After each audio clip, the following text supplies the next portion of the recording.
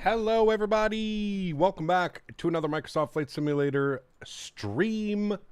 I hope you're all doing well. Happy Saturday, my friends. The weekend is upon us. Hope everybody is doing well. Hope everybody had a great week. Thanks so much for taking some time out of your busy schedules to come and hang out with me this weekend. Welcome, welcome, welcome. United One Super, thanks so much for the £2, man. Appreciate you, dude. Says, is it alright if I donate every time you stream? You can do whatever you'd like, my friend. Nobody's going to stop you with that one. Welcome. Rev, good to see you, man. Allison, good to see you. Paper, welcome. Skyflyer320, good to see you. Skyworker, welcome. George Barrow, good to see you. Brendan Beery, good to see you. Captain Dom, welcome. Drag Person, welcome. Beluga PC, good to see you. Moff Jam, welcome. Tony Baldo, good to see you, man. Mex Medcraft, good to see you. JP, welcome. Chris Clark, good to see you, dude. Greg Elwell, good to see you. My name is Cody, welcome. Chaotic DJ, good to see you. Andre Nertz, good to see you. CHLM, welcome back, my friend. Hope you're doing well. Leonard Grant, I think I got you. Good to see you. Steve Arrow, coming back as a first-class member. Huge no floaties to you, Steve. Thanks so much for your support, my man. I appreciate you. High Tech Hub, good to see you. Dream Virtual Flight, good to see you. Chaotic, good to see you. AJ, good to see you. Alain, good to see you. Spike Flies, welcome. The Matt Aviation, good to see you. Gordon, welcome. Mopar Dude is in the house. Good to see you, my friend. Did Nightbot, did you join? Yeah, Nightbot should be here. Okay, I was going to say, Nightbot should be coming here any second. Welcome, everybody. Hope you guys are all doing well. I hope everybody's having a great weekend so far. Hopefully getting lots of flight time in, either with the ATR or the whatever airplane you're enjoying flying right now. You're from London City Airport area. Glad you're doing the flight to there. Awesome. Well, thank you so much for your donation, man. We've been waiting. We've been waiting to have a decent airplane that we can actually fly in there properly. So the ATR should be a lot of fun with its low approach speed, probably in like the 112 knot area, something like that. This is the perfect airplane to fly into London City. I did a practice flight last night, and I'll tell you what, chat, I don't think anything can prepare you for the 5.5 degree glide slope. I'm just being honest with you. From a flight sim perspective, somebody who is not trained at doing these types of approaches and stuff like that, it's such a mind like twist. It's so weird to see how high you are when you hear like a 200-foot call out and you're just coming down like this. It's crazy, man. It's absolutely crazy. Have you ever done the 146 in London City? Yes, I believe in X-Plane we've done that one before. Yeah, X-Plane, we've done that. I think the last time we flew into London City was probably like X-Plane days, man. Yeah. The ATR is so much fun. Just wish it slowed down a little easier. Yeah, well, Nick, you got to be on top of it.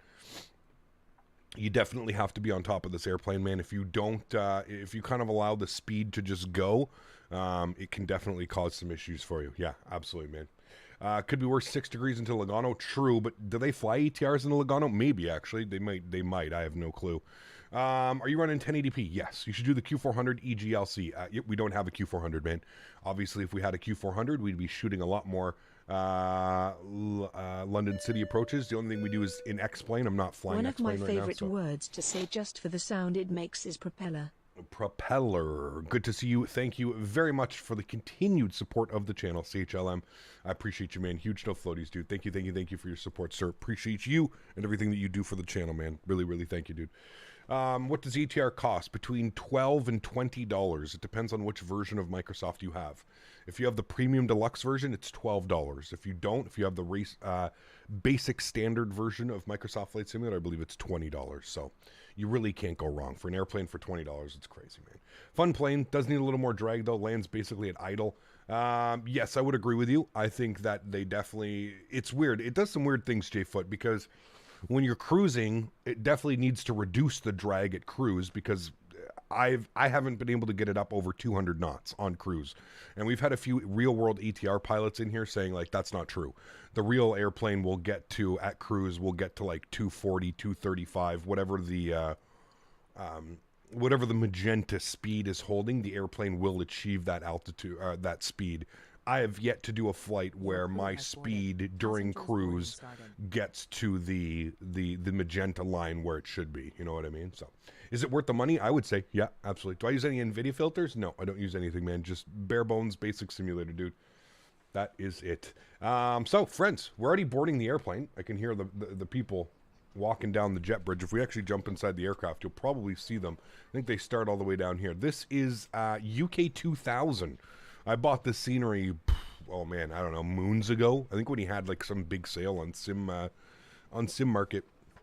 I bought the scenery, but it's pretty cool. There's a nice GSX profile, and you actually see them walking out of the terminal all the way down the, what do we even call this, passenger jetway? I don't even know. And then they're going to come out this door right here. And they're, although that's for arrivals, but I guess it really doesn't matter. And then they're going to board the airplane. We are using the GSX profile, which still, it seems to park this guy here, but it won't do any of the baggage until you've loaded the passengers. This is the new GSX profile. GSX has been updated to natively support the ATR, so that's a good thing. These guys are all just walking right past the baggage loader. So GSX does natively support the ATR now, so if you have an ATR profile or something, you may want to remove it, because the aircraft is fully supported now with GSX, meaning we can start the engine in hotel mode now before doing pushback, and it will acknowledge that. So that's always a plus. Good to see GSX keeping up with the times and making sure to keep their product updated. Cool. So the passengers are boarding. Let's not waste any more time. London City today. I know a lot of people are excited. A lot of people have been requesting this since the ATR came out. I've probably had about 100 requests to fly this into London City. So today's going to be a special one. Today's going to be a fun one. I hope you guys enjoy it as much as I do. Please remember, I am not a real-world pilot. I don't have a lot of practice flying into London City, so I wouldn't expect the most beautiful of approaches and landings today, but you're not going to get better at approaches like this if you don't practice them, right, chat? So we'll call today a practice day. First things first, let's go to the overhead. Let's go and get the battery switched to the on position, and we'll close down the guard. The airplane will come to life. You'll hear the airplane come to life. Beautiful. We can go ahead and grab our external power. We've got external power 1, external power 2. Wonderful. From there, there's pretty much not much we need to do with the overhead. We're just going to come directly down here. I'm going to get some brightness over here on our instruments, and then we can go back upstairs. We can kind of go through some flows here. We can make sure everything looks good. Everything's going to stay off for now as far as lights, external powers, all that. We're going to go ahead and go our beacon light off. We'll get our logo light on. What I like to do immediately is get the prop brake on, just so I don't forget it before spooling up engine number 1. So prop brake is on, good. We can come up here, we can get some of our electronics all online, good. You online, that's good. We'll get our windshield heat on, we'll leave our pitot heats off now, obviously.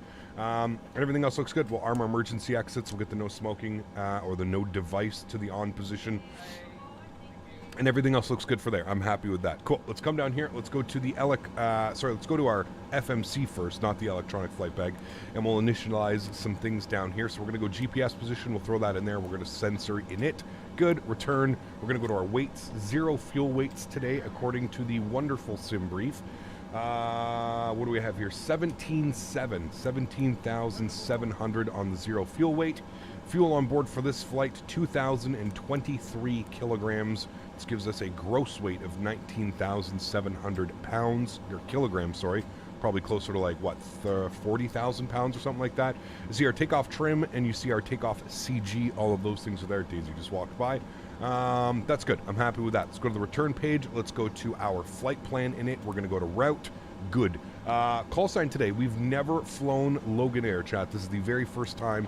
So our call sign today is Logan 8 Yankee Juliet. This is a real world flight if you were ever curious. I'm not on VATSIM today. I'm thinking we're going to go on VATSIM tomorrow. All right, chat. I was going to do VATSIM today. I did a test sector last night of this flight, and I got to be honest with you, the FMC scares me. There's still some major issues as far as selecting airways, selecting arrivals. I spent a good majority of about 30 minutes in cruise yesterday trying to figure out what the hell the FMC was doing. The flight plan was just, yeah, it was a little bit out of control, to say the least. So, still not 100% comfortable flying on VATSIM. We will get there at some point. I know, like I said, we'll try it out tomorrow. We're going to be doing some Olympic Airlines tomorrow, chat. Athens to Corfu and back to Athens. That is the plan for tomorrow. And then I think Monday we're going to do some more Greek island hops. I think we're going to do some Sky Express or something like that. Anyways, I've got the whole weekend kind of planned out and what we're going to be doing. So EGNS to EGLC. So maybe tomorrow we can jump on VATSIM if you guys are around and you want to join me. Feel free to do so. All right, we'll execute that. Good. We're going to go to EGNS. What is the weather doing here today? Metar... EGNS. When I looked earlier, it looked a little bit, looked like we should be departing on 2-1. We'll see what they're doing. You forgot the oxygen supply. Yeah, top right. I usually finish that with my other flows, but there we go. I'll get that on for you. Steve, good to see you, man. 21 months as a first-class member. Huge no floaties to you, dude. Thank you very, very much for your support, man. I appreciate you as always. Thank you, thank you, thank you. Winds are 090 at 4, so we're actually going to be departing on runway 8. We don't have any standard instrument departure, so we'll just go ahead and execute that. Good. We're going to be going direct to our first waypoint, which is Timis. Not Timmy, Timis. T-I-M-I-S. Timis. We'll throw that in there. From Timis, again, we're going on airways, but the airways aren't working. I understand what you guys are saying as far as, like, you can come here and you can click on the airway, and you can click Q39, and then you click on here, and then it pulls open a list, and then you find what you want to do. I promise you this isn't working, but I'll just so I can show you that it's not working, or it's not working as intended. Sorry, it works, but it's not working as intended. We're taking it direct to Namsu, all right, and then I'm going to click on our airway here. From Namsu, we're going on Quebec 4, and we're taking this to where are we taking this to? Quebec 4 to Wall. We'll find Wall on the list. There's Wall. We'll select that. Good. And then from Wall, we're jumping on Lima 10, and we're taking that to Han, which is here. Watch it actually work now, and then we execute that. This actually might have worked this time, chat. Maybe I screwed something up yesterday, but that actually is exactly what it should be doing. Wow, I'm kind of surprised that worked, because last night it did not work when I did it, but it seems to work now. Steve, 21 months. Thank you very much, man. Air Dave, celebrating 11 months. Dave, one more month till you have the 1-year badge. Thanks for support, man. Appreciate you, dude. 737 NG Driver is a great video on how to load the FMC to help prevent any issues with airways. Got you. I think I have it down pat, Skywalker, now, but I'll have to take a look at that. I also noticed somebody sent me a message today. Is anybody else getting a green banana, or like the banana to show the top of climb or top of descent or something like that? Because I'm not getting that banana that would show like an up or a down or anything like that, so it's a little bit weird. Vexy, thanks for support, man. The $1 donation says he can't wait to watch the flight into London City. Don't slam it. Oh well, we might. Who knows, man. One of the 42 ops. I'm not sure, man. I'm not sure, dude. I'm really enjoying flying the 72, the little bit the bigger boy. So I'm enjoying that right now. So I don't know, man. We'll see when we can do that. They're already loading up the baggage, so that's good. Okay, so from Han, we are jumping on our arrival. We're going to be on the Han 1 Charlie. So go EGLC. Here's where we have to have a kind of a look and see what the weather's doing here. I do not use any NVIDIA filters. I don't use anything to change the color of my simulator. This is all default, man. EGLC.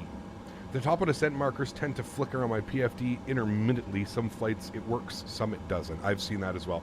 Yeah. You're doing exactly how he was showing. Got you. Yeah, somebody in chat was telling me last time how I did that. Winds are 070 at 9, chat. 070, which means that we're going to be taking the ILS runway 9. We are going to be on the Hani 1 Charlie, as I mentioned before. Good. Hani 1 Charlie. Now, here's where things get a little bit interesting. If you open up the charts and you have a look here at the Han 1 Charlie arrival, you can see that it takes us way to the east of the actual airport. So what we need to do is we actually need to fly a transition. So this is the initial star, and then we need to fly a transition star. So we're going to fly the, I think it's the odd leg, as you see here. If we look here, the final waypoint is Jacko at 9,000 feet. If we then go to odd leg, or the arrival in, you'll see that it is... you'll see that we have to come down like this from Jacko. And we come all the way down. It's going to be Jacko, Nonva, Babku, LC13, Ravsa, Gagp, Atpev, LC07, and then we actually come down and around. So it's going to be quite a scenic approach because we do get runway 9. Most of the time they land on 27s, I believe. I don't know, but who is that coming in? That was Mitchell Taylor celebrating 13 months. Huge no floaties to you, Mitchell. Thank you very, very much for support. I really do appreciate you. Thank you so much for supporting the streams, man. Okay, so we need to figure out what arrival this is. This is the odd leg, I believe it is, right? Godlu. No, we need the odd leg 1 Juliet. Jacko, Nonva, Baku, and then to odd leg. Yes, so we need the odd leg 1 Juliet. So let's find that on our list here. There's the odd leg 1 Golf. Odd leg 1 Juliet. We'll select that as our transition. Good. We'll go ahead and insert that. Wonderful. Now we can kind of scroll through here and make sure we don't have any crazy discontinuities. It's made 7 lines, so let's make sure everything's looking good. Jacko, Nonva, Babku, LC21. See, this is where I think it gets a little bit weird. There shouldn't be an LC21. It's kind of trying to make us do this approach, where actually, if you look at it, isn't that correct? Don't we have to fly down like this and then over like this? Or can we go Babku to LC13 and down and in? So this is where it gets a little bit confusing. Why? It looks like it actually is trying to take us like this. And then it should be Elmiv. I see Ravsa. I don't see Elmiv, but I see Ravsa. So it takes us to LC23, and then from there it goes direct to Ravsa. I think that's correct. It's kind of hard. You have to go down to LC21. Yeah, we have it. Babku, LC21, LC22, LC23, Ravsa, Gagp, Apdev. So it looks like it's taking us down like this. So we come down like this, and then we make the arrival in like this. And then we come down and in like this, and down and around. I guess that's what... Seems a little bit weird to me. I don't know why you wouldn't go from Babku direct to LC13. I'm not quite sure why they make you fly this kind of pattern down and around like this, but that is what we will do because that's what looks correct. So we'll just go ahead and expect that. Cool. And other than that, everything is in here, odd leg, and then we've got the arrival into runway 9. So everything looks good. Everything is there that should be there. I'm not going to really complain about it. Cool. Everything looks good. I'm happy with that. Let's come over here to the electronic flight bag. Let's go ahead and go to our payload page. We're going to go ahead and set that. Are we fully boarded? They are almost boarded. So what we can do now is we can come down here. We can do some of our checklists. So we'll do final cockpit preparations. We'll enter that in. We can enter that. That's good. We'll go final cockpit preparations. Parking brake is set. Altimeters are set and checked. Landing elevation set. FMS comm and nav is set. Fuel quantity on board at 2020. That is set. Memo flight panel power management is in takeoff. Everything is good there. Before propeller rotation, which is where we should be on our checklist. CDLs, we can close the doors. Go to the aircraft. We'll close you. We'll remove the tail prop. These guys are still loading up the last couple bags, so we'll skip that for now. Some of the other ones, that's good. Trims, we should have it set. Yes, we'll do our takeoff data. If we go to perf, we can confirm takeoff data, which is good. And with that, we'll just skip that one for now. FMS takeoff data set, trims are set, tail prop is on board, doors are not closed. So we'll just wait for that. I think they are putting the last bag on right now. Slift Jam, what's up, man? Good to see you, dude. Could be for airspace clearance with other airports. Could be, yeah. Heat Cap, we still loving the ETR. Also, when are we going to be doing Silver Airways ops again? What we just spent last week doing Silver. We'll probably do Silver next week, man. When we are back in the good old US of A. And we know if AMD is better than Intel for Microsoft. I was thinking of buying a Ryzen 7 5800X 3D. That is by far the best CPU for Microsoft right now. Things may change, but that is definitely the best option for Microsoft Flight Simulator right now. There we go, fully boarded, getting the message from them. Wonderful. We can remove the cargo doors. Not remove them, close them. Wonderful. And then we can go upstairs. We can start our startup procedure, chat. So let's go and get our right engine, our right fuel pump to the on position. I'm going to go and get the DC Gen 1 and 2 online. We're going to flip this to start A and B, first start of the day. And we're going to go ahead and spool up engine number 2. We're going to make sure our seatbelts are on and our beacon light is on as well. And let's go ahead and start up engine number 2. If we come down here, should see an NH percentage. We're looking for 10% before we introduce fuel. There's 10%. We'll introduce fuel. Number 2. Good. You'll actually hear the engine spooling, but because we have the prop brake on, the prop is actually not going to spin. So, yeah. How do you turn on the auto throttle? There is no auto throttle in this airplane. It looks correct, Peter, according to the charts. So, yeah. Will you be doing any Binter ops? I'm sure we will. Yep. Greek ops tomorrow? Yes. Greek ops tomorrow. Yes, yes.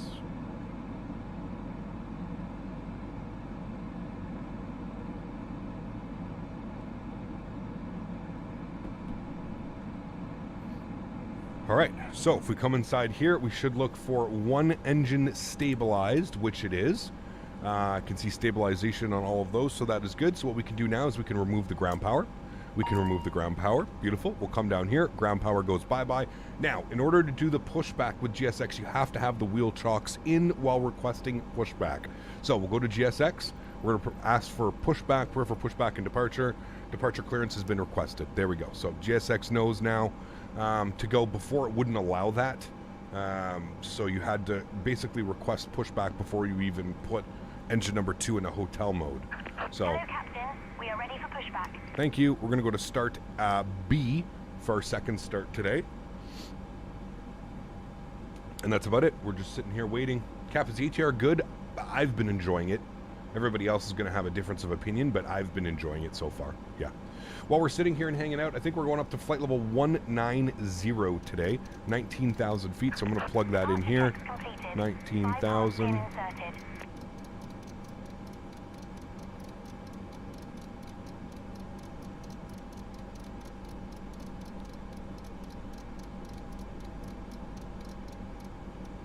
All right, there's 19,000. Wonderful. We're going to go on to managed mode there. And heading, we're going to be departing out of runway 080. So we'll throw runway heading of 080 in here as well. This is just one step ahead, chat. Don't worry if you're not doing this at this stage. This is just trying to do one step ahead. We can go all the way up here. CDLs, we've got them armed and on. Good. Doors are all closed. Seatbelts are on. Beacon light is on. Before propeller checklist complete. Next one's going to be normal procedures. We're going to go this way. Release parking brakes. All right, beautiful. So now we can go ahead and remove our wheel chocks, and we'll go ahead and remove the park brake. Commencing push. There we go. Wonderful. Engines clear. Next checklist we're going to do is before taxi. That is good. And here comes our pushback. Beautiful. Good. And do they actually not put the... Yeah, so they don't put the gear pin in here. That was the GSX profile. You guys remember when we were starting up the engine, there was a gear pin in here? So now we're pushing back. We can go ahead and spool up engine number 1. So let's go and get our fuel pump, engine number 1 on, and we'll go ahead and spool engine number 1. If we come down here, or if we look here, we'll see NH percentage. We're looking for, again, 10%. You can see the airplane is shaking. We'll introduce fuel to engine number 1, and there she goes. Keenan, what's up, man? Good to see you, dude. Any plans for Canadian North? Yes, I'm sure we'll get to. I know there's many airlines and flights that we need to do. In due time, we'll get to all of them. In due time. And remember, we have this airplane. It's not going anywhere now, right? It's in our hangar, so, yeah. Hey, Cap, been a while. New plane looks amazing. Unrealistically stupid. Good to see you, man. Good to see you. Hey, Cap, been a while. Plane looks amazing. Yes, sorry, got you. Been a while. How are you doing, mate? Rohit, I'm doing well, man. Good to see you, dude. Welcome back. Hope all is well. Please set parking brakes. Okay. Cockpit to Set. ground. We have a good engine start. Beautiful. Disconnect. Cool. Let's recycle our FWS. Good. Recycled. Checked. Cockpit hatch and comm is closed. Pushback is complete. We can go upstairs. We can kill the engine start. We can go to the prop brake and release the prop brake. Good. And then engine number 2 will now be spinning. Good. Which FS realistic profile am I using? Just my regular one. I'm just using the same one that I use for like the 319 or the 320, the 737, all of those guys. Okay. We need... Pretty sure she just walked right under there.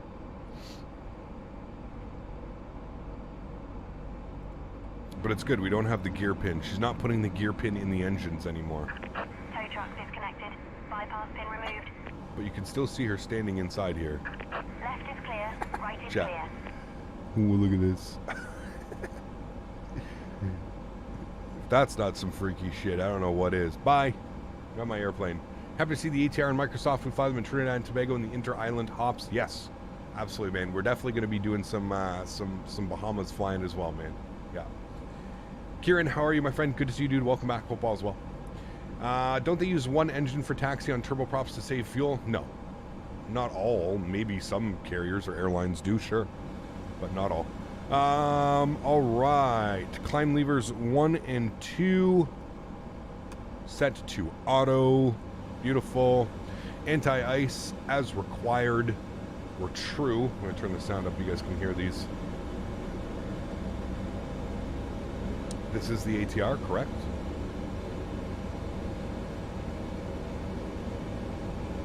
Yeah, we'll wait for both the engines to stabilize. Good. We'll go upstairs. True comes on. Probe heat's on. Anti-skid test checked. Flaps 15 degrees. Nose wheel steering is on. Before taxi checklist complete. Just going to skip through that again. And the next one we have is our taxi checklist. Let's go ahead and release the park brakes. Want to move forward here just a little bit so I can test the brakes. Good, brakes are working. Taxi and takeoff light goes on. Good, brakes checked. FCP and FMA, we've already done that. Altitude 19,000, runway heading. We'll do heading, nav, IHS. Good. Those are all in now. And takeoff config test, we'll do that now. Takeoff config, no horn. We get a green takeoff inhibit down here, which means we've done everything correctly. Taxi checklist is complete. Next will be our before takeoff checklist. So We'll go ahead and taxi ourselves over to runway 8 for departure today. Very unfamiliar with this airport, chat, so I'm going to have a quick little look-see here at the charts. I think we can use apron to go Bravo and then a right on Alpha, and then we're going to take runway 8 for departure. So we'll make a right up here onto Bravo. Can you taxi through the ramp here? I don't know if you can. This actually looks like a parking spot. I don't think you can taxi through the ramp here. Or maybe you can. No, you definitely can't. Not from this side. You definitely have to go out here and then make a right. So we're going to come out here. Charts seem to be a little bit off on this. I'm not quite sure why. But. Good evening, Cap. Have you ever thought of flying the ATR in Africa? The aircraft looks great. I'm sure we can do some ops. Yeah, for sure. Yeah. Low visibility. It seems like it. Definitely seems like it. Hand flying the plane is a joy. It really is, man. Yeah, it really is. It really is. Hey, Cap, Silver Airways comes to my airport, MSY, every other day. So cool. Yes. We might do that flight next week. We'll see. We shall see. All right. Leaving the ramp here on Foxtrot. We're going to make our first right onto Alpha, which I believe is right up here. First right onto Alpha. Mr. Daniel Berry, good to see you, dude.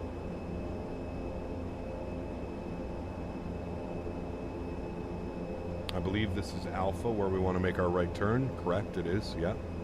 So we'll make our right turn. And we're going to go all the way down Alpha now.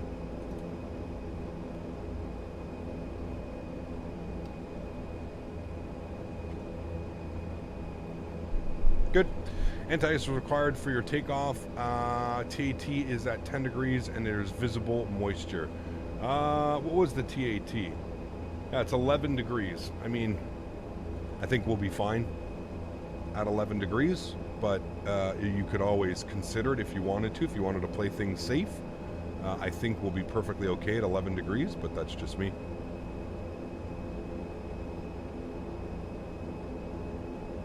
We're almost in that icing range, that's for sure. All right, runway. Now, chat, is this runway really like on this big of a slope? Like, this is insane. Watch when we go to the runway. I thought, like, I don't know if it's just the scenery is a little bit messed up, or is this actually like this at this airport? It's a little bit weird. How many passengers on board today? I think we have 62. Almost full. I think 7 short of a full airplane. Sergio, my man. Huge no floaties to you, Sergio. Thank you very much for support, my friend. I appreciate you dropping the $20 dono. Chat, let's get some love for Sergio, man. Appreciate you, Sergio. It's extremely kind, dude. All right, landing lights, wing lights, strobe lights, gust lock, flight controls, checked. Yeah, look at how, like, downhill we're going right now. It's kind of crazy. Cap, I followed what you did for the engine start, but I had no alerts. I had a little bit of trouble with that part. What do you mean, alerts?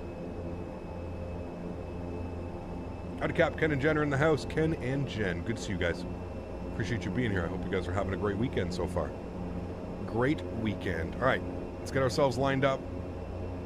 Good. We'll now finish our checklist here briefly, just to make sure. I think we got everything anyways. Takeoff briefing performed, gust lock, flight controls, TCAS, airflow, cabin crew, engine bleed, external lights, lateral, FD bar, centered, rudder cam, centered. Before takeoff checklist has been completed. Next will be our after takeoff checklist. Good. All right, chat. You know what time it is. Sounds are going up. I'm going to blast you guys. Yoke cam is going on. I need to move. I think I hit that actually a little bit. There we go. Should we get right about there? Wonderful. Cool. Let's go ahead and get our throttles into the proper placement. There we go. Good. Takeoff power set. Chrono is on. Let's get it, chat. Airspeed's alive. Oh my god, full left rudder here. Holy macaroni. What is going on? Hello? Airplane? Okay. Rotate, no problem. What the fuck is going on with the wind? Something's weird, chat. Okay, no problem. Gear up. What the hell? How did we get airborne so quick? What in the... That was weird. That's a new one. Okay, no problem. Good morning.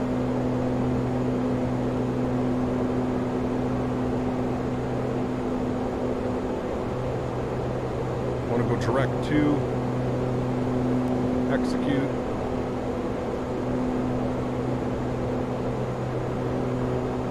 The bug is self-rotating. Yeah, but that was like a stole airplane, man. I guess it's kind of windy down there. Look at the water.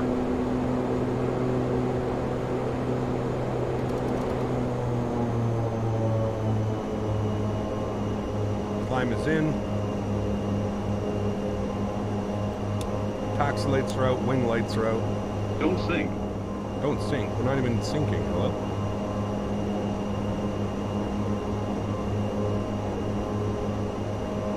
Following the flight directors there, Mr. Don't Sink.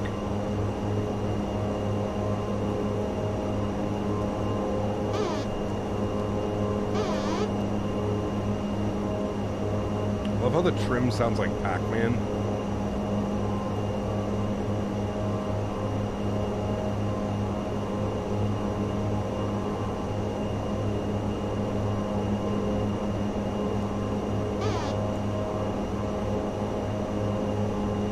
Right, flaps are coming up.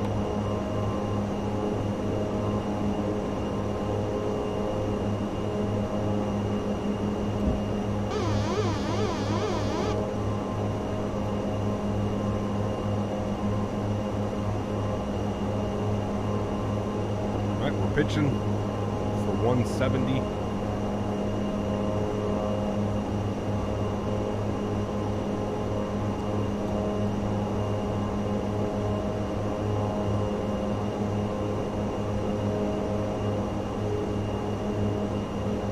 Yeah, that was a really weird takeoff.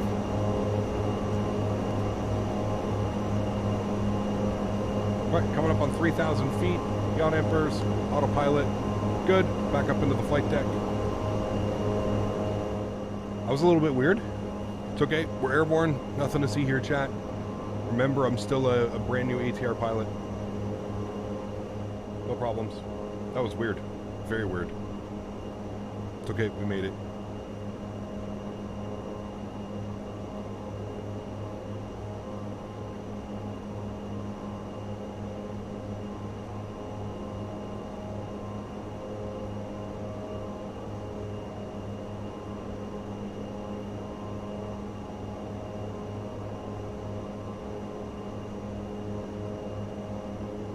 Pac-Man's on board. Got it. But hey, look, we're climbing up. We're happy. The seas don't look happy down there, though. See a bunch of little white caps. Maybe just the wind, dude. Maybe the wind was... But the winds were not... They were like 6 knots or something like that. I don't know, man. It's weird. Got flying the same route, offline. The exact same thing happened. I was like, oh my god, I just lifted right up. It's got to be something to do with the winds, then. It's got to be something to do with the winds. Do you play very hard? I'm not sure if I understand the question.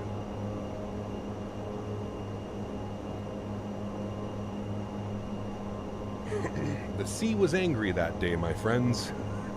Yes, it was.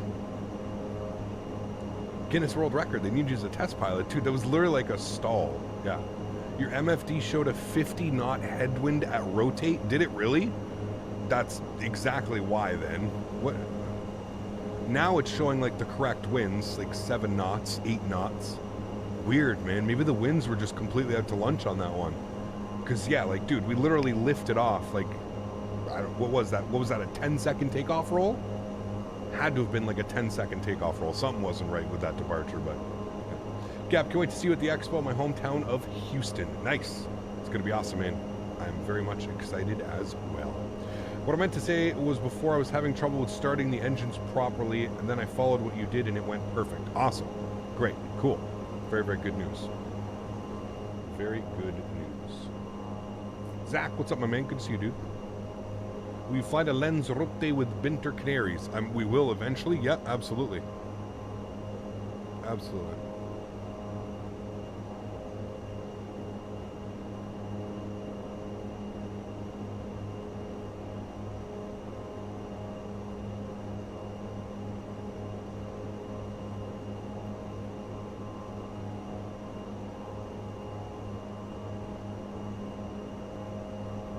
Sorry guys, just dealing with the tractor got delivered this morning. We officially have a tractor at the farm, chat. And we named him Ferguson. Ferguson for Massey Ferg. After takeoff checklist, landing gear is up, flaps are clean, power management to climb, engine bleeds are on, taxi and takeoff lights are out, and altimeters... we could set that now. 1013. Altimeters are set. 1013. Good. Cool. After takeoff checklist has been completed. And the next one will be the descent checklist. There we go. Congratulations on the tractor. Yeah, I mean, yeah, we need it. So it's good. Ferguson. Yeah, we thought about Fergie. Fergie, Ferguson. Yeah. Cab UK, what's up, man? Good to see you, dude.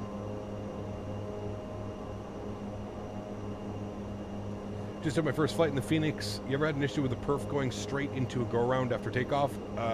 No. I have not. Did you make sure you set your cost index and all that fun stuff? I've not had that issue.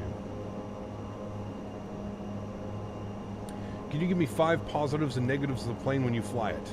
Sasha, Jesus Christ. Sasha, go read some reviews on it, man. I'm not here to, you know, I just fly the airplane, man. I'm not here to be analytical about it. It's fun to fly. It's great. I don't know. It's a good plane minus the VNAV bug and the airway bug. Just wish it tweaked the power a little bit as well. Yes, there's definitely some tweaking that needs to be done. 100%. I definitely agree with you on that one. There's definitely some tweaking that needs to be done. Yeah, other than that, I've been seriously enjoying it. Yeah. Can you give me a 10,000 word essay on why you like this plane? Yes, correct. That I can do. But yes, it definitely needs some love. It definitely needs a little bit of TLC, if you will.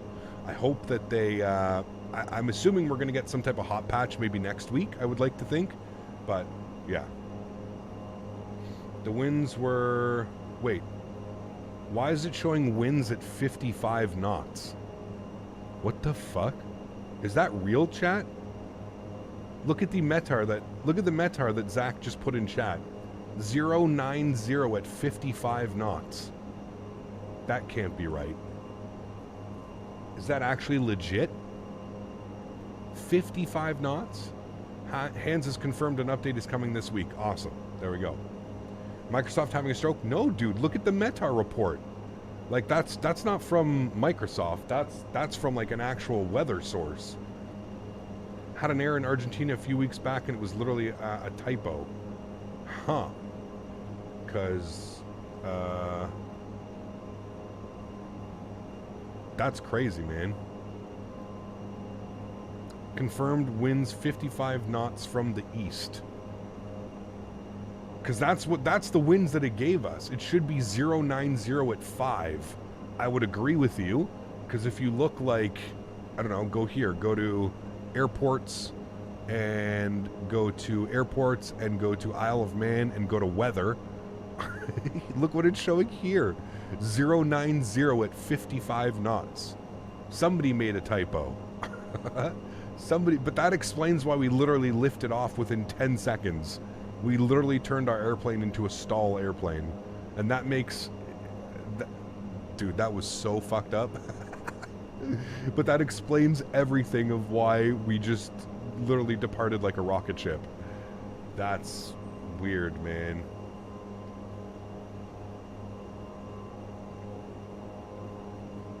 But the sim reads it and values it and messes with the winds. I had 095 for the first instead of 090. Man. Well, at least we know Microsoft reads real-life METARs for weather. Yeah. Went back to the stream. PFD indicated 55 knot headwind on takeoff. Dude, that's insane. According to the BBC weather, the Isle of Man airport includes a light breeze. Yeah, something's going on. Something's going on. Something's not right. We're through 10,000 feet. Landing lights are off. We'll get the seatbelt sign to the off position as well. Flight attendants can start their in-flight services.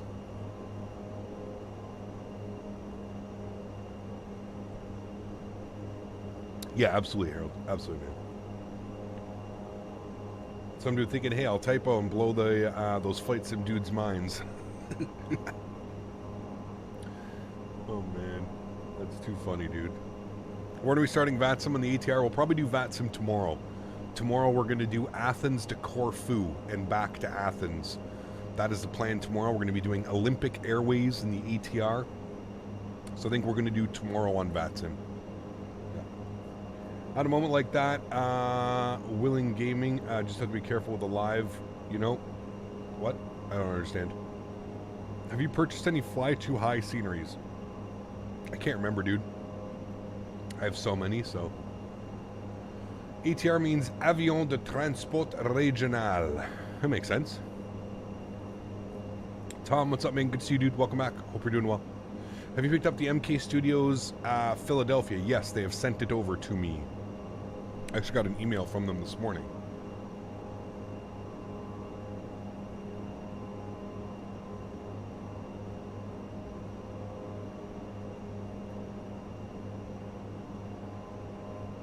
Yeah, they sent it over to my my Sim Market account. Winds are actually 100 at 9 knots in EGLC, hopefully.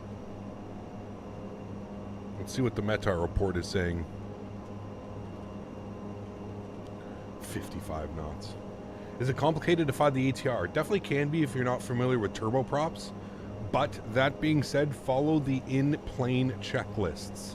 Follow the in-plane checklists and it'll, you know, it'll kind of make sense about everything. So if you're unfamiliar with flying turboprops and stuff like that, it definitely can be a little bit tricky at first. Definitely can be. VATSIM, we're not on VATSIM today. We'll be on VATSIM tomorrow. Tomorrow is for VATSIM. Yes, yes. Tomorrow, Olympic Airlines. Olympic. Is this a Canadian plane or a French plane? I'm not sure, to be honest with you. I thought it was like a Brazilian Airbus. Airbus makes it. It's an Airbus venture. Yeah. Looking forward to the approach into London City. It's going to be crazy. Can't wait for you to start flying in the Caribbean. Next week we'll do some Silver Airways ops down into the Caribbean. Yes. I still cannot fly into the MYNN. I still can't fly into that airport. It draws this huge blue cube on one of the runways. It's a known bug. I don't know what's causing the bug. It's another scenery that's causing the bug. I don't know how that happens, but yeah.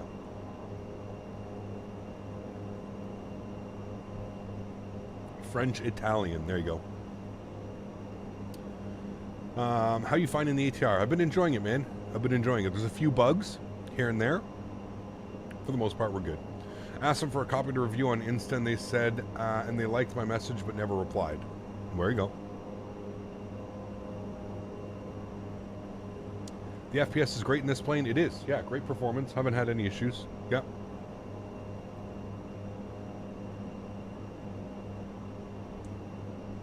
We'll wait for the Dash 8, Timothy. Does ETR have a GSX profile yet? Yes, just make sure that you run the updater for GSX. GSX does have a profile out. You're going on VATSIM now. Did some touch and goes and you crashed at the airport, not on VATSIM, but you're going on VATSIM now. You're brave. I'm not going to risk going on VATSIM yet. There's no need to go on VATSIM with it yet. Gonna get the ATR after you watch the stream. There we go. Enjoy, man. Enjoy, my friend. We don't talk about those websites here, the simulator guy. Obviously, I'm a content creator and I'm sponsored and I'm friends with a lot of developers in the community. I can't control what you do on your own time. I can't control what websites you use on your computer, but I can control what's being said here on the channel. We don't talk about those sites. I do not condone pirating any project. If everybody were to pirate every project that we had out, we'd have no developers creating sceneries, airplanes, nothing. So think about that next time you're trying to download something for free, my man. Last time I tried landing at London City, I ended up smashing into the tower in front of the runway. I don't know how you did that one. I'm delivering a trailer full of Vermont maple syrup to the Canadian maple syrup mafia. Nice, Darren. Nice, nice, nice.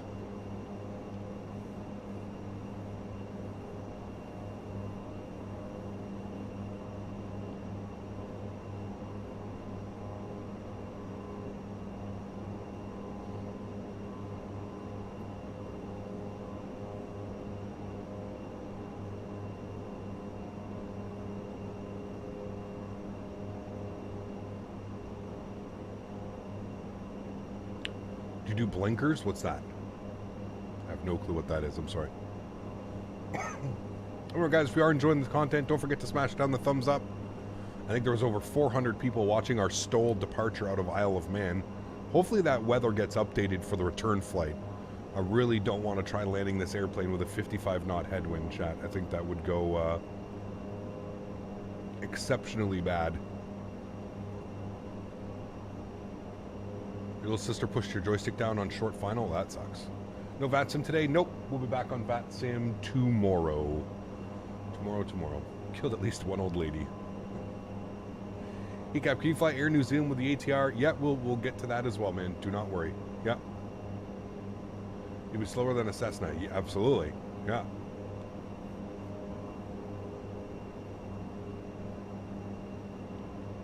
Oh, sometimes, Max.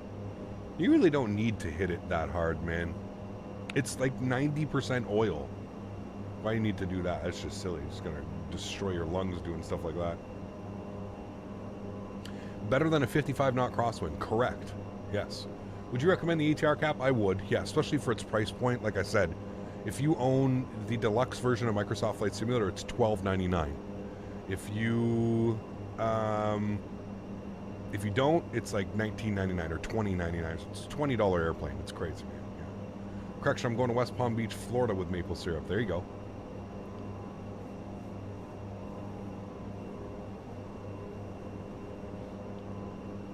Need the real maple syrup.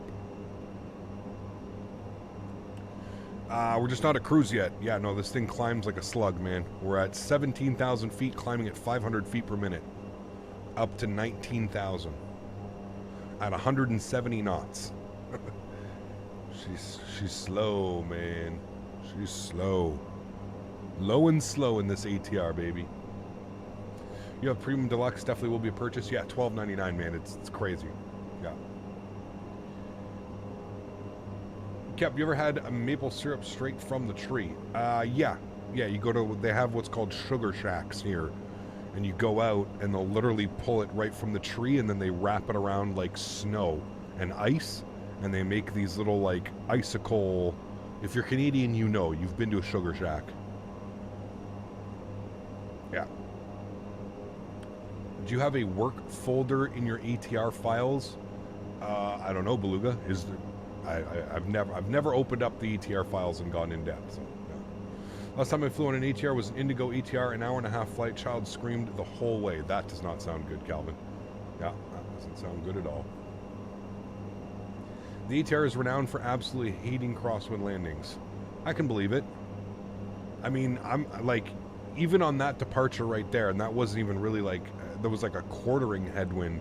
I had full left deflection just to keep that thing centerline. Yeah. To make it worse, it was at night. Oof. If you're Eastern Canadian, you know all about sugar shacks. Not a big deal out west. Really? Interesting. Huh. Vermont has the same thing every spring. You go to the shacks, they pour maple syrup on snow. It's amazing. Yes. It is delicious. Absolutely delicious.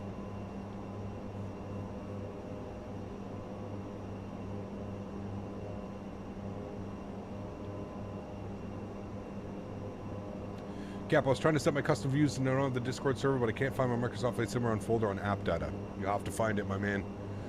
Unfortunately, you'll have to do a little bit of digging, have to do a little bit of research. You can always go to the Microsoft Flight Simulator forums. I don't know where you have the game. What's it installed? Did you buy it on Steam? Is it through the marketplace? It depends, man. Yeah. That's why you invest in noise cancellation headphones.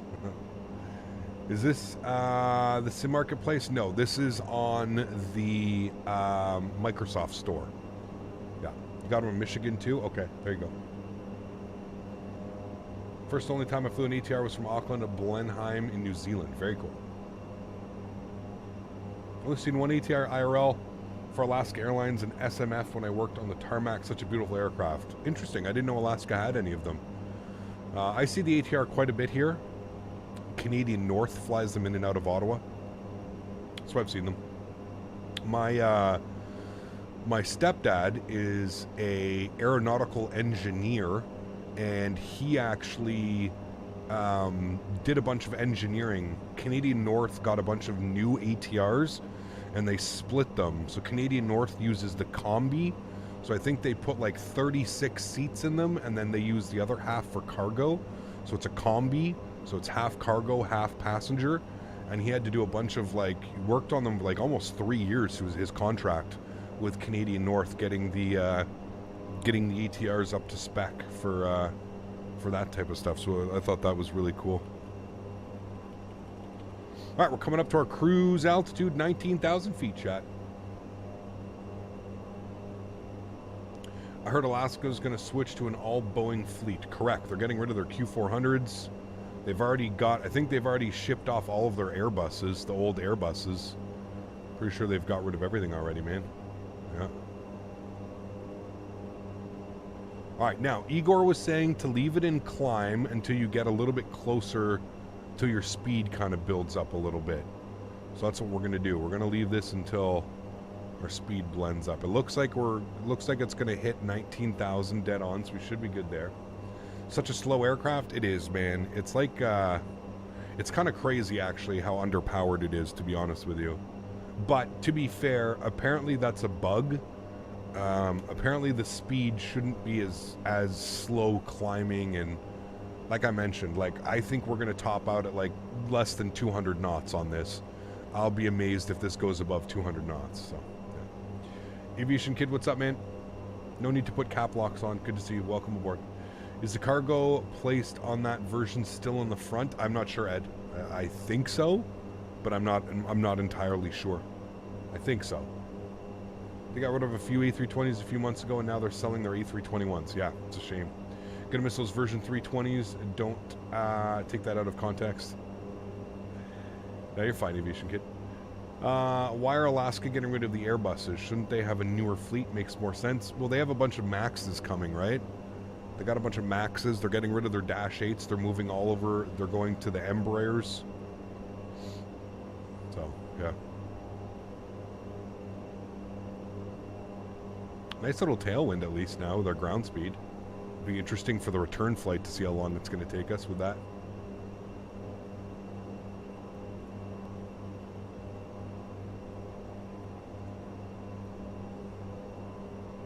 I think if you go here, you can actually look at your flight plan. Now, will it actually step through the flight plan, or... Yeah, it does, okay.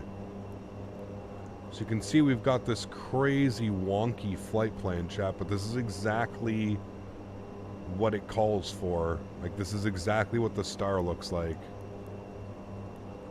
And down and in like that. And there we go.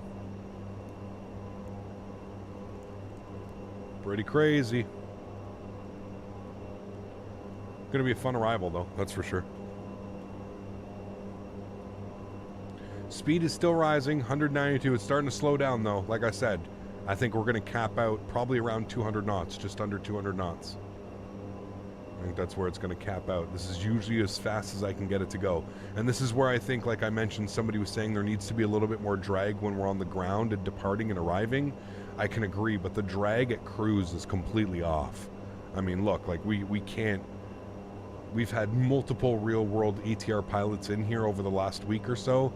All of them have said that it will get to 245 knots, no problem. So if you think about that, we're missing essentially 55 knots, 50 to 55 knots, which would bring us our ground speed up to like 340, 350, which is a lot more appropriate, you know what I mean? So, yeah. All right, we'll flip this over to cruise now. It's not going to do much, but we'll flip it over to cruise. Found out that Finnair flies the 5s, not the 6s, but to be honest, it's Flight Sim. I don't see why we shouldn't do it. Yes, you're correct. Yeah. Do you think smoking weed is okay for you? Yes. Do it, you know, be smart about it. All in moderation, right? You don't, especially if like you're in school and stuff like that, you're doing stuff. It's all in moderation, obviously, right? So, yes, I think that smoking weed is far healthier than drinking, alcohol, tobacco, any of those other drugs that we use and consume. I think it's far the more healthy option, in my opinion. Now, that's just my opinion. Everybody's entitled to their own. But, yeah. Everything's bad for you, man. Everything that you do. Breathing air is bad for you. Drinking soda, drinking anything with sugar is bad for you. Eating almost everything nowadays is pumped full of hormones and all kind. Everything in life is bad for you, dude. Like I said, it's all about in moderation. It's all about how you do it, right? Same thing. If you eat McDonald's you eat fast food every meal of every day, probably gonna get like some type of diabetes, heart disease, something, right? It's just, that's how it is. Everything is bad for you, man. At this point, everything that we do, everything that we consume in life is bad for you. So it's all about in moderation. It's all about how you do it. Put it into perspective, man. Yeah. There's some very interesting shaped clouds. There is, yeah. Umar, thanks so much, man. Celebrating 17 months. Appreciate you, man. Says the healthiest one is water. Correct. You got it. But even now, man, some water around the world. They got all kinds of shit, man. Do the devs for the ATR have a feedback forum? I'm not sure, Gary. I don't know. I don't think so. I know that there's a big update coming next week, so yeah. How do you even get a weed pen if you're underage? Well, that I'm not going to suggest any ways to do that, man. That's on you to figure out, dude.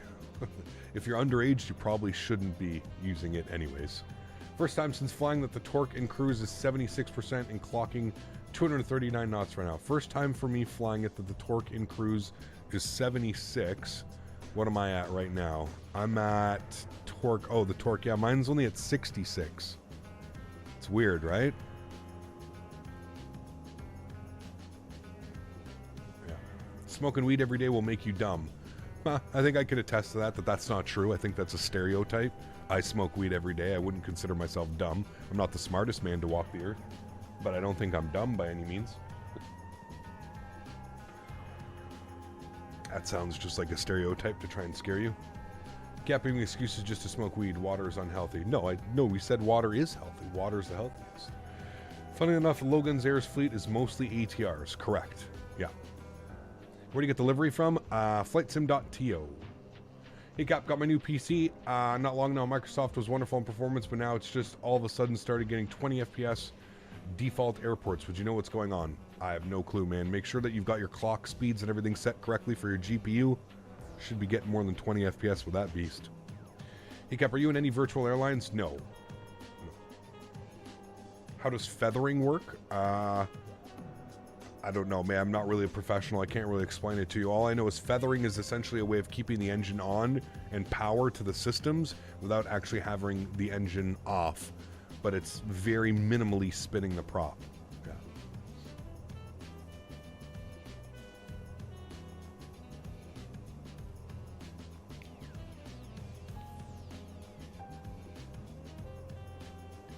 $320 would have been descending by now. Oh, yeah. Yeah, absolutely.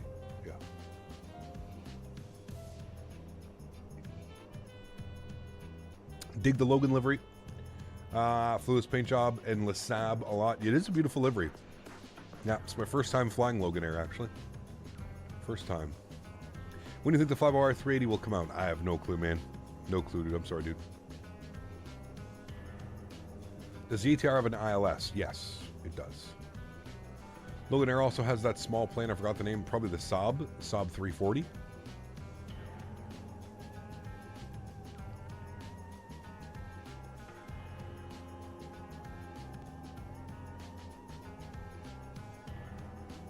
Absolutely, Rob. Ding, ding, ding. But I don't expect kids in YouTube chat to understand that, right? That's why we're not going to go in depth onto that. And the British Islander. Do they fly the British Islander? That's a pretty cool airplane. A couple of twin otters. Interesting. Feathered props. Blades are turned to a pitch that makes it straight and have no drag. There you go. That's what you're doing when you're feathering the prop. Where I live, there's Loganair Saab 340s flying over all the time. Very cool. Feathering is used when the engine loses power in flight and you have the propeller creating a huge amount of drag so the blades are still angled into relative wind. I don't know about that one because you feather on the ground, not necessarily in the air. I don't think you'd ever really want to, unless you're having an emergency, you wouldn't want to feather the engine in air. I hope they put the feathering animation on the ATR. I think they do, LA. It's kind of hard to see. I know that the propeller changes. You know, the pitch and the look of it at least changes.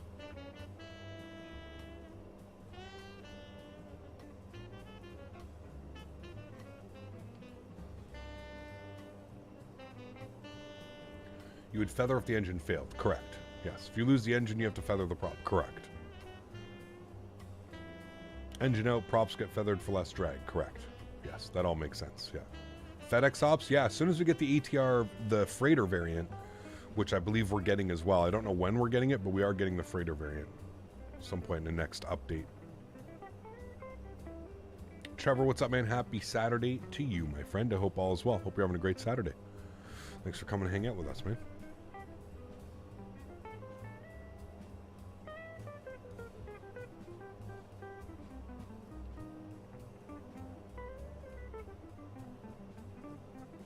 Any YouTube goals for 2023? I try not to set goals, man, to be honest with you. Just consistent growth. Constant growth. I mean, the channel in the last 2 years has really kind of offered me things that I really didn't think were possible.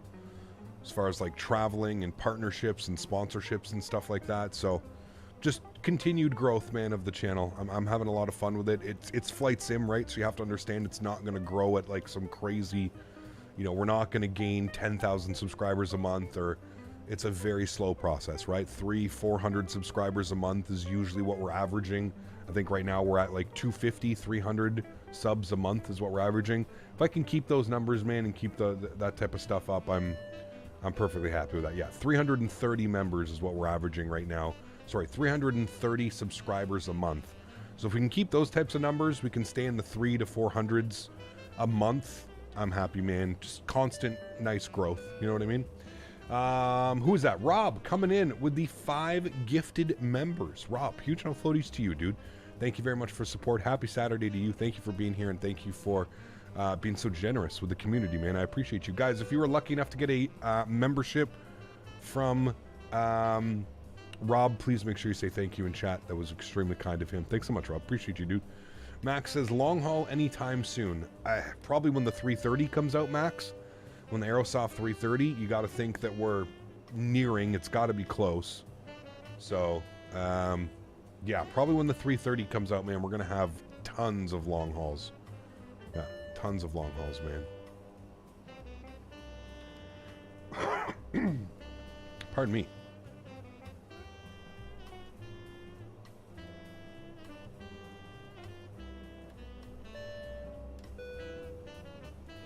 Wish I can live until you're 1 mil subs. Wish you could live till I'm at 1 mil. Well, I don't know, man. I don't think we'll ever personally achieve 1 million, not unless I like branch out and start doing different, you know. Just on flight sim, dude, it's such a niche hobby, man. It's so, you know, yes, Microsoft has made it so that there are way more people in the hobby now, but YOW to YEG in the ATR, that's a long haul. Does Canadian North do that? I like the 300 still better than the 900. Which that?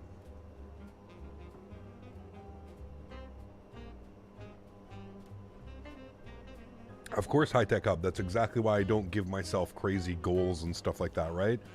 Because then I find when you start giving yourself goals and you start trying to achieve these things, that's when you start to lose perspective sometimes on, you know, like, sure, would I love to have, you know, 500,000 subscribers and have, you know, computer sponsors and all this fun stuff? Absolutely, dude. But in time, right? In due time, those things will happen. So the expo is going to be pretty big for me this year. There's going to be a lot of people there, a lot of networking that's going to be going on.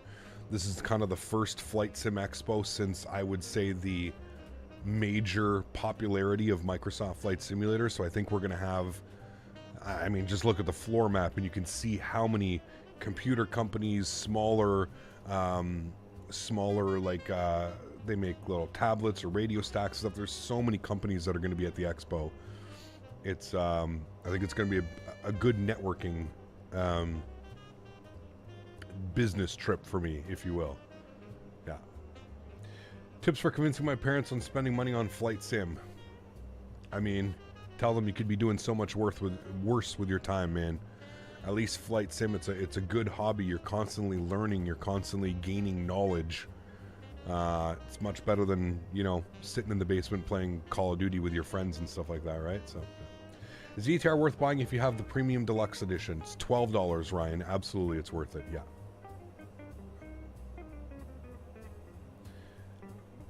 I think you set goals, you just don't set unreasonable and unattainable goals.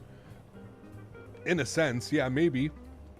Like I said, I don't really have like number goals, right? Like I don't give myself number goals. I don't, you know, I worked really, really hard at getting the channel up to the point that it's at now where I can, you know, feel confident and feel comfortable in reaching out to people. And, you know, like my Thrustmaster sponsorship, my AnyBuild sponsorship, some of these major companies that are working with my channel now, to me, that's more of like a, I guess,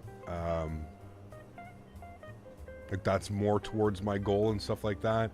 I really don't look at the numbers all that much anymore as far as like my income monthly. Like it is what it is, man. You're going to make what you're going to make. Just be fortunate enough that you're able to pay your bills off, you know, making videos and live streams on YouTube and stuff. Yeah, I really don't pay attention to the sub numbers either. Like I said, it's flight sim, man. It's not going to happen overnight. It's something that you really got to put the time in. You got to put the effort in, especially if you want to grow your channel, you know. Glass City Guy, 10 months. Huge no floaties to you, dude. 2 more months till you've got that beautiful 1-year badge. Thank you very much for your support, man. I appreciate you, dude. Most airports in any region of India have started 24-hour service. There you go. Tell them you need the 4090 to get home to work done faster. Exactly, Harold. Hey, man, MSI is going to be there. I got my eye on MSI. I've got my eye on, who's that other, they make full, like, systems. Jetline Systems, I think is their name. I've got them. I'm keeping my eye on them. Hey, chat, look at that. We actually reached over 200 knots. Would you imagine that? Yeah, Jetline Systems, that's another one that I've got my eye on. My good friend, Mr. Jeff Faviano, is sponsored by Jetline Systems. Maybe he can put in a good word for them, you know? NVIDIA, I don't know if NVIDIA's going to be there, to be honest with you, but yeah. Back home in Austin, stem cells are looking as if they are working. Hey. Thank you, Captain, for the great content and stream for the encouraging words. Man. The $100 donation from our very good friend, Oh So Grande. Huge no floaties to you, my friend. Thank you very, very much. That is probably the best news I have received, let's go, in a long time. Yeah, I was going to say this week, but I think that's better news than I've heard in a long time. So let's get some huge no floaties and some congratulations in chat for Oso Grande battling the big old fuck cancer in chat. Dealing with some stuff that I think a lot of us would probably find unimaginable. Thank you for your support, Oso Grande. I appreciate you, man. And here is to many more years, hopefully healthy and successful treatment, and get you back up and feeling normal, man. Thank you very much for your support, dude. I appreciate you. Thank you, thank you, thank you. You see that storm? Little bit of some storm clouds behind us. I think the weather in London is actually looking pretty good. Yeah. Do what you love and you never work a day in your life. Yeah, I mean, for sure. I think that statement may be a little bit exaggerated, just a tad, because like I mentioned, anybody, right? Anything that you do in life, if you take a hobby that you really enjoy doing and you turn it into a job, well, it becomes a job, right? There's especially when you get to like the point where, you know, you've got contracts and you've got sponsorships and you've got, you know, you have to try and please kind of everybody and anything around you. So yeah, it is.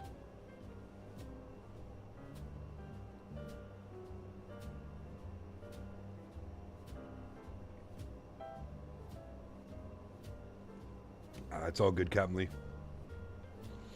Let everybody complain. I'm going to sit here and enjoy the airplane. Yeah. Were there times where you were streaming to no one? Absolutely. Yes. For like a good year, man. For a good year of this college. I could have quit at any point in that first year. I think, like, I remember getting like 25 viewers. I had like 20 to 25 consistent viewers at one point. And that was after like 6, 7, 8 months of live streaming. So yeah, it's one of those things where, especially if you're doing flight sim, you just got to be consistent with it, man, because like I said, it's not going to happen overnight, you know. Hey Cap, love your streams. Have you ever tried EA PJ 2023? It's awesome. I like the golf club, to be honest with you, man. I like the golf club a lot better. I haven't played the new EA yet. I may take a look at it in the future, but yeah. Time to update the leaderboard. Yeah, you're correct. He's up at 250. You're correct. Thank you. Thank you. Dan, huge no floaties to you, man. What is the biggest donation you've ever got? I'm pretty sure it was Smitty. Smitty has come in with some pretty gnarly donations, man. First, I joined a stream when you were flying the CRJ-200 out of Vancouver. You had about 15 people watching. Yep. Sounds about right, man. Dan, thanks for the last 5 months, dude. I appreciate you. Thank you, man. 150. We need to swap spots here. It's going to put Oso Grande up to 250. We're going to swap spots. Cut.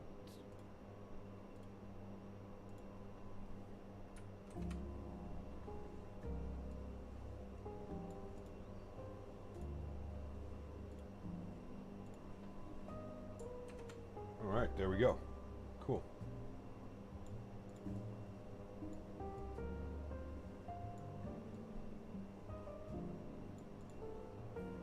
Good, thank you. It's a proper golf sim, Captain. Had 2 patches, now it's fixed a lot that was broken. Okay, maybe. We'll have a look, man. We shall have a look. I'm still kind of cheesed that EA hasn't brought, like, NHL over to PC yet. You can play any other EA game, Madden, MLB, golf, soccer, but they don't bring hockey over. I have no clue why.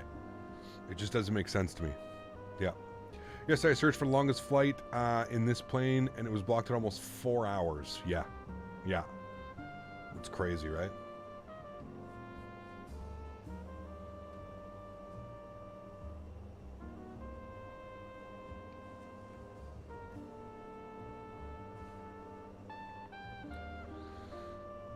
Kokiote, I agree, my friend. Good to see you, dude.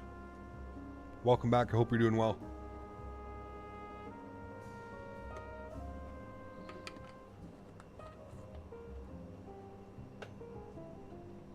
I mean, you can do the same, but, like, here's the thing, Les. Like, I can understand that, sure, absolutely. But here's the thing. They can do the same thing in MLB. They can do the same thing in NFL. They can do the same thing in soccer. They can do the same thing in any of the other sports games that EA puts out. So why have we not got NHL for PC? Why is NHL the only game that's been left out of doing of not getting the treatment of being on PC? It just doesn't make sense to me, right? Oh yeah, dude, it's been forever. Been forever since you could buy an NHL on the PC.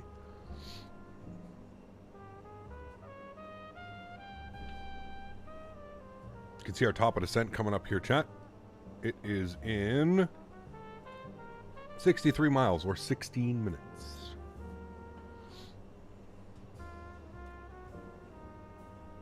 What's the longest flight you would do in this plane? I don't know, man. We'll see. I mean, once it gets updated and the speed gets kind of fixed and we actually can get our speed up to around 245 knots, I think it would be quite huge, but yeah.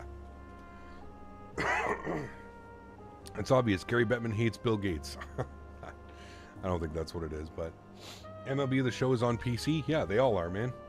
They all are. FIFA, MLB, NFL, all the sports games. The only sports game that is not on PC is NHL. Yeah. Do you think the Leafs move on tonight? Tough call, man. I don't know. Do they let the demons out? Do they let the demons get to them? That's the real question. I'm not sure, man. I am not sure. The curse is on. I mean, I would love to see them lose just because I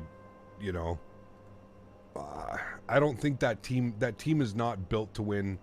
You know, sure, they've added like Ryan O'Reilly and some of these pieces over the last, little bit, but yeah, Toronto is, Austin Matthews is more concerned about his purse commercials than he is winning a Stanley Cup, in my opinion. I don't think you can win with players like that on your team, man. I think if Toronto loses this, I think Matthews is shipped out. I think it's pretty obvious. I don't think he's going to be re-signing. I think you trade him and you get whatever you can, and then you kind of, I think you build around Tavares and you build around Marner. You know, getting in my car, someone's house is getting egged. Oh man.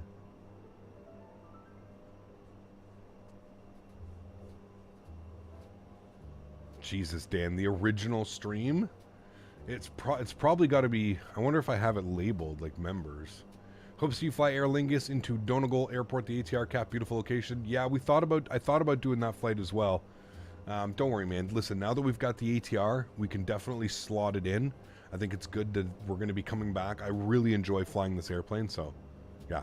Have you had any issues with the ATR yet? Oh yes, we've had plenty. Some weird things going on. It should be getting an update this week at some point. VNAV's a little bit funky. Airways are a little bit funky. The speed is a little bit funky. It's not behaving correctly. Some of those things, so yeah.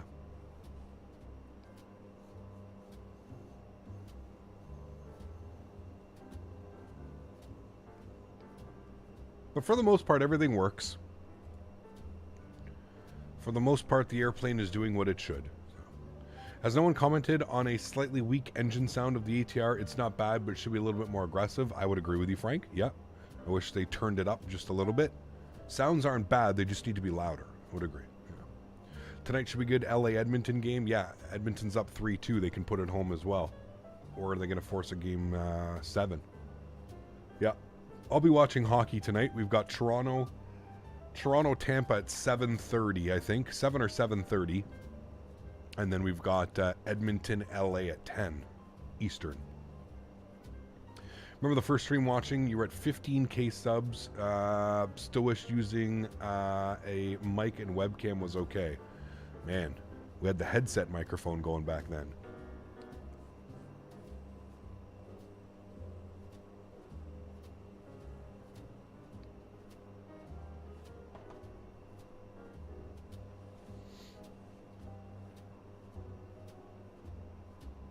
How about them Panthers? Forcing Game 7 against the Bruins, man. Ullmark just hasn't been playing well, if I'm being honest with you. I think part of the big success when it came to Boston's year this year was the goaltending that they were getting, right? And they've... Ullmark, the last couple of games, has not been good. Giving up how many goals last night? 6 goals last night on 40 shots or 38 shots? That's not good. Started watching during my X-Plane days. Yeah, well, for the most part, we built the channel.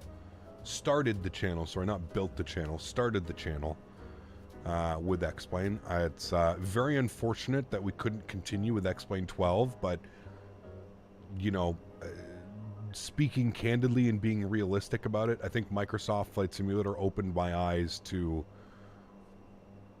a broader aspect of flight simulation. It wasn't necessarily all about the flight model. It was more about the environment that you're flying in, the visuals, the clouds, the sky, the airports, the add-ons. It was everything, right? And I think this is just it's completely changed my aspect, completely changed my opinion on what is possible in a flight simulator. And you know, unfortunately, I don't say this like to you know, to be rude or to be cruel or anything, but I just think X-Plane 12 was so underwhelming that it was, you know, it's hard for me to convince myself to convince you guys that X-Plane is the better option of the two right now. That's not to say that X-Plane won't ever become something worthwhile, but I think X-Plane 12 was just, it almost felt like X-Plane 12 was a step backwards. You know, you would expect a company with the great success of X-Plane 12, with the incredible success of X-Plane 11. I really thought that Laminar Research was going to put forward their best foot in X-Plane 12, and to me it feels like a step backwards. It feels like they kind of fumbled. It feels that it's out too early still, even at this point. It's not correct. It's not okay with what they delivered. So we're just gonna let it sit. We're gonna let it marinate. So yeah. The Orbex split scenery is broken since this world update. The elevation data is wrong, and the airport is basically on a hill now. Orbex is working on it. Jesus, that's crazy. I'll definitely say your views on different sims are different now. Used to never want to even try another sim, but ever since you started playing Microsoft, you've been open-minded view. I mean, you have to at this point, right? Like I said, like I would rather, you know, people get upset at me all the time, right? One of the biggest like hate comments that I see is that, you know, oh, Captain, you're being a sellout, you know, like you're selling out to Microsoft, you're not helping the underdog and the small guy in X-Plane and Laminar, and it's not it at all, dude. I'm here to support whoever's going to be pushing flight sim through the future. And whether you want to admit it or not, Microsoft has opened the door to so many new people. They've turned this hobby into making it so much more of like a household thing than it is anything than it ever has been, right? And that's why I choose to support Microsoft Flight Simulator and this simulator, is simply because of that fact. They're the only really simulator pushing forward and really trying groundbreaking stuff and you know, new things, and it's real difficult to sit there and like I said, like enjoy myself when it comes to X-Plane, just because to me it feels like just a step backwards, you know? It's yeah. Don't worry, he's gone, man. Every airplane I fly, he comes in and says, "You're flying it wrong. I'm a real 787 captain. I'm a real 737 captain. I'm a real A320 captain. I'm a real A350 captain. You're flying it wrong." He's just some child, man. Just chill. Just ignore him. Yeah, it wasn't good, Peter, that's for sure. Yeah. Your streams have basically become a podcast for me when I'm driving, because I obviously can't watch you fly. There you go, man. Yeah. Isn't it overheating? What was overheating? Really hoping X-Plane would attempt to match the environment deficit by teaming up with Google Maps. I don't think that's ever going to happen, but yeah. I'm a real drone captain. Don't question me. Yes, sir. Yes, sir. All right. What are we doing here?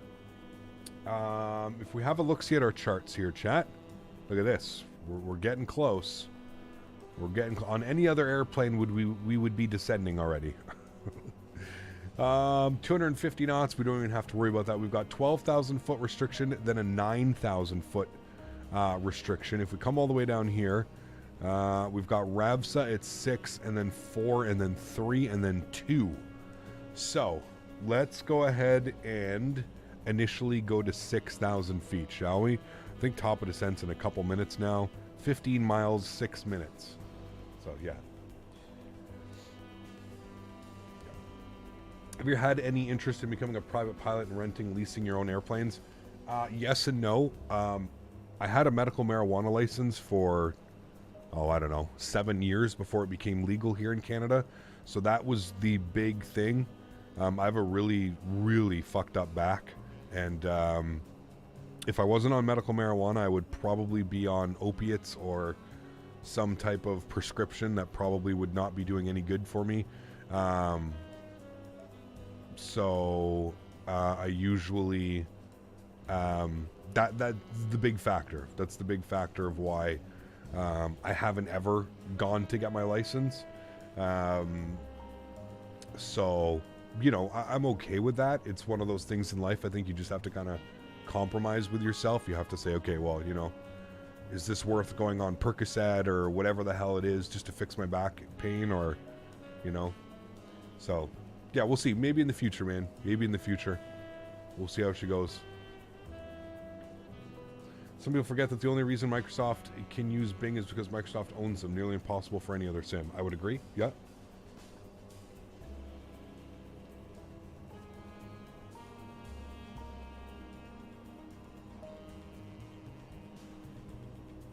Awesome, Maxine. Congratulations. Very, very cool.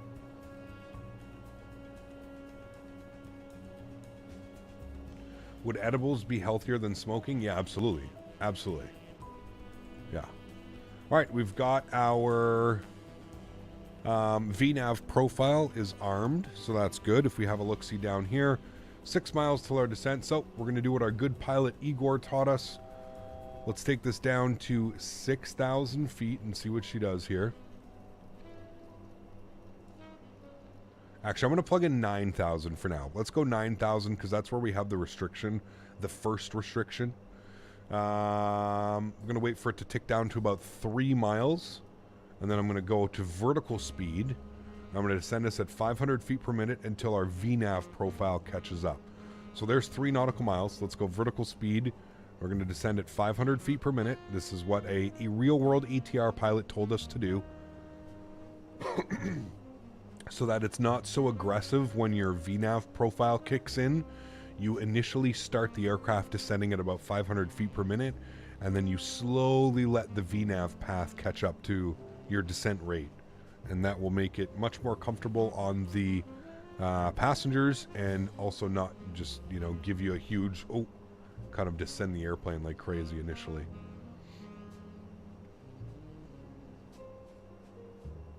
So there's the profile. You see how it just did a jump. So what we'll do now is we'll go and arm our VNAV. There we go. You'll see the aircraft start to pitch down to achieve that. Don't worry, that's fine. It's a little bit bugged out right now. This is what people were talking about with it being a little bit bugged out. But as you can see now, we've reached our VNAV profile, and it's showing us descending at about 1,500 feet per minute. And your speed will now jump up like crazy. So what we're going to do is we're going to try and manage our speed for about 230 knots. That's what we're going to aim for. That gives us a little bit of buffer room. So we're going to aim for about 230 knots, and we'll look to keep it around there. And we'll go from there. So now that we've started our descent, we can start working on a few things. Start getting some things programmed in here, right? Let's go to our actual approach chart. 11115. Let's go to the RMS. We'll go to our nav tab. 11115 is our ILS frequency. So we'll throw that into there. Front course 092. We'll worry about that in a second. And then we've got our minimums down here. So we're going to be on ILS. I think we're A, but I'm not quite sure. We'll go with B. We'll go right in the middle. 414 is going to be our minimums today. So we'll come down here, pull the power back just a little bit. We're getting a little bit quicker than I want to be. And we're going to go to decision height 414, and we'll set this. Nick, thanks for your subscription, man. Appreciate you, dude. Welcome to the team, man. Kevin, Kevin was having issues. Kevin, roll back your drivers. I've heard the most recent NVIDIA drivers are causing a little bit of a havoc on some sims and some PCs. 414 on our decision height. Again, I wish there was like a scroll acceleration. Is that a thing? Yeah. You know how on some airplanes, the longer you scroll, the faster it gets? I really wish they offered it in this airplane. Sitting here and having to scroll this a bazillion times to get it up to 414. Like, imagine flying somewhere in Colorado or, like, you know, somewhere where the elevation is up to like 5,000 feet in Mexico or something like that. They fly the ATR in Mexico? I think this would be a good airplane. Where am I going? It was 4 something, right? I think I went way past it, chat. 414, way past it. 414. Hello, Captain. Do you have any time to talk about Jesus Christ today? Oh, of course. Yeah, please. Please enlighten me, sir. Please enlighten me. Hold shift and scroll to increase. Wait, is that a thing? Don't tell me that's a thing, dude. Shift? Wait. That definitely is a thing. Thank you. It goes by like 2 or 3. You also have this plane that's very modern. Yeah, yes and no. I mean, it's a turboprop, right? It's a turboprop.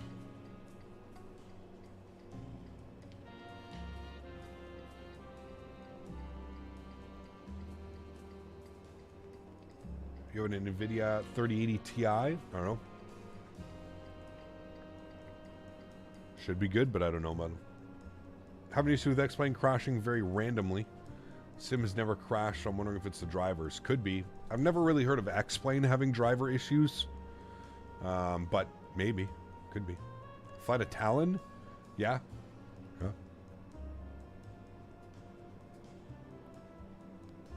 CFTs remind you of Kindles? About that size. A little bigger. I don't know if I like the reflection. I find there's like too much reflection on these. FWS recycled. Good. Landing elevation is set and checked. FMS data, nav, and performance has been set. Decision height is set. Good. Briefing arrival. You guys know what we're doing. We're expecting the ILS runway 9. Set and done. The next will be our approach checklist. So we'll leave that till 10,000 feet. So we've got a restriction, 210 knots. So bring the speed back down just to make sure. Let's confirm that that actually is a restriction. Yes. At Jacko, 210 knots, flight level 90. Well, worse the reflection is the people in front of the airplane. True. Yeah. Bring the speed back here a little bit. We'll aim for 210. It actually looks like glass. It does, yeah. I think they did a good job modeling this airplane, that's for sure.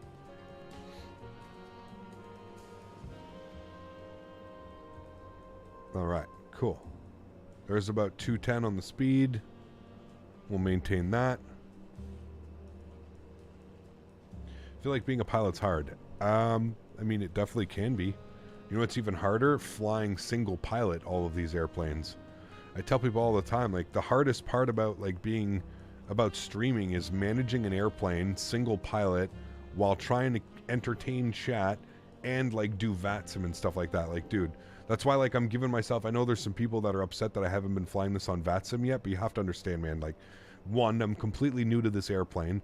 I've got thousands and thousands of hours on VATSIM. There's no need for me to log on to VATSIM and create a clusterfuck because I don't know what I'm doing and I can't control the airplane and I don't know the ins and out of the airplane yet. So, you know, please remember that this airplane came out last week. It hasn't even been out a week. It's been out for 5 days. We will get on VATSIM. We will do some flights on VATSIM. Like I said, we'll try out VATSIM tomorrow. We'll also be on VATSIM all next week flying in North America where I'm honestly a little bit more comfortable flying. So that's the plan. Now, I'm curious to see, let's try something here, chat. Let's go down to, the next restriction was 6,000 feet. Let's see what it does. Let's plug in 6,000 and let's see if the actual aircraft will level itself off to meet that restriction at 9,000 feet. Let's see what she does. See if she does this correctly.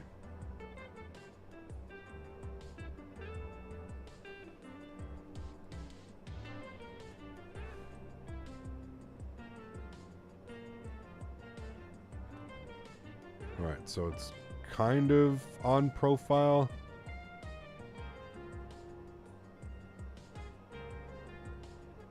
Speed just dipped down like crazy, too. It's like kind of respecting it. It's got us at 9,200 feet, though, not at 9,000.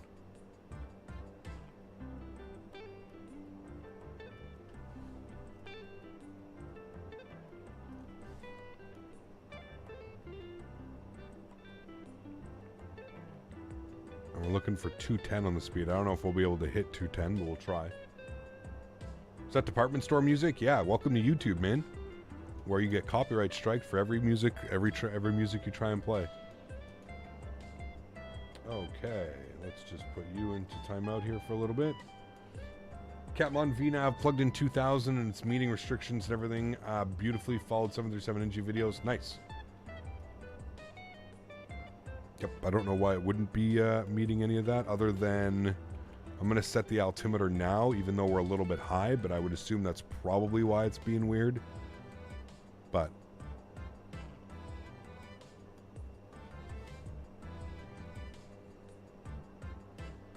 there's 210 on the speed. We'll try and maintain that. We looked into FS2 Crew gives you virtual co-pilot and will start up the aircraft of voice commands. Yeah, I've seen it. It's cool. I don't know. We'll see, man. I don't know if it's something that I would use on the channel, but who knows.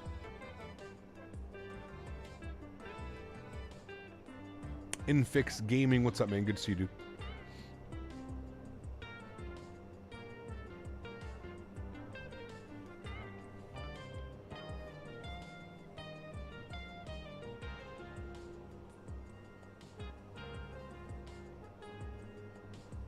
Such a crazy arrival, man, that you're like on your initial star.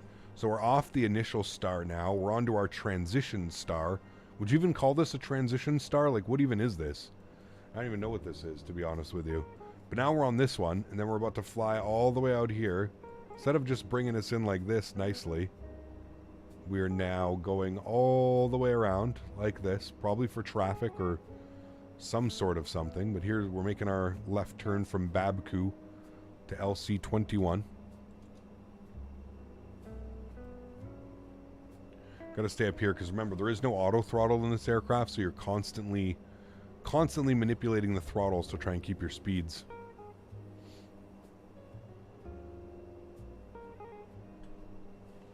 Again, it doesn't seem to want to hold 9,000. It seems to be holding us at like 9,200.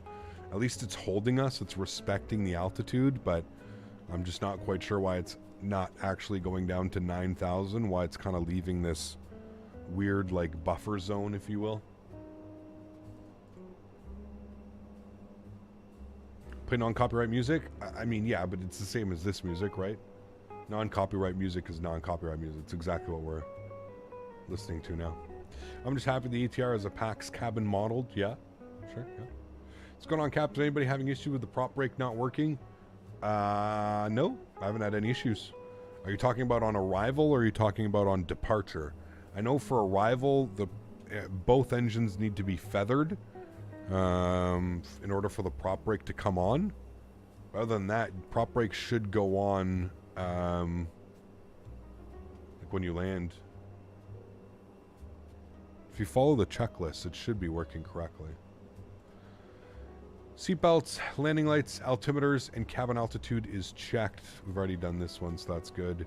Then we're just going to have our approach checklist, or sorry, before landing checklist. Landing lights, seatbelts, give them a ding. Good, cool. I dumped a screenshot that was posted of just a reflection in the Discord when you were off stream. Okay. Gust lock needs to be on for prop brake. Are you sure? Maybe. I don't know. Before engaging prop brake, before engine start, you could push the hydraulic button on the pedestal if you look. Okay, there you go.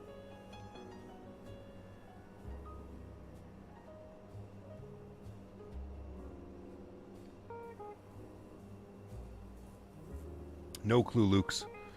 No clue when the airplane's going to release, man. I wish I had more information for you. I wish I could like have some insider information. I have absolutely no clue, man. I do not know when that airplane is coming out. Departing when it's cold and dark, my brake light does not come on, and then at times it will work, but releasing the propeller won't turn. Huh? Very weird. Are you following the steps? You're following the checklists in game, because it should work, man.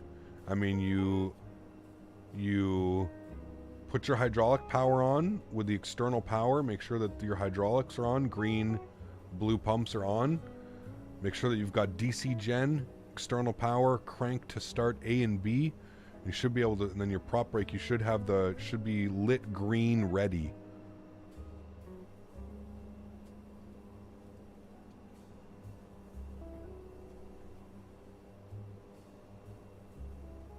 Almost like Airbus cockpit with electronic checklists. Kind of, yeah.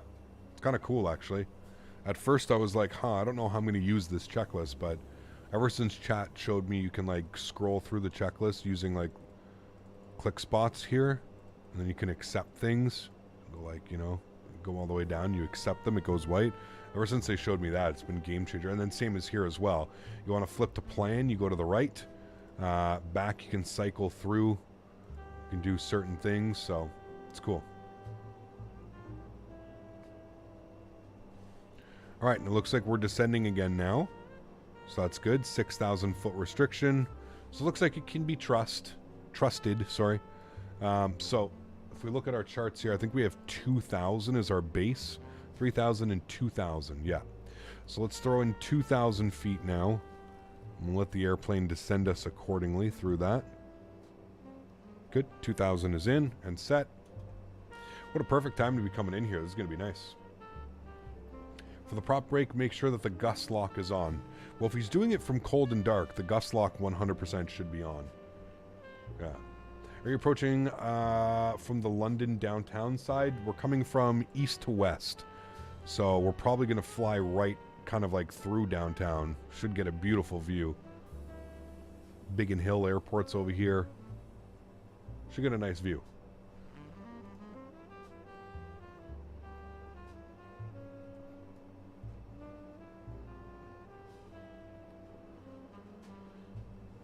How can you make it show the airport map when taxiing? What, from... Just grab like your airport chart, or you can even go all the way out. And if you just zoom into the airport, it'll show you this way as well. You can do this.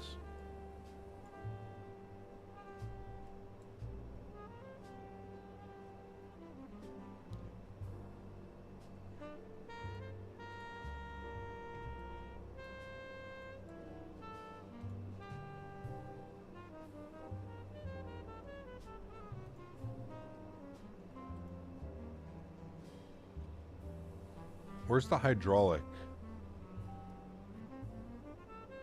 Where is the hydraulic? You guys keep saying hit the hydraulic button. Where is that hydraulic button? I haven't had to use it yet, thankfully, but you're saying hit the hydraulic button on the pedestal. Which pedestal? This one?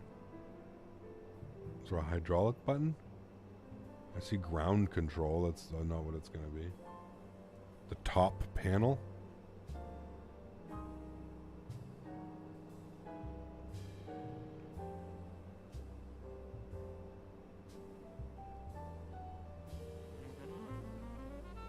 Below the parking brake? Oh, hydraulic aux pump. Ground control only. Huh. Cool. Very cool.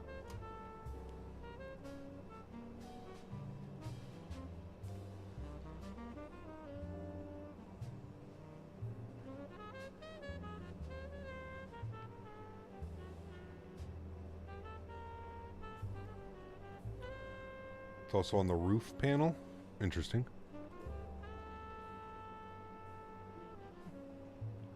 Somewhere around here I would be. This is where your hydraulics are.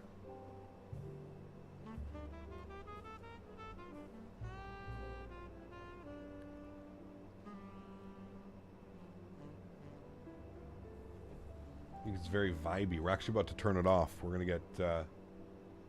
we are going to get fully set up for the arrival now. We'll turn the sounds up here a little bit. London City is coming quick. Well, not really. We're in an ATR, so really it's not coming quick at all, but you know what I mean. 210 knots. We're looking great. I think the only restriction we have from there... Nah, still 210 all the way here. And then we've got 185. Now, we'll probably end up getting a little bit slower just because you know the slope gradient. We essentially want to be at about 170 knots, kind of like going into there. There's the restriction holding us at 6,000.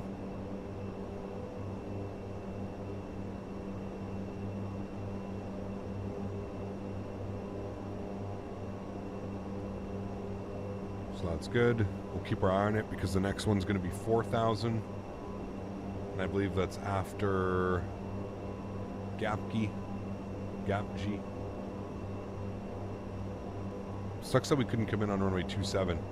But it actually, I think it might be nice to land with the sun behind us. Should be nice.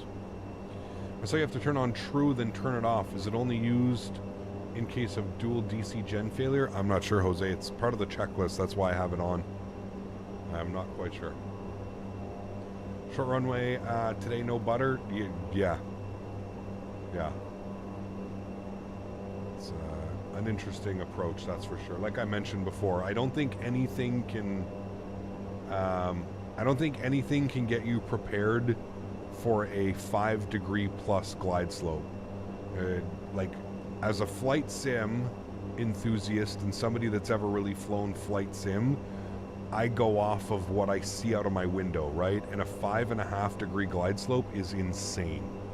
I mean, like I said, you're going to hear the airplane call out 200 feet, and you're going to see how far off the ground you are, or even when it's calling like 100 feet, and you see how fast you're coming in. It's crazy, dude. It's crazy, man. Do you have QNH set on your descent? Not yet. No, we're going to do that. Maybe that's why it's not responding to it. Technically, we just hit transition altitude, so we should actually be 1021 now. Oops, I messed that up.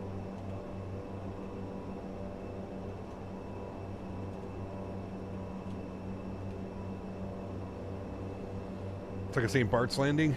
Kind of. Yeah, kind of. Windsor 100 at 11, QNH 1021. So we're coming up performance. What's 1021? 3015. It's another thing. I really wish you could change it on here from that too. I'm going to activate that as well. Good.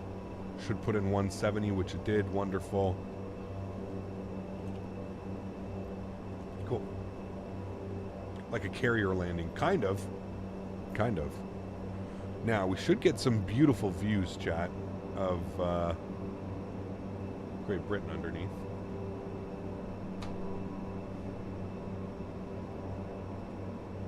This is going to be a spicy arrival, my amigos. We like spicy arrivals here. Always welcome spicy arrivals.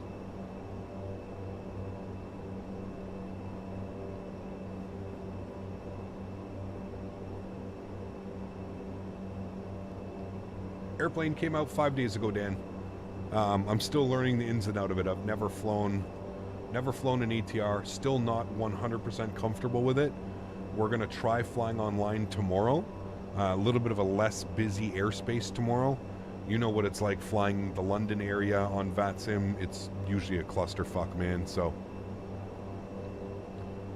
yeah, we are... we'll be back on VATSIM tomorrow. We'll try it. I think the plane looks great. I mean, it's not bad, man. For its price, it's not bad. Hopefully it gets better with some of the updates that are coming out this week coming up. This week coming up, sorry.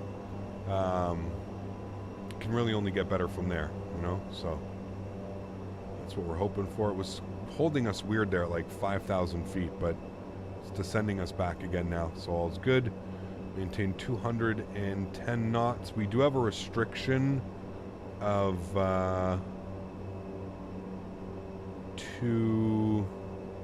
185, I think, is our next restriction. Yeah, 185. Still 210, but 185 coming up.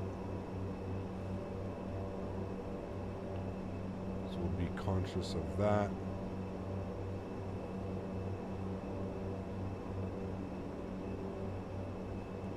Who said ETR? I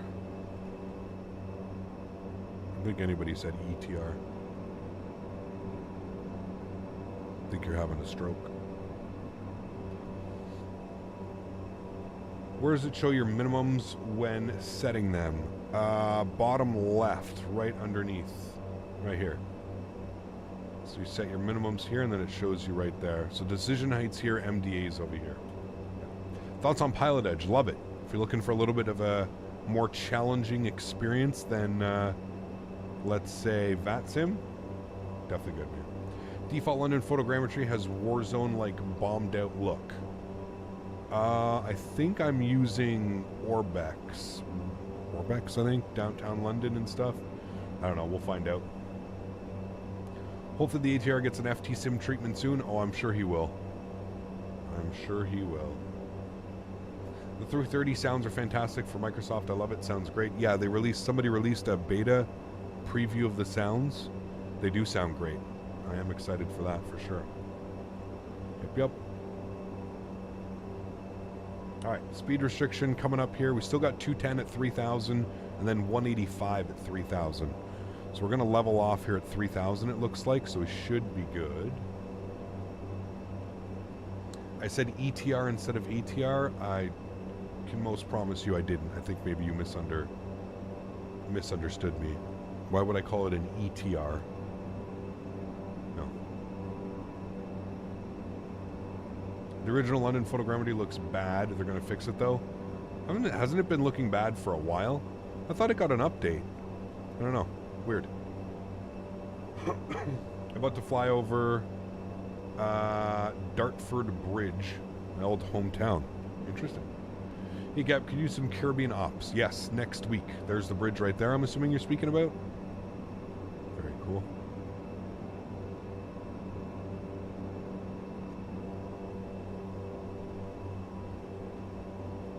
You see where Ryan Reynolds is putting a bid for the Ottawa Senators? Yeah, just over $1 billion or something like that.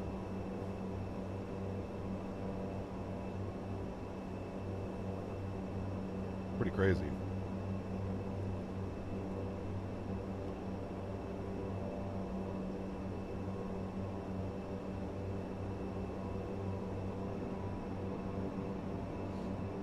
Very cool. I think the photogrammetry out here looks good, but I guess we're not downtown London yet, so we'll see. We'll see. All right, speed restriction 185 knots, 3,000 feet. So we're approaching 185 knots, so that's good. Yep, it's definitely my accent, because I'm not saying ETR. I fully am aware that we're flying an ATR. I actually really like the Loganair livery, to be honest with you. I like the plaid tail. It's nice. It's cool. Do the sunscreens work? Yes, they do. You want me to put it down? It takes a million years to get it down and in place, but yes, it works. Ta-da. Pardon me. Is this plane worth it? I think so. In my opinion, yes. Now, that's my opinion. I know that there's probably going to be some in here that disagree with me or agree with me, but in my opinion, it is worth it, yes. It's a very fun airplane to fly, and it's like $20, so, yeah. All right, final 1,000 feet to go here, chat. All is looking swell and well. We've got London down here. The airport's actually like right here. There's the airport. I think we're going to make a big swing downtown right past the O2 Center. We need to get some headings here. This is going to be a little bit tricky. So, runway course, we need to set that as well. Runway course is going to be 092. I wish there was a way for me to set this beforehand. You know what I mean? Like in the Dash 8, you can click it, and then you can like pre-select it. I guess actually what I could do is I could sync up my heading, I could go on to heading mode, I could flip this over to FMC quickly, and then I could set it. That's what we're going to do, chat. See, 5 head, chat. 5 head. We're at 091 or something like that. 090, what was it? 092. 092. Okay, flip this back to FMS, go back to nav mode. Chat. Yep. 5 head. 5 head plays. I'm going to hold 170 knots. 175 right now. How different is the Q400 compared to the ATR? Is it like Airbus and Boeing? Yes. Maybe not as big. There are a lot of familiarizations. There's a lot of things that are similar between the two of them, but yes, they are kind of different. Chris, welcome back to First Class, my man. Huge no floaties to you, dude. Okay, I got to put this away, chat, because we're going to make our right turn.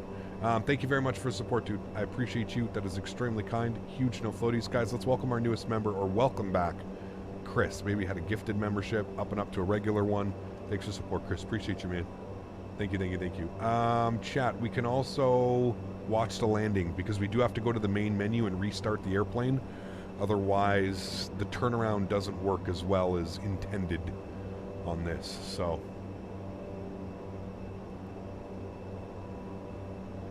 Opinions is worth... Captain's opinions are worth noticing in your opinion. Thank you, Johan. I was confused there for a second. I form an opinion, and then I think the best idea would be for you to also form an opinion, and then you can kind of put both of our opinions together, and that would be the most ideal thing, I think, right? In my opinion. We're going to descend 500 feet per minute down to 2,000 feet. It's going to hold it right there. Altimeters are in and checked. We're holding about 170 knots. I'm going to bring the speed back down here now, and we're going to look for about 170 knots so we can get flaps 1.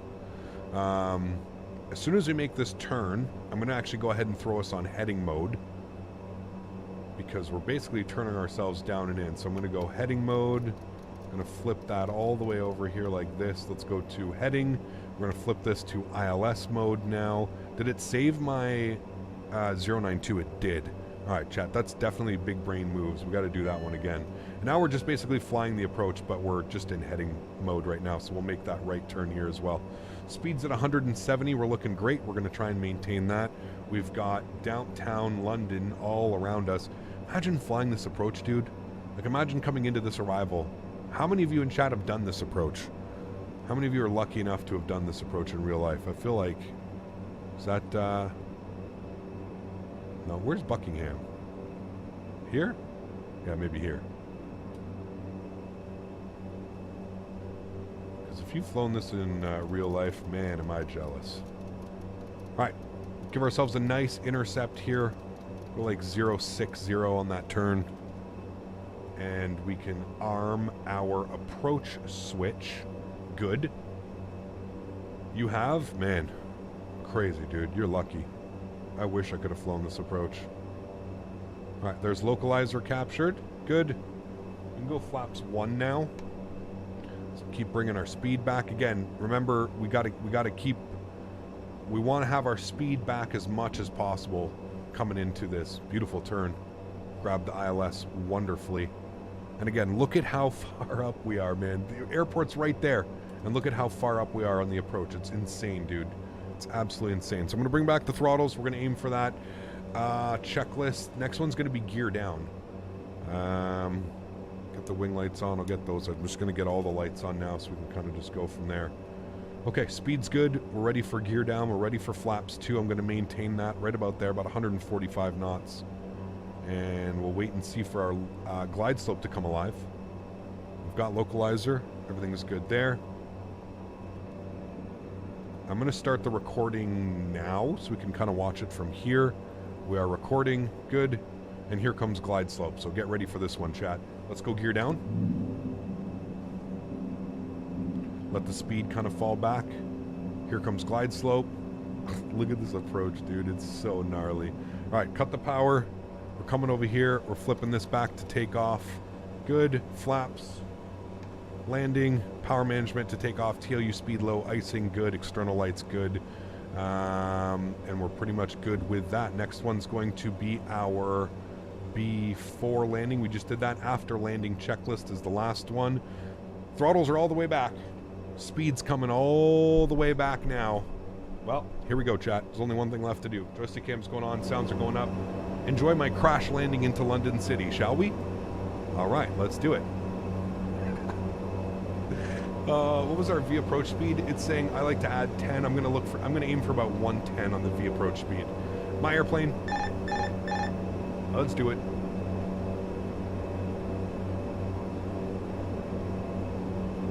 It takes so long for the speed to bring itself back just because of the... I mean, look at this.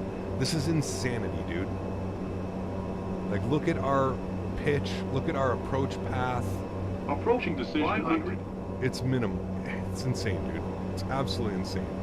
Decision height. Continue.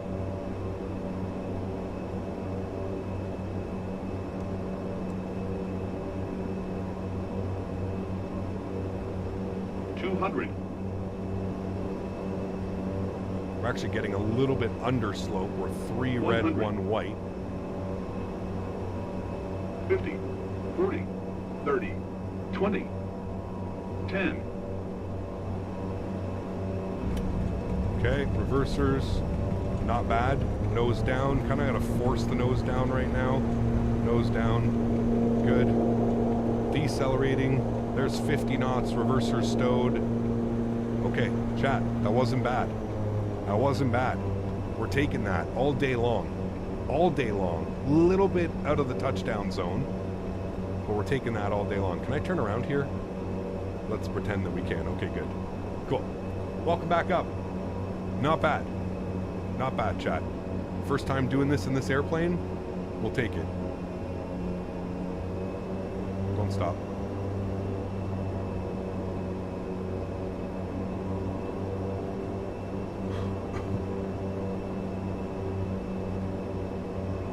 All right, cool.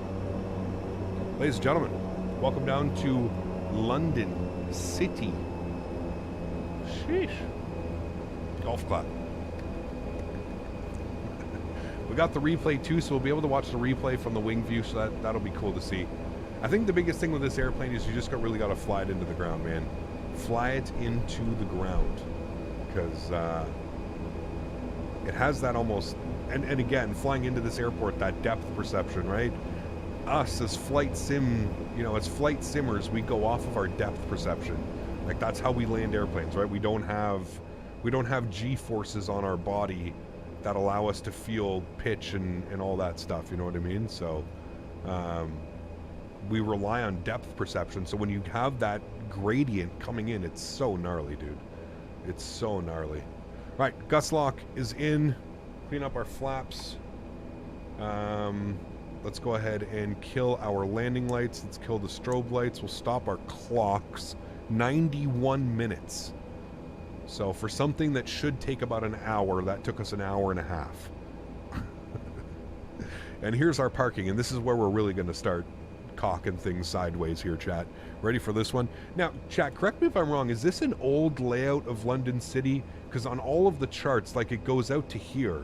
I feel like this is an old version.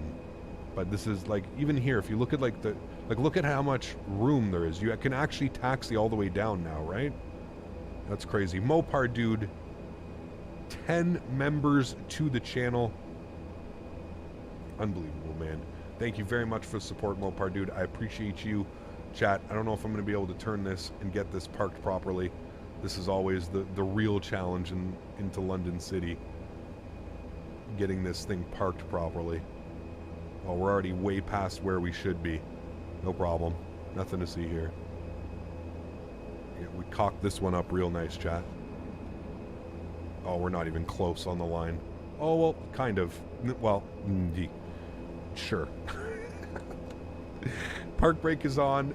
Let's go to the overhead. Engine number 1 to feather. You didn't just see me accidentally scroll too much there. Feather, good. Let's go upstairs. Let's go ahead and actually let's work on our checklist here. Radar, good. Trims, yes, that's good. That's good. Probe heat off. True. All right, so probe heat's off. True off. Good. That's good. Climb over 1 to feather and then fuel off. Okay, that's good. And then we'll do parking checklist. Good. Let's come down here. We'll go to off. U to feather. Good. Good. Good. Beacon light comes off. Well, this will come on now. We can go prop brake. Should be green ready. We'll turn that on. Prop brake is in. Good.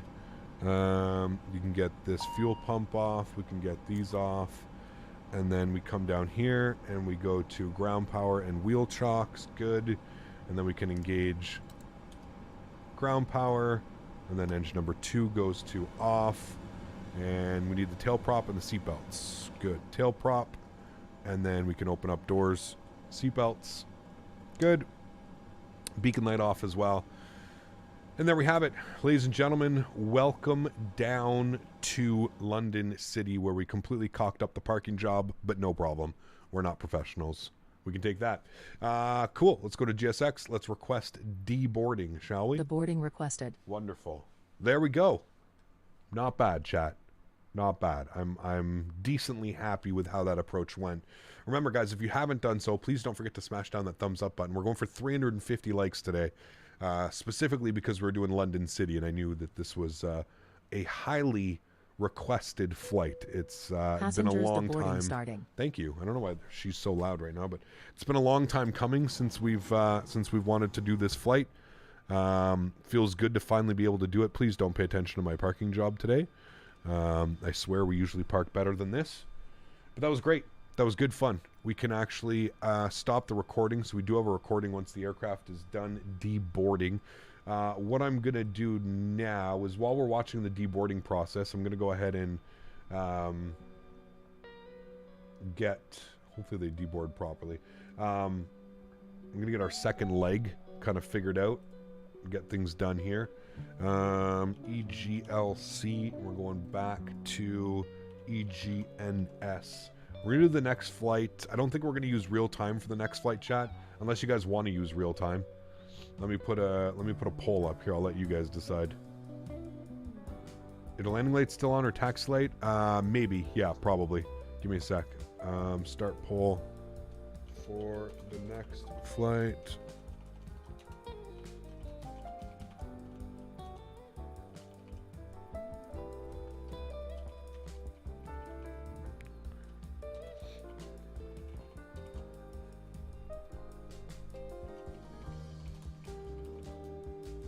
I'm voting for early morning, but I'll let you guys make the decision. There we go. You guys can decide. I don't know why they're walking all the way out here and then back this way, but yeah, the temperature duct is yeah, it's bugged up right now. It's bugged up. I'm not quite sure why. Not quite sure why. All right, cool.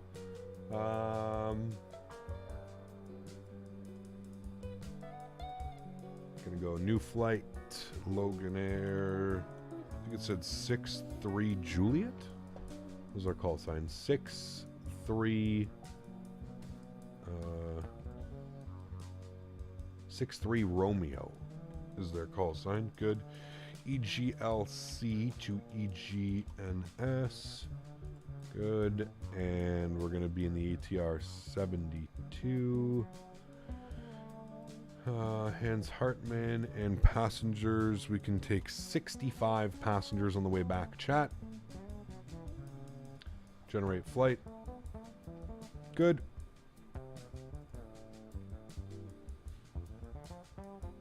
Is there another flight? There is. Yeah, we're going back to Isle of Man. Back to Isle of Man. Someone mentioned the other day, instead of restarting the flight, you just hit cold and dark on the EFB. Does that work? Let's try it. Come down here. Cold and dark.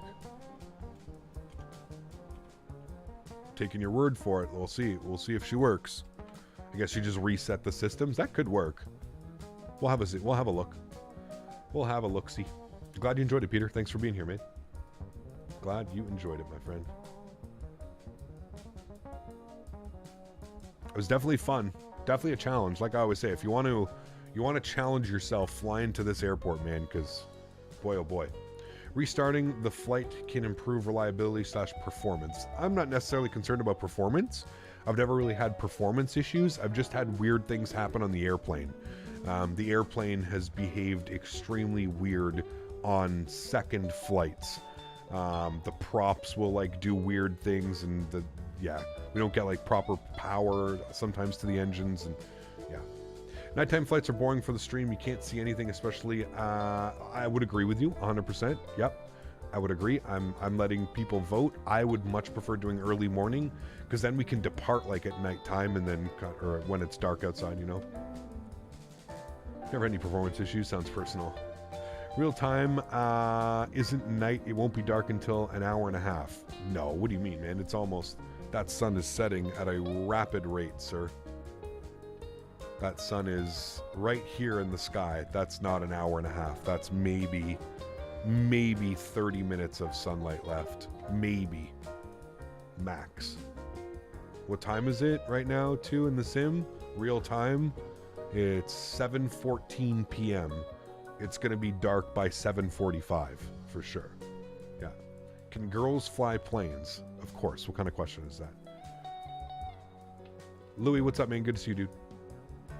Truck Air operates the ATR ops in Bhutan would be interesting, especially with the famous landing they have there. Yes, of course, Dan.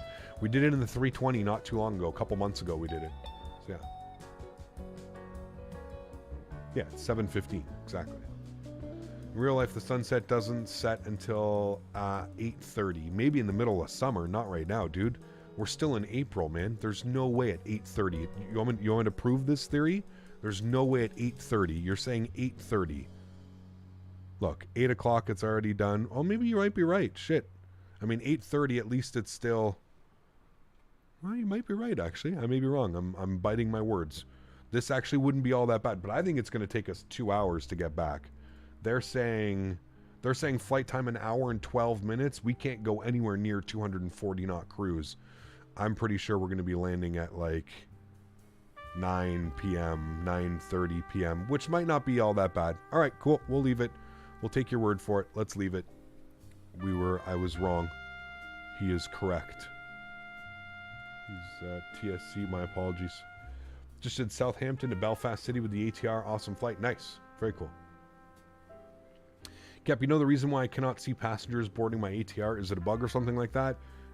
Do you have GSX? It shouldn't be. You should be able to see them all. Speaking of GSX, let's restart the Kutao script. Restart the Kutao script. Good. Let's jump back inside our airplane. Let's close the doors. Yeah. Close all the doors because we're going to do our replay now. So bear with me here for a sec. Let's open up this. Let's watch our replay.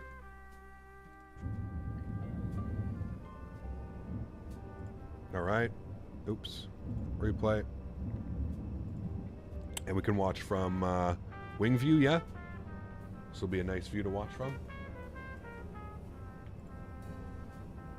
Here, even in Hamburg, it's still bright outside, 8:30. There you go. We should know, Cap, we live in the UK. I mean, true, yeah. You're right on that one, yeah. Further west, you have a 10-minute window compared to London. All right. There we go. Well, we'll watch a couple replays then, and then we'll just get right to it.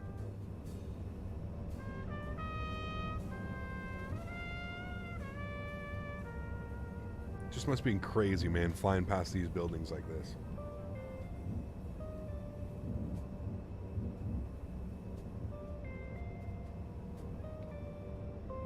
I didn't even see the landing rate, chat. What was the landing rate? 126. Wow. What replay tool? Default replay, man. You ever been to London? I was very young. I was a young wee lad. Wait, is this... Can you, like, go across this? Or is this power lines? This almost looks like they're little, like... things to get across. Does the ATR have SimBrief integration? No. Kind of. No. You can import flight plans. That's about it. Those are cable cars? Damn, that's cool. That's really cool.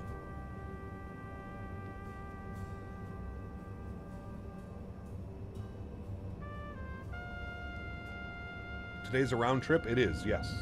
We are flying the round trip.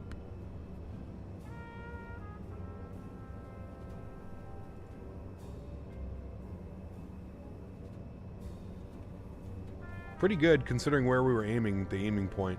Not bad at all. Not bad at all, chat. All right, we'll watch one more from an outside view. Looking at us coming in, then we'll go ahead and get set up for the return flight back to Isle of Man. Traffic is bad in London. One time took 3 hours out of London. I believe that. Yeah. The braking when you land is neck braking. That's the reverse thrust. The reverse thrust is pretty crazy in this airplane. I will agree with you. It's a little bit wild. Yeah. Have a few pints before you leave? I'll have a few tokes. How about that?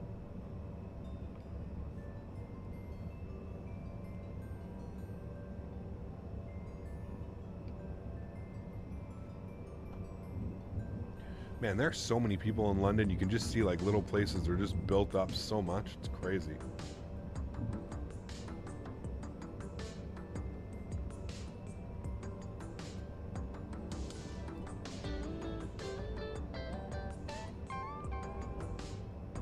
How do reverse on prop planes even work?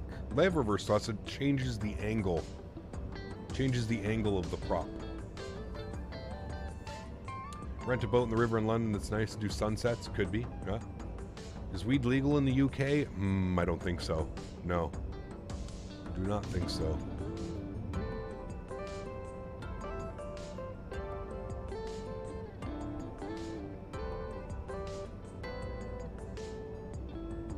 Oh yeah, chat, that was real nice. That was a real nice landing. I definitely agree. That was definitely a nice one for sure. Wheel down gently, reversers out, decelerating, 60 knots, boom. Cool. Very, very, very cool. Okay, now, because we're doing the replay, we definitely just broke this, so we need to go to the main menu at least now. And we'll kind of redo this all for now. We're already ready to go as far as our sim brief and everything here. We can go flights, unload, import, good. You, populate you, good. We'll get you all up. Good. And then we'll go to the main menu.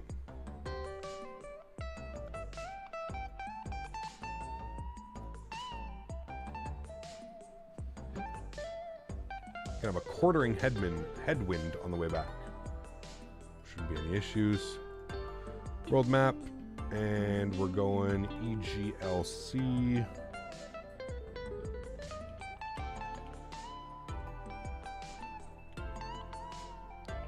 And we're going to take stand 24. We'll go real time. Fly. Is that Orbex London City? It is, yes. The Saab 340 is such an overcomplicated aircraft for its size. There's a lot going on. A lot going on with that airplane, I do agree. A lot going on. Yeah. Loving the ATR. It's the first big turboprop on Xbox. Very cool, Raptor. Glad you're enjoying it, man. How does your sim load so fast? It's on an M.2. You're on an M.2. GSX isn't going to be happy now. Yeah, it's going to make me spin the aircraft around. So we're going to go to gate 24. Do you want to select this? Yes, I do. Just warp me there. It's going to spin the airplane around. See, look at that, chat. We had a perfect parking. Yay. Okay, cool. I think this music is about to end. Yes, it is. Good. Let's come over here to my electronic flight bag. We're going to go to aircraft. We're going to open everything up here. Good. Everything is all set there. Wonderful. Let's go to GSX. We're going to reload SimBrief. Good. Pause the music. Good. SimBrief knows what it's doing. Let's request boarding. Oops, need to do this again. Request boarding. Good. Wonderful. Cool. What did you guys vote on? Did you guys vote on real time? Oh, yeah. Real time is winning big time. All right. Real time it is. We'll end that. Beautiful. Cool. Let's get the aircraft ready to go, shall we, chat? So, upstairs, battery switch on. Good. Bring the aircraft to life.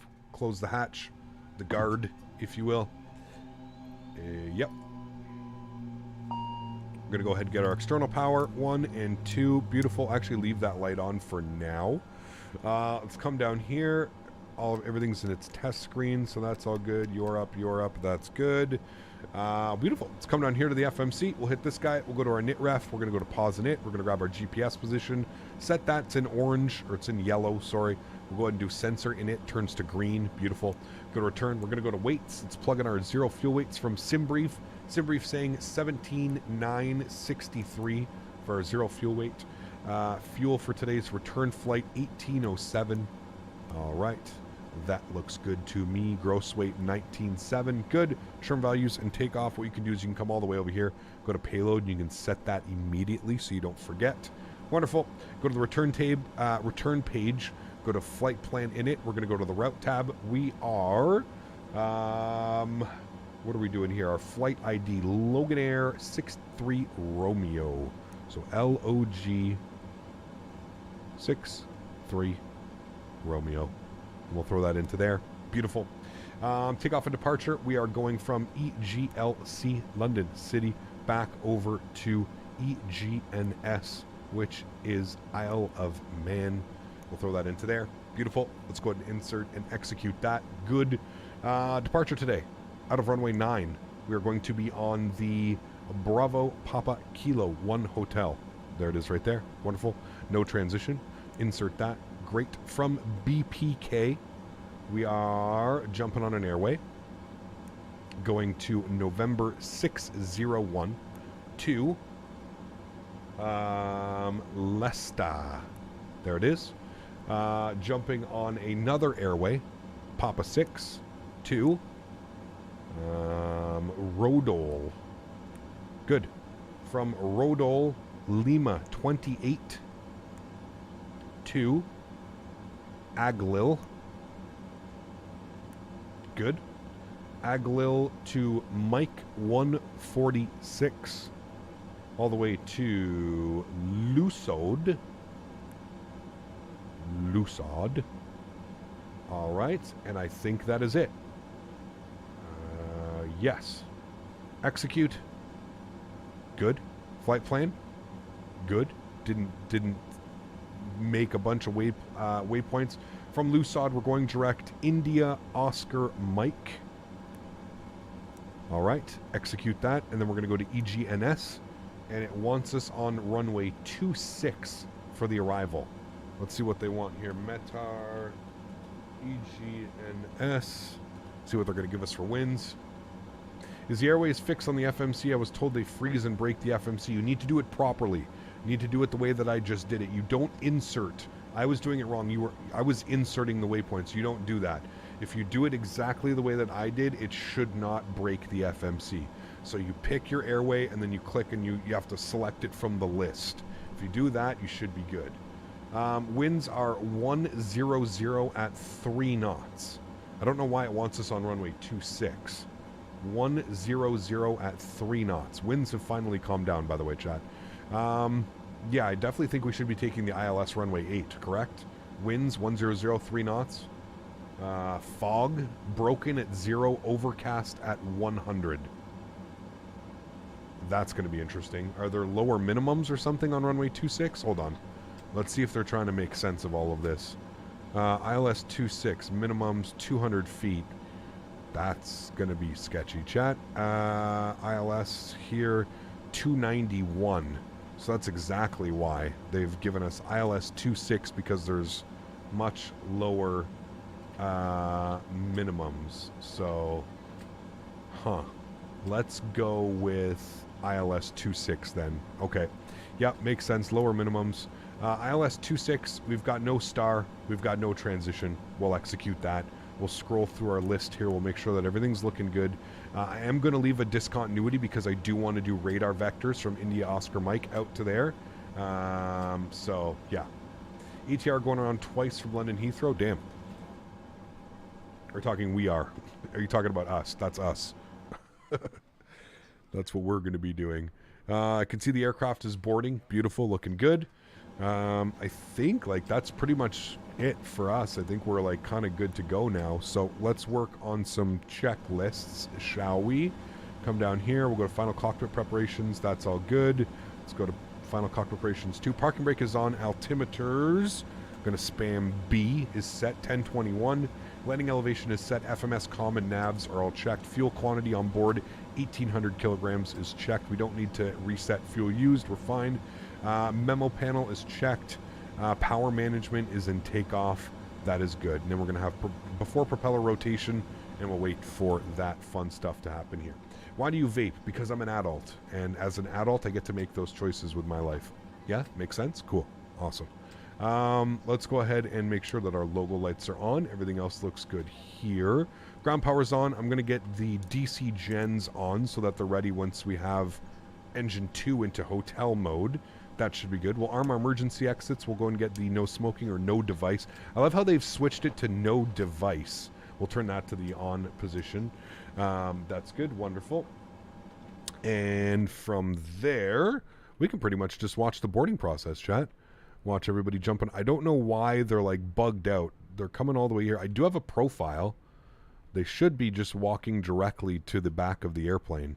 I do have a GSX profile for this airport. Maybe the airport profile needs to be updated or something like that. So, yeah. I did it on ATR from Jersey. Damn, that's pretty cool. Chat, give me a couple minutes here while the aircraft and baggage is getting loaded. I'm going to have my lunch real quick. It's 2:30. I'm getting a little bit hungry. So enjoy the tunes. Enjoy the boarding. Bear with me here. I will be back in about 5 minutes or so.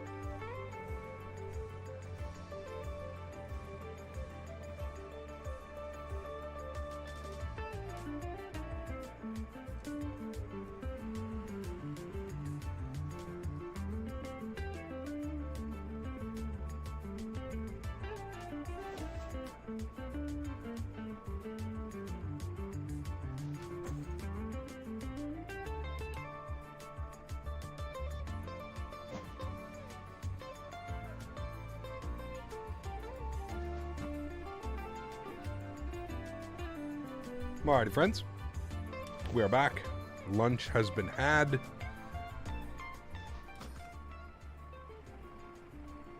They're loading up the baggage. Passengers are all on board. Let's jump back inside. Let's start working on some things upstairs, shall we? Let's go to Start System B. And windshield heat's on. Get all these guys on. We'll get our seatbelt signs on. We'll get our right fuel pump on. And we'll go ahead and spool that up. Oops, sorry. We'll make sure that our prop brake is on. Good thing we did that first. Good. And we can go ahead and spool engine number 2 to the on position. Come down here. We should see NH percentage. Move that over to 10%. We'll introduce fuel. Good. Again, if you come over here, you hear the engine spooling, but the prop is not spinning because we have the prop brake on. So essentially what you're doing is you're turning this engine into an APU. That's basically what it is, Chad. Simple logic is that's it, man. Yeah. Sorry, the Loganair flight has to divert after 5 or 6 landing attempts. Are you talking real life, Josh, or are you on VATSIM or something? Oh, you're talking about real life. Okay.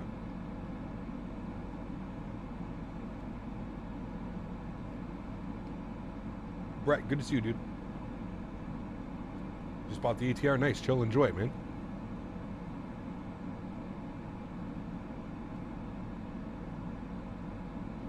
Absolutely loving this ATR. It's a lot of fun, man. It is a lot of fun to fly. A lot of fun to fly. And I love the built-in checklists and that type of stuff, you know? I really, really, really like it. Cool. We've got a good and stable engine number 2 online, so we can remove the external power. Wonderful. Let's come over here. We'll go to the aircraft. We'll close the door, remove the tail prop. We will remove the ground power. We'll leave wheel chocks and cargo door open as they are. Just getting the last... Standing in such a weird spot. You're making it awkward for the baggage loader, sir. Good to see you, Cap Carolina. Welcome back, man. I just checked on Microsoft. The fog is okay. Should be able to land. Okay, good. I know EasyJet can only go around twice before they have to divert. Interesting. Huh. I didn't know that. Are you a fan of the map function on the MFD? In this airplane, it's not bad. I don't really use it. Overcast at 100. I think it's fog. But yeah.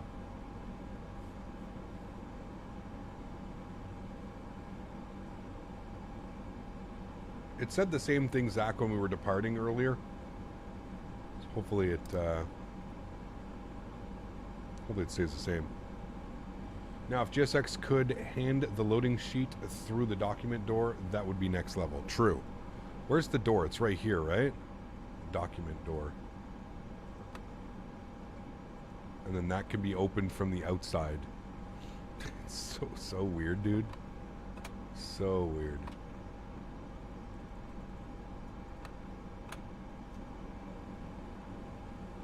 What are your minimums for today? I believe 200 feet. Gonna be a fun approach? Yes, will be. All right, and there we go. Boarding is complete. Baggage loaders are driving away. Sweet. Let's go upstairs and we just gotta wait for him to get fully out of the way because we're gonna start engines here at the gate. So let's come down here to our electronic flight bag. We can close the cargo door. We can remove the wheel chocks. We can go upstairs. You're on. We're going to go to start A. And we'll go ahead and get fuel pumps on. Are these? No, not bad. And then we'll go ahead and start engine number 1. And come down here. N percentage. 10. Introduce fuel. Good to feather. CDLs, FMS and takeoff data has been set. Trims are set. Tail prop is on board. Doors are closed. Seatbelts are on. Beacon lights are on. Beautiful. Let's go back to our normal procedures. It's going to be before taxi checklist. Good. American Aviator gifting a membership to the channel. Thank you very much, my friend. I appreciate you. Captain Carolina, make sure you thank American Aviator for gifting a membership to the channel. Thank you very much, Cameron. Huge no floaties, man. How's the F-plan on FPS? Great. No issues. No issues. She's spinning. Cool. Let's go overhead. Let's remove the prop brake on this one. Off. Closed. Good. Let's do our checks.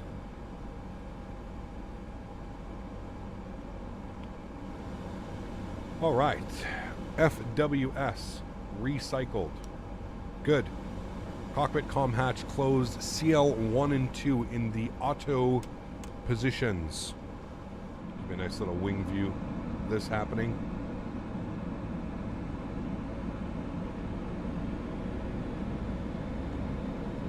Nice, Tyson. That's crazy. This airplane looks awesome. I flew yesterday, KC into LAS. Yeah, it was great. Nice. Very cool.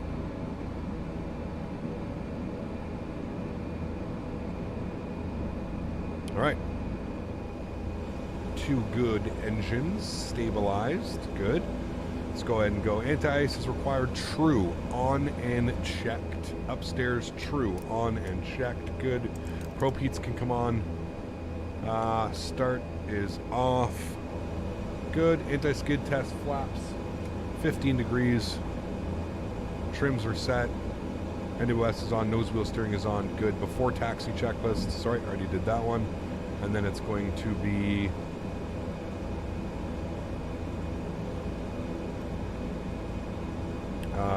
taxi checklist.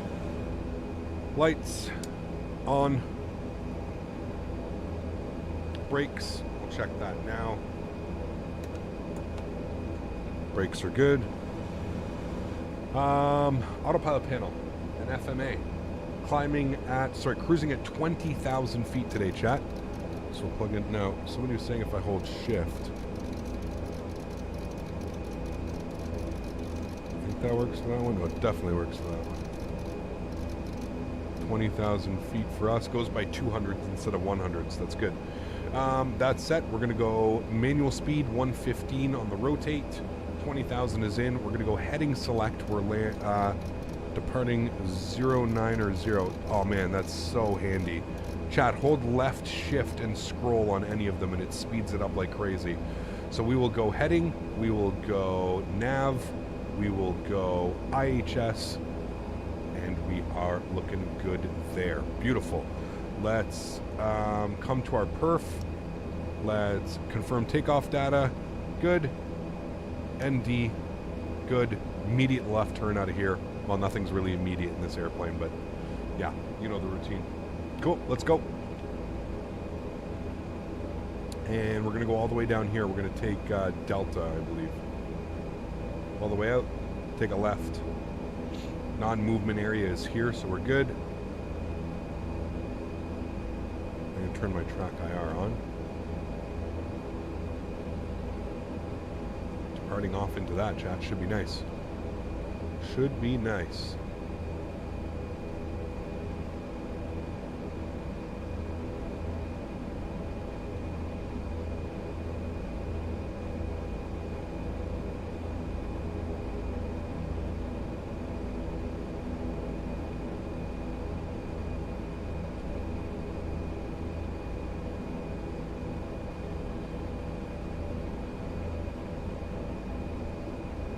Do you like this plane, by the way? Are you going to do some Grease Island hopping? Yes, tomorrow and Monday, most likely. Getting my captain upgrade at the beginning of this coming month for a C28 Caravan. Nice, very cool, man. Paid $12 for the aircraft cap. Premium deluxe version. Yeah, worth every penny, man. Worth every penny, my friend. We need to do our takeoff config. Checked and set. Good. Before takeoff. We're going all the way down. We need all this runway here, chat. Let's go ahead and get our gust lock up. Go ahead and get our landing lights, strobe lights, wing lights, all to the on position. Good. That is set. Flight controls, we'll check those now. Left, back, up, down. Flight controls are free and clear. Good. And the rest of those look good. Cool. Just confirm that it's all good. Yep, lights are on. Everything's been checked and set. Beautiful. Next will be our after takeoff checklist. Plug that and get that ready to go. Alrighty. Let's have some fun, shall we? Joystick cam's going on. Enjoy the departure, my amigos. Actually, there we go. Cool. Sounds are up. Enjoy, guys. I'm going to put track IR on for a second. Look down. Set my throttles. There we go. Throttles are set. Oh my. Airspeed's alive. Center line for the wind.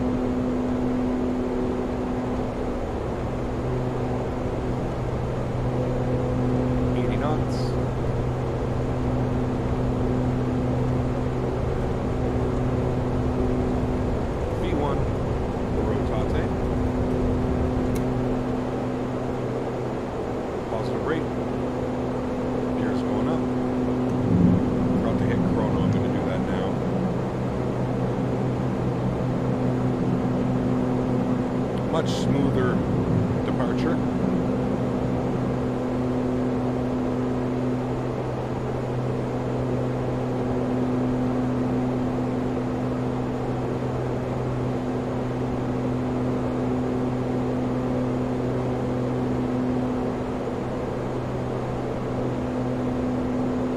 We're on LNAV, we're on IAS select.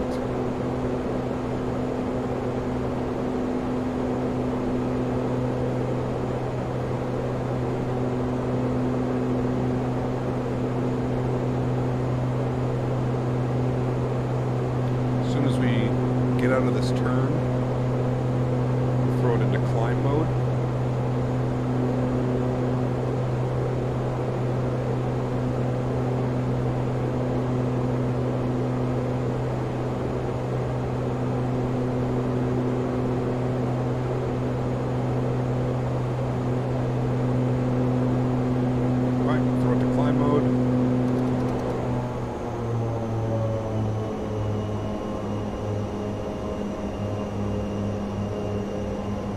There's London City. Bring that nose down a little bit.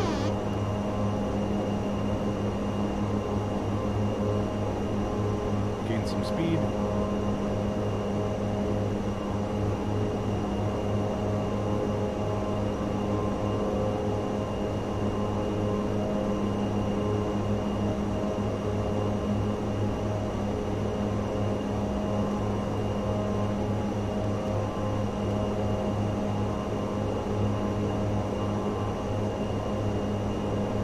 Flaps are clean.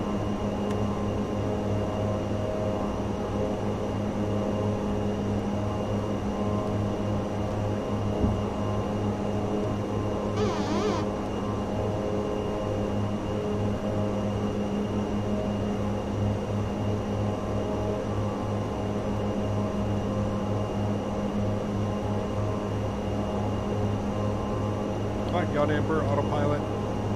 Back up into the flight deck. Wonderful. Sounds are coming back here a little bit. There we go, chat. Well, that was much smoother. It was much more of a appropriate departure without 55 knots of headwind. Need a Pac-Man emote for that trim sound? It's pretty crazy, man. Yeah. What will happen if you engage gust lock while in flight? I don't know. Probably don't want to try that. Yeah, I don't know. Watch your landing. Don't go below minimums or I'll have a number for you to call. Oh, yeah. Geek up, long time to watch. I've heard you're now a farmer and have gotten engaged. Congratulations. Ryan, thanks, man. Yes. I mean, I'm not really a farmer. I bought a horse farm with my fiance, yes. Not really farming. After takeoff checklist, but thank you. Gear is up and off. Good. Flaps clean. Power management is set to climb. Engine bleeds. Taxi and takeoff lights are off. Altimeters set and checked. After takeoff checklist complete. Next will be our descent. Good. Close enough. Beautiful. Cool. Climbing nicely. LNAV. IHS, flaps clean, all that fun stuff. Look at that sunset over there, chat. Wow. Funny, made me think the other day when doing farm sim to viewers, asked streamers if they're real world farmers about the truck stuff, train stuff, or is it just flight sim oddity? Probably flight sim, to be honest with you. Maybe. Who knows? I feel like if you're a farmer, you probably don't want to play farm sim. Right? How does one exactly farm horses? Well, they don't. You own, well, I guess, what would it be? A stable? I don't know. A horse barn?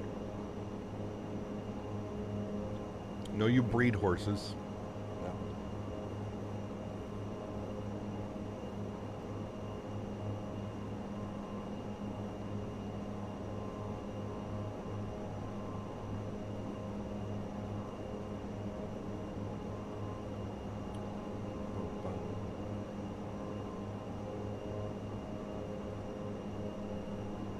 I know a truck driver that plays ETS2. There you go. When will you fly this on VATSIM? I feel you've already got the hang of it. Probably tomorrow, one. Probably tomorrow, man. Yeah. Tomorrow will most likely be the day that we are on VATSIM. Gonna be doing some Greek island hopping. I'm having the marketplace bug where it says there's a pending purchase. Can't buy this plane because of it. Damn. Start a hemp farm. How much money in hemp?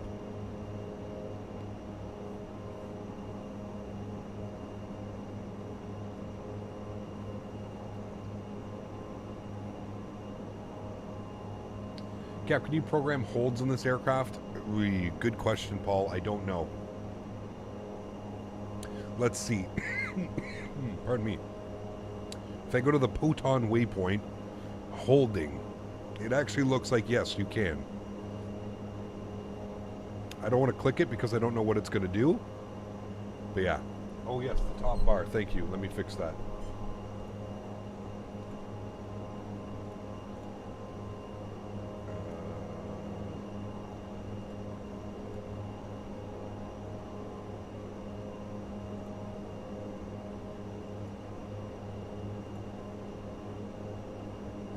forgot to do that on our checklist, chat.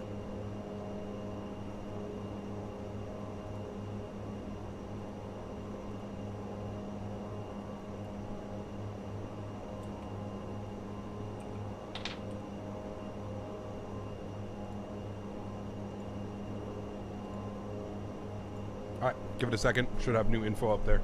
It's coming backwards, more like a soccer game than a hockey game. Yeah, there we go. Should be good now.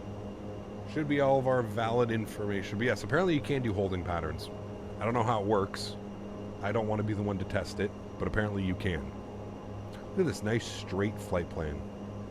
Wonderful, chat.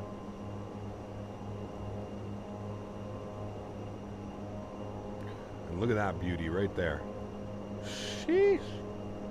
It's a good looking airplane. It's a great looking airplane. I'm excited tomorrow. We're doing some Olympic Airways. We're going from Athens to Corfu, chat. Corfu, obviously I don't need to speak anything on Corfu. Probably get to do an RNAV approach tomorrow because I don't know if there's an ILS, but yeah.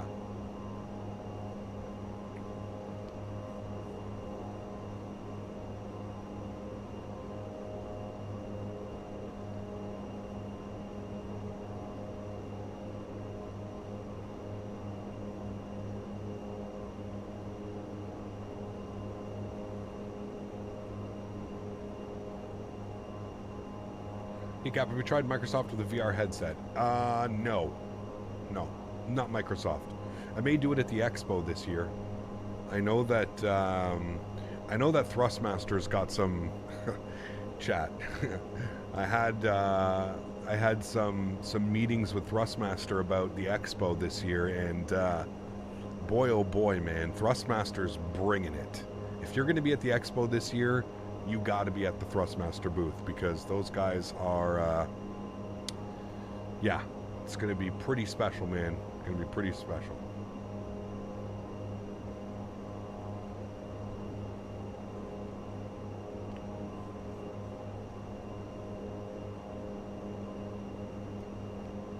Yes, absolutely. Holds would be important for BatSim, yes.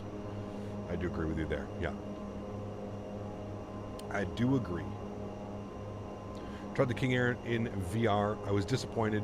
Couldn't read any of the dials or anything, too blurry. It was a first-gen Oculus, though, so maybe things... yeah, well, that's kind of where I was with it, Strody, as well. Like, right, if I'm going to get invested and spend that kind of money in VR, like, I want it to be, like, high definition, right? So, yeah. You think Ryanair Alaska flies the ATR72? I hope they have a good Greenland scenery with some Air Greenland ops. Ryanair Alaska. That's interesting. I've never heard of that before. Still going to be able to watch the show live for the Expo? Are you still going to be able to watch the show like on my channel? Yes, I'll be going live on Saturday. Saturday at about 1 p.m. Eastern time. I'm trying to get, that's when I'm trying to plan for it. 1 p.m. Eastern time.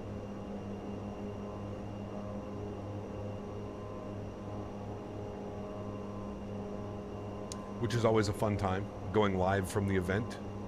Always fun. There's going to be, it's going to be crazy. There's going to be so many people there this year. It's going to be wild.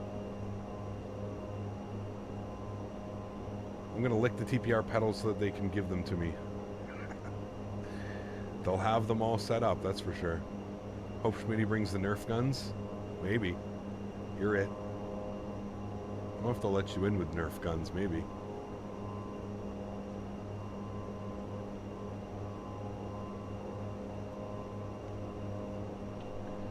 TPRs.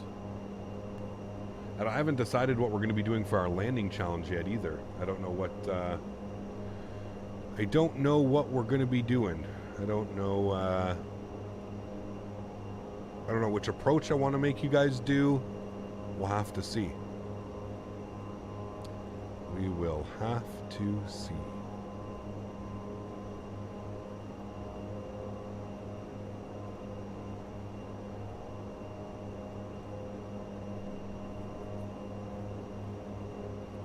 Have to love that sun. The sun's set, actually.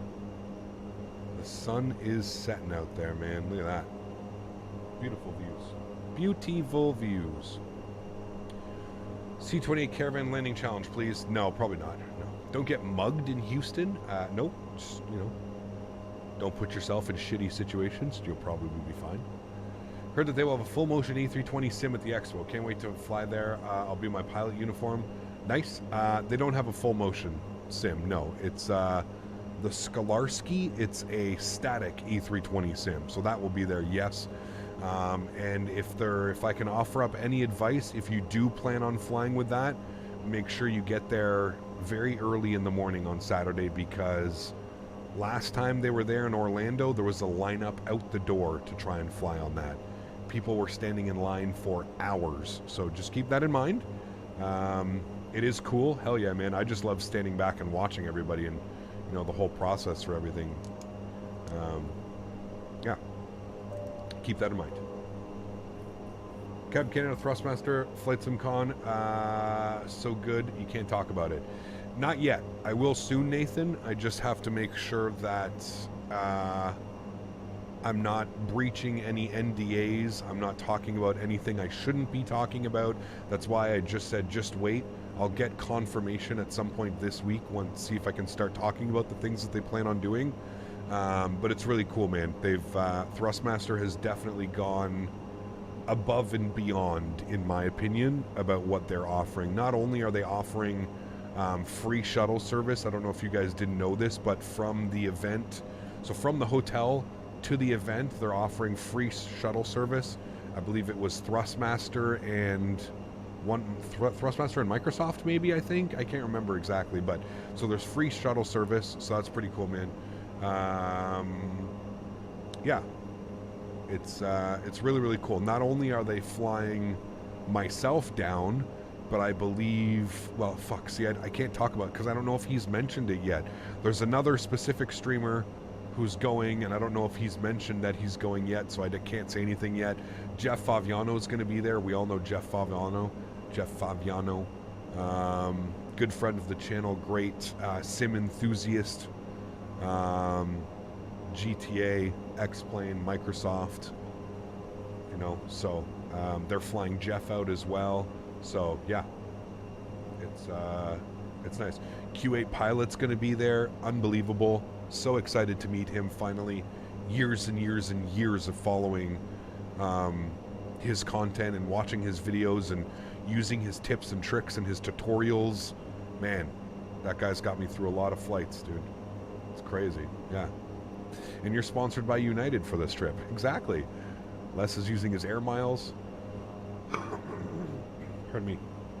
You're going to sign up for the captain's dinner? Yeah, I don't think I'm going to be there for the captain's dinner. I think that's the Friday night, correct? Yeah, I think Friday night we're going, I think Friday night we wanted to go out for, like, barbecue. Texas barbecue somewhere.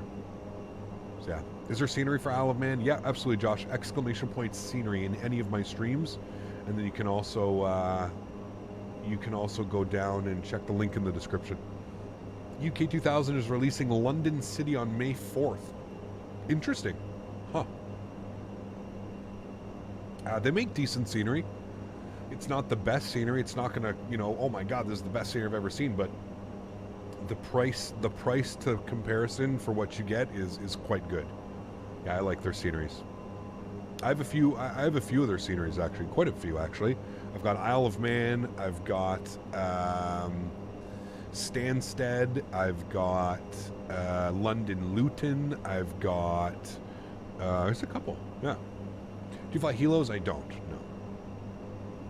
If Captain Canada is his way, he'll have barbecue on Wednesday, Friday, and Sunday. Literally every other day. I mean, yeah, we are in Texas. We don't get to have barbecue like that. Like, you'll see, Dan. I mean, we don't get barbecue like that up here, dude. Our attempt at barbecues are piss poor compared to what we're getting. Like, you know, Wednesday night for sure, we'll probably end up doing barbecue. Maybe not. We'll see. We'll see how everybody feels.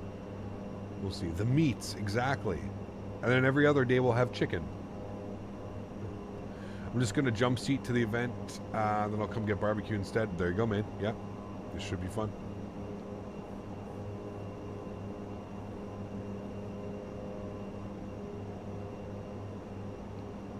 Thursday you can go for fish. Yeah, we'll see.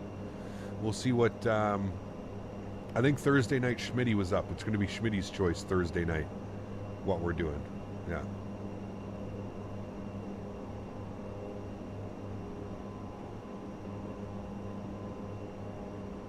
Barbecue, man. Gotta do the barbecue.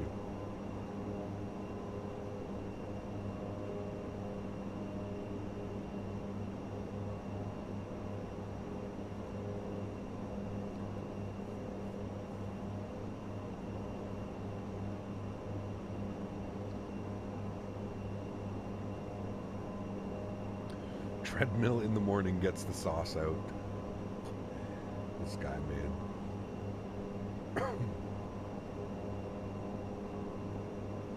This wing view, it's beautiful. Absolutely beautiful. I keep going up here just to monitor, make sure we're still climbing. We're climbing well. We're passing through 18 or 17.5. I'm going to put 299.2 in here, which will be our standard barrel. Do you think the Leafs will choke? I hope they do, just so I can laugh at them even further. They're already, I mean, like we were talking about earlier, man, I don't think that this team is built to win. I don't think you win with Matthews and Nylander, and unfortunately, I think you win with like Tavares and Marners and O'Reillys. I don't know, dude. I don't know. We'll see, man. We'll see. We'll see. I mean, listen, the reality of it is it's their time. They're definitely due. They're due for it, but they also have this looming curse that's just hanging over their head, and they can't seem to get the job done in important games and games that matter. So we'll see, man. We'll see, dude. I don't think they're gonna. I mean, like, even if they do, you know, even if they get through this round, I don't see them getting through to the next round. I think Tampa this year, they've been to 3 straight Stanley Cup finals. I mean, the amount of hockey games these guys have played over the last 3-4 years is, you know, they've got to be pushing like double now, right? If you think about it, if they've made it to the finals, that's what, 48 extra games in the last 3 years. So, you know, the amount of games that these guys have played, the amount of wear and tear, you got to be tired at some point, right? Not getting a full summer off, not getting a full summer of training, of whatever you need to do. It's, you know, it's difficult, right? So, yeah, it's difficult. You'll be getting to the expo on Thursday and staying until Monday morning. Nice. Very cool. I hope you enjoy it, man. It's a really fun experience. Just keep in mind, it's going to be very busy. I don't, you know, one thing that I just, like, it's going to be difficult for me to be everywhere, and I'm going to do my best to try and kind of, like, plan at least a meal per day where we can kind of, you know, I'll let everybody know where we're going and we can kind of decide from there. But for the most part, I think, like, the Sunday night is going to be the main night where we're going to have dinner. Sunday night, we're going to Fogo de Chao, for any of you that are interested. That's going to be the main night for dinner. I think there's so many of us going that I think there's going to be multiple people going in different ways. So just keep that in mind. It's you know, it's going to be difficult to coordinate everything. So Tex-Mex, definitely got to go Tex-Mex one night as well. Yeah, I agree. Right now it's this exact light. Right now this exact flight is holding at Isle of Man. I wonder if minimums are too low, they can't get in. Are they waiting for weather to clear? Apologize ahead of time for people to introduce themselves. It's hard to put names to YouTube aliases. Yes, I always agree. That's right too. If you're going to introduce yourself and you have a different name, please introduce yourself with your YouTube name, because I'm not gonna know who you are. And please do not get upset if I initially and right off the bat do not recognize your name. Remember that I deal with thousands of different names per week, and yeah, too foggy. Interesting. Real interesting.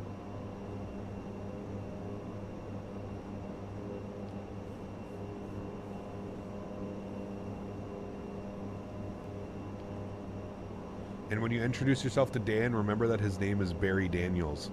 It's not Dan Barry. It's Barry Daniels. Cam, how comfortable are you with the ATR? I know this isn't study level, but you fly it often? Yeah, absolutely, Nathan. Yeah, for sure. Barry Daniels. Euro Aviation, what's up, man? Good to see you, dude. Welcome back. Hope you're doing well, man. Cap, your ATR camera views don't work for me. I tried another preset and it worked. Did you know if anyone else has had this problem? I have no clue. I have no clue. Maybe because I have my camera my camera presets are different controls, and that may be why it's causing issues. Mayor of Danbury, Connecticut. Exactly. Yeah, if you do ATR Royal Air Morocco Express Ops, maybe we can look into doing something like that. Yeah, that'd be kind of fun and cool. Yeah. All right, we're coming up to cruise. 20,000 feet, chat. Don't level off now. You're still 300 feet to go. Jay, what's up, man? Good to see you, dude.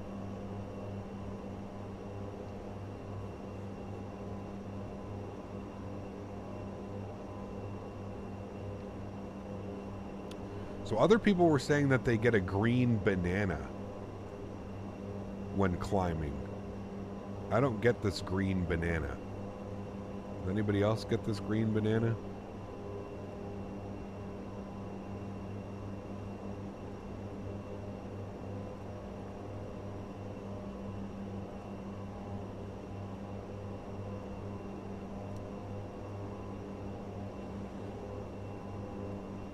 Maybe a setting you have to enable? I don't know. I don't know. Amazing what Flight Sim has become, I agree. Hey, Captain, how do you set the fuel tanks more accurately? Al, come down here. Go to, when you're starting up the airplane, menu, and click on the weight tab and set your fuel here, fuel on board. Set that here.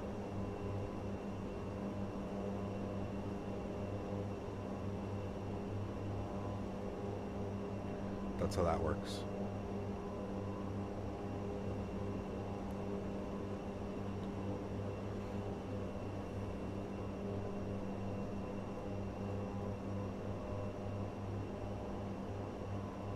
Barrow's not set to standard. So it is. It's 10.13.299.2.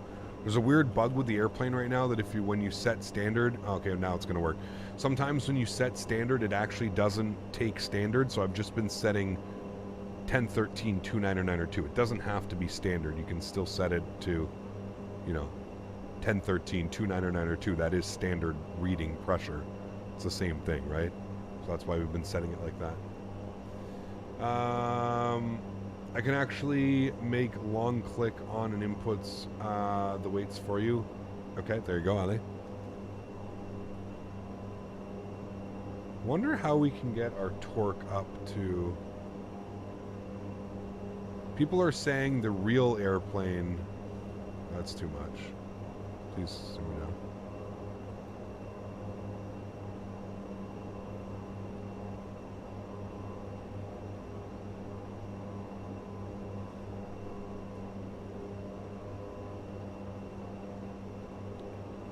Weird. What if I put them down to... So the torque...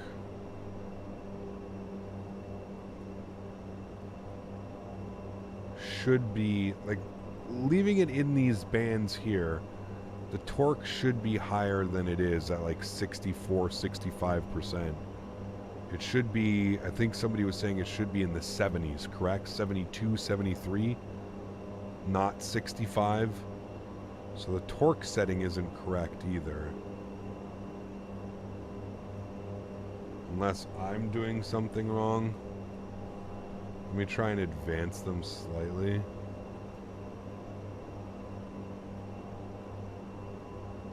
God, this thing is so stupidly sensitive, and you can see it doesn't like the reading.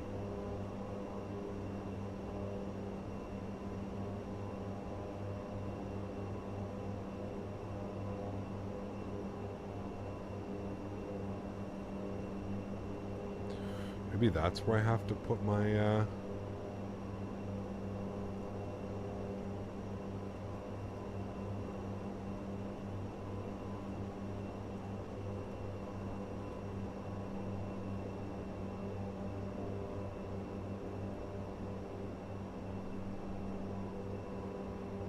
That actually has given me way less climb. Now it's at 49. Jesus. That's not good.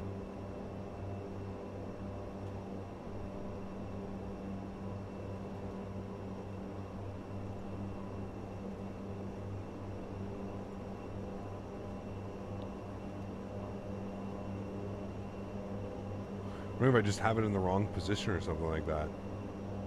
But obviously not. Like, you can see it just wants to stay at like 65.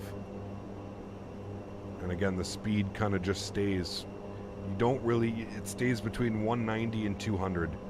Very rare. You can throw it over to cruise, but very rare are you going to get that speed to get up. It's weird. Mine get up there when moving it to the red marks. Yeah. I mean, yeah, you can firewall the throttles, right?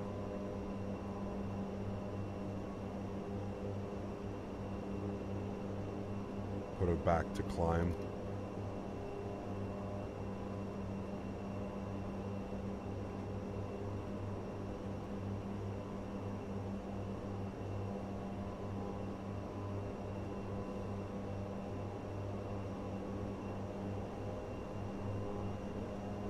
But does the airplane actually stay? Actually, yeah, that's fine. We'll leave it. As long as our temps don't get too crazy.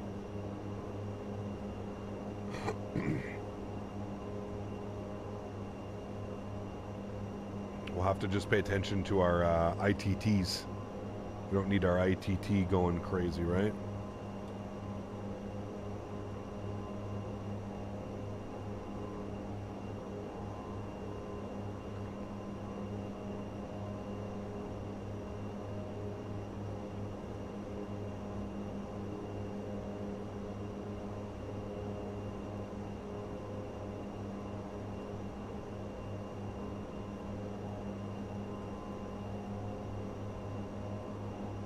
ITT is good at 625.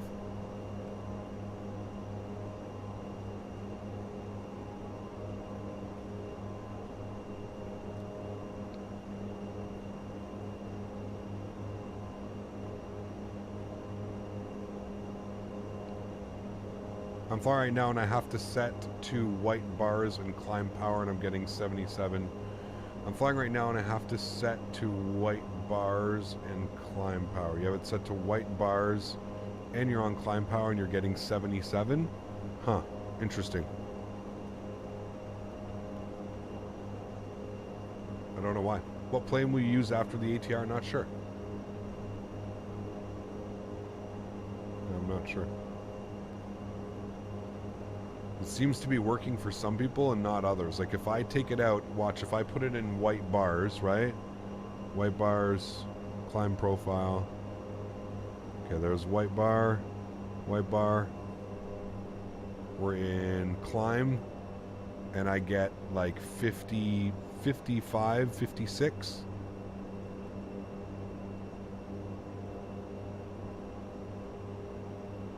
White bars and cruise. Still not going to do much. You'll see it's going to about 65, 66. It won't give me 70 some. It won't give me anywhere close to 70s. It kind of just levels itself off and it starts to fall back a little bit. It's gonna even out about 65, 64. 65, 6.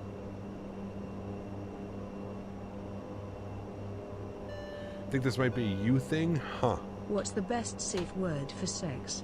Meatloaf, because I would do anything for love, but I won't do that. This guy, man. Huge show floaties to you, dude. Thank you very, very much for support, man. I appreciate you. That is incredibly kind. Maybe it's something to do with my throttles. I don't know. It might be a you thing. Third flight and you get 223 at flight level 200 and 236 at flight level 17. Huh. Because yeah, it's been giving me issues the whole time. I'm not getting like proper readouts. And I don't know if it's like...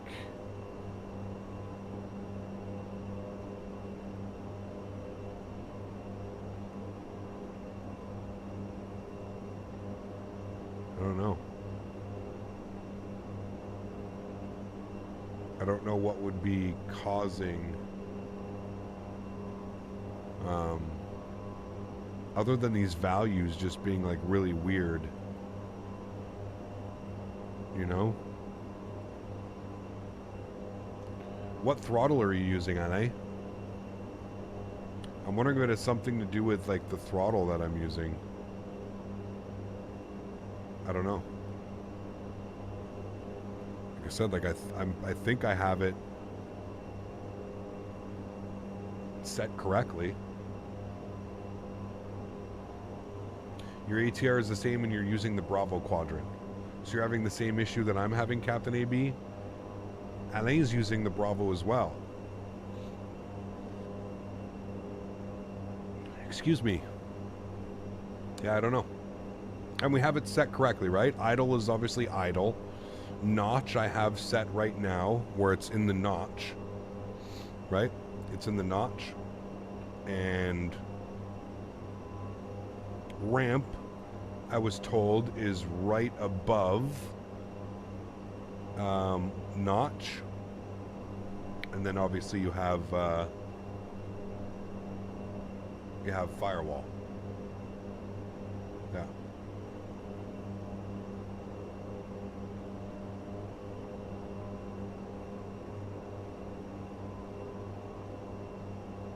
You're cruising at 223 knots, but how are you cruising at 220? Oh, because you said, yeah.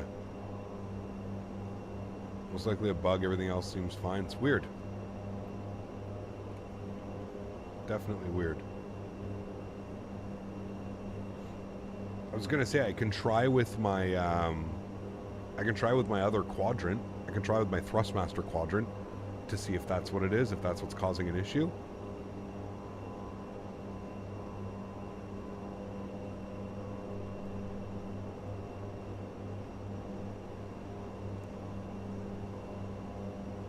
$87 miles till top of descent, right?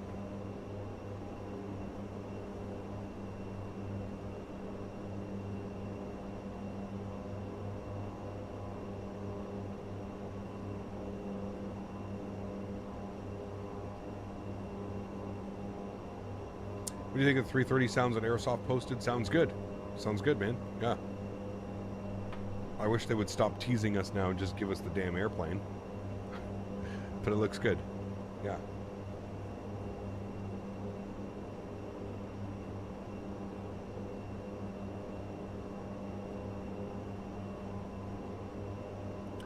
Can I do a BAE 146? Not really my airplane, to be honest with you. Just not a fan of it. I don't know why. It's just never really an airplane that I don't know, I saw flying around and stuff. Vexy, what's up, man? Good to see you, dude. How's my sim so smooth? I don't know, what do you mean? The BAE, very strange plane.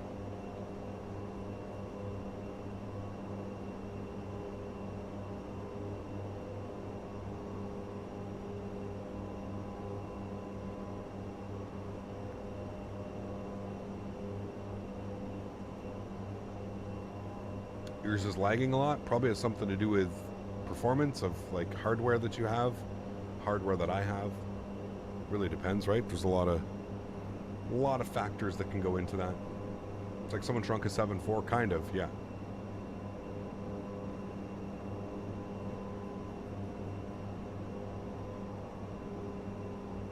You're on Xbox. Oh, well, I don't know, man. That might be why right there. That could be why.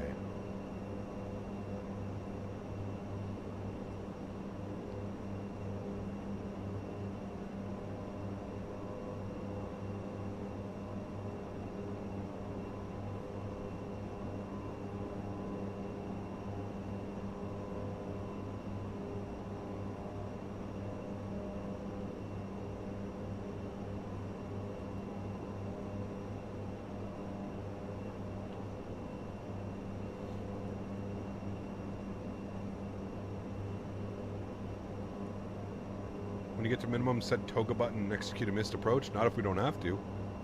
No thanks. Always love the BA 146 and the Dan Air livery. My dad used to take me to Gatwick and plane watch. See, that would make sense, right, Brett? Like, that would make sense why you love that airplane. The BAE really never flew over here, man. Like, Air Canada Jazz had them back in the day for, like, I think a year, maybe 2 years. I got to ride jump seat once from a flight from Ottawa to Fredericton or Ottawa to St. John. But yeah. QA Pilot is also live experimenting with the E-Jets. I'm not a fan of it. I don't really like the way that they kind of, You know, I don't like the marketing that they decided to choose to do. Wasn't a fan of that. I'm not a fan of a company never, you know, they've never produced anything in flight sim. They've never, you know, I'm not really interested in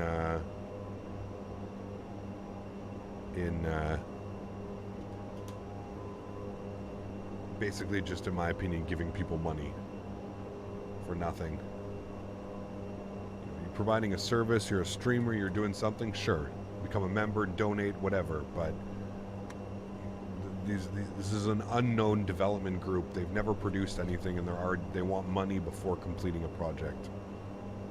It just screams, even if they get it done, it's not going to change my mind on the marketing, you know. It's, again, I think it's completely different if, like, you're an actual well-renowned or known, you know, developer, and you want to crowd fund essentially your next project. Cool, that I can understand. That I could maybe get behind. But for a development group that has never put out a product, they are untested. There's nothing that says they're not just going to take your money and leave. Yeah. But again, if you want to support that project, that's your prerogative. You can do that. I'm not telling you not to do that. If you want to fly an E-Jet and you want to support these guys, that's completely up to you, man. This is just a personal opinion I have. That's it. That's it.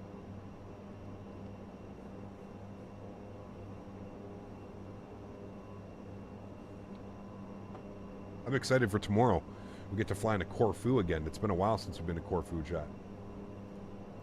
I'll do some tests tonight. I'll set up my other throttle. I'll set up my my Thrustmaster Boeing throttle, and I'll see if it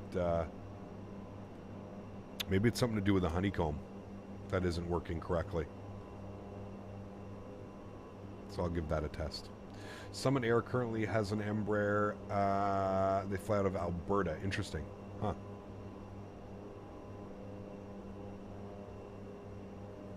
Night Dog, please stop spamming in chat, man. You've already been timed out I don't know how many times today. Yeah, just chill, man.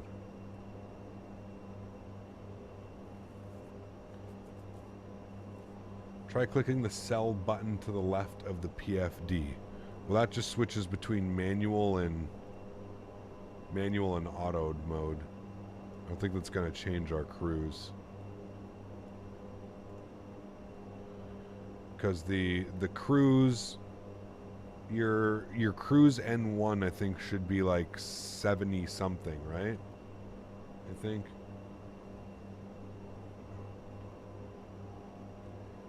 So answer then, dude. I don't even know what you're spamming. It's not even making sense. You're saying you want me to fly from Vilnius to Tallinn. Okay, go to the Discord, throw that into the flight suggestion channel like everybody else, and then we'll see if I can get to doing that flight. I don't think so, as your throttles are a notch, so the logic should kick in. I agree. But everybody's saying that they're doing around 225 knots, which means that we're doing like essentially 20 knots slower on every flight that we're doing, which would explain why SimBrief is giving us like an hour and 10 minutes to do these flights, and it's actually taking us like an hour and 40 minutes, an hour and 30 minutes to do these flights, right? It definitely makes sense. I don't know why it's doing it. So, like I said, I'll run some tests. Cool ATR flight idea, Binter Air, Canaries Islands. Yes, we'll definitely do some as well, man. Yeah. If you move your throttles and the PFD says notch, then you're in it. Move my throttle. Ramp notch, manual notch. Notch. So I'm in notch.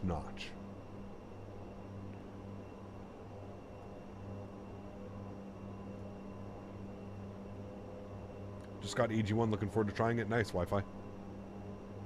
Very nice. See, now this one's up to 68, but it's gonna fall back. It's gonna fall back to like 66.3.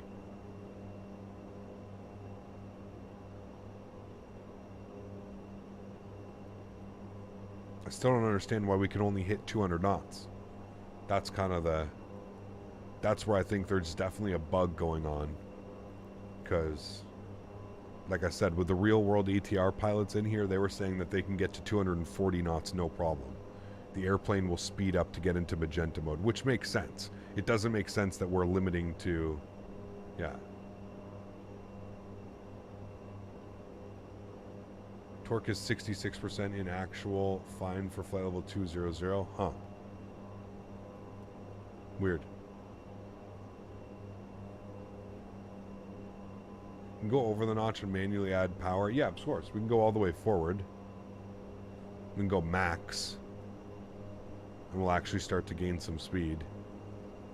But even then, you'll see, like, it'll level itself like 210 knots, 215 knots max. Imagine ATC being like maintain 230, unable. What was the name of the app that used to track the on live right now, the AL and what do you mean the AL and SP, Frenchie? Sorry, man. What do you mean by those? Flight Radar 2.4 maybe?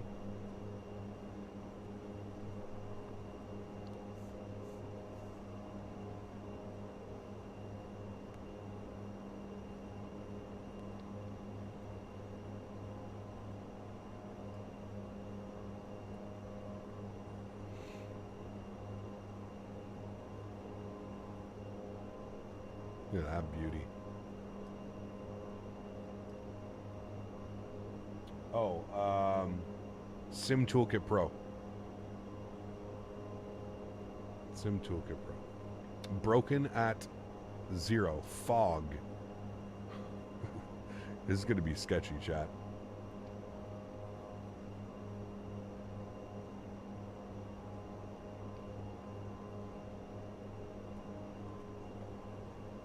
What happens if you push the, see, like 211 knots, these guys to max?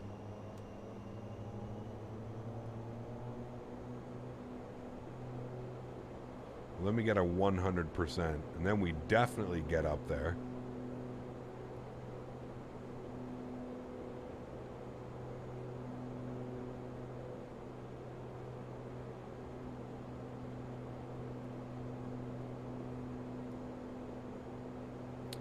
Notch 80 on cruise mode, and you're holding, well, you're at 80% here. What if we bring these back now to notch, notch, notch, notch.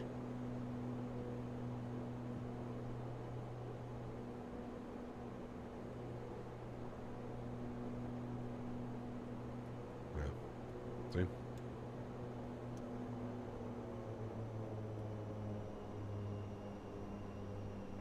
Yeah.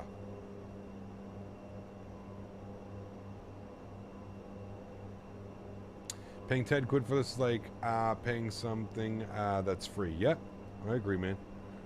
I agree. I'm sure it's just a bug that we're encountering right now. Like I said, I'll try with my other throttle. So you can see, like, when we're in notch, it's going to 66, and, like, we're just... Speed is bleeding off. I don't,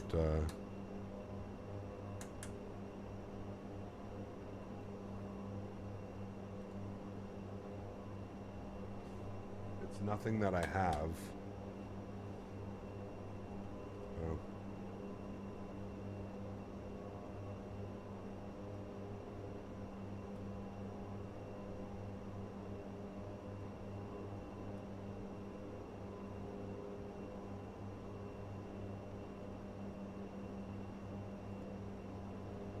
$33 miles to the top of descent. Now, what does this have us doing? If we look here, this actually has us over flying the airport and then down and in for that. Okay, that's not too bad.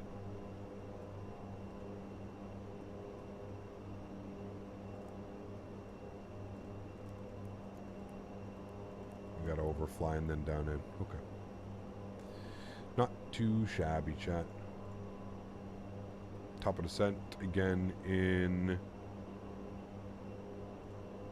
30 miles. 11 minutes. We got sun setting. It's 1 in the morning. Uh-oh. ETR is the same price as a cheeseburger, but you'd keep it forever. Exactly.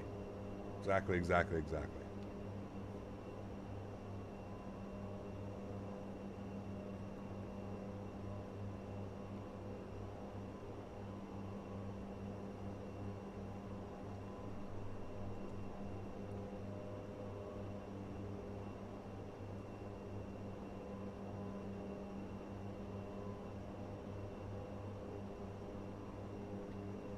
Do you have Orbex EGLC? Yes, London City. Yes.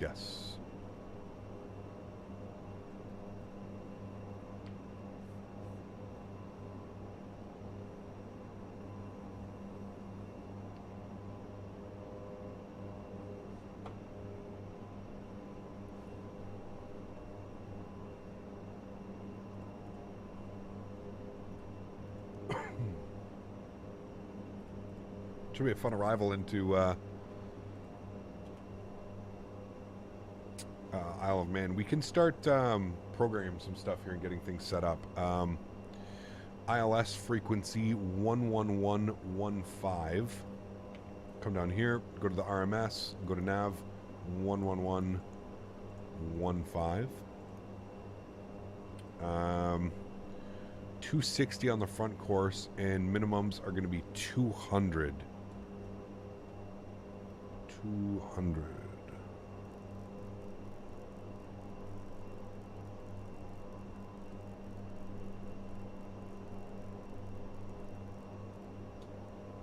Good. Cool. For 20 bucks, I better get 2 cheeseburgers. Depends where you're going, man. But I agree. Yes. Especially for 20 bones.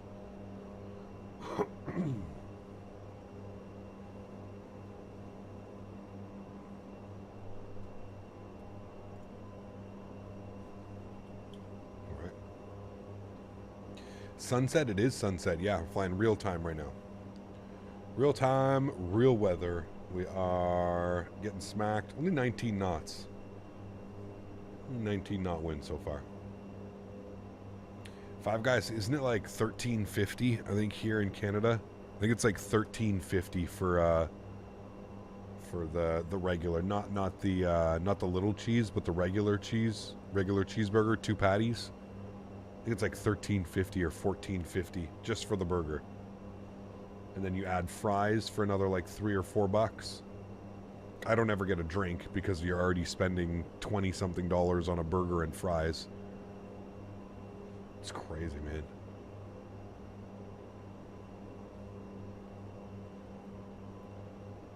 $23 for a double cheeseburger meal. It's insane, dude. It is insane, man.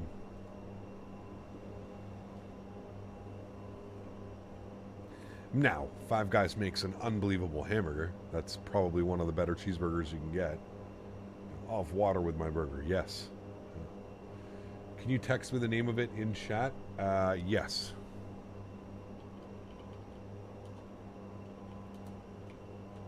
Sim Toolkit Pro. It's free. Free to download. It's come a long way. I've been using it for quite a while now. It's come a long way.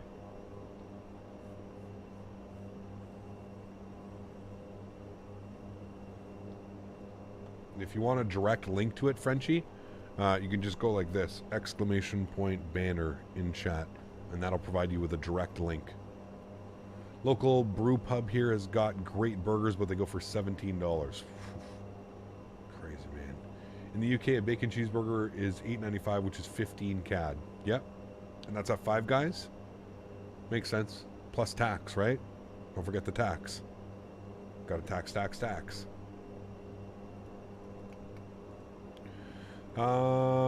We are 11 miles from top of descent, chat. What are we intercepting at? 2,000 feet. So let's go to 3,000 feet initially, all right? Let's take this down to 3,000. Man, my life has changed ever since hold left shift, chat, and you need to do so much less scrolling. Man, changed my life telling me that. hold left shift and use your scroll wheel. Incredible. No worries, Frenchie. You know what you need to get when we're in the States, Dan? You need to get Fruit Punch High C. High C Fruit Punch. Now, I know to you Americans, you're going to be like, Cap, come on. Like, this is... in Canada, we used to be able to get High C. I grew up having High C in the frozen juice, you know? You put the water in, you mix the frozen juice together, and you have this juice. I grew up on having High C. All of a sudden, High C gone. Not available anymore. They don't sell it anywhere. You can't get it in Canada. Imagine taking Fruit Punch High C away from somebody. Man. You can get SPAD in your Class Echo controlling LVs, Rs, so you can have easy controls to spin those knobs. True. I had to pull my Class Echo off my honeycomb. I agree. Livonia, I agree. You can't do that, man. The frozen cans, dude. High C, man. It was the best. It was the best. Can mount it to your radio, true, yeah. Or onto my Bravo throttles here, yeah. Afternoon, Cap, been super busy and haven't had a chance to catch a stream in a while. Hope all is well. Mitch, good to see you, man. We are professional ATR pilots now, Mitch. Welcome. Welcome to the streams. Professional ATR pilots. We're not quite there, but we're almost there. I think I missed our VNAV. Can we go VNAV? It says VNAV Alt. VNAV. I think we fucked up, chat. Let's go vertical speed. And we'll just descend at 1,000 feet per minute until VNAV decides it wants to click on. But we definitely missed the top of descent.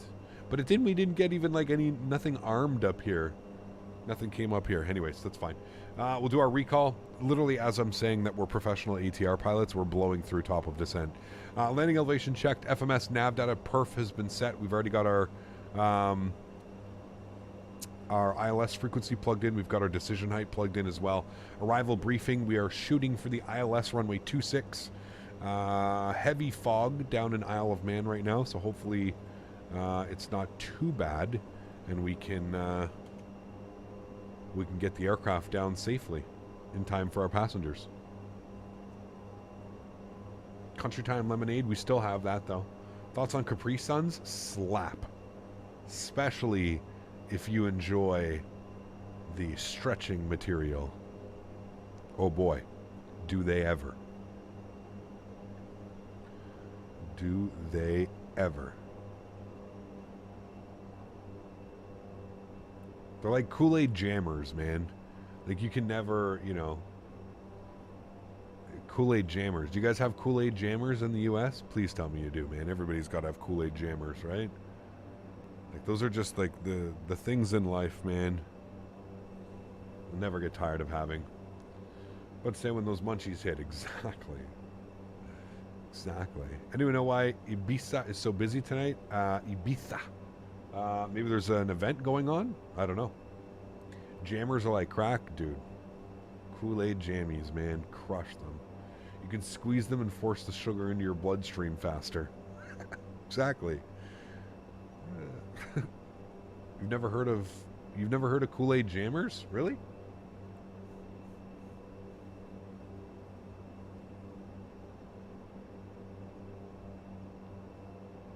That Loganair is still holding? Dude, he's been holding almost our entire flight. Yo, we're going to show this Loganair up. We're going to land this bad boy.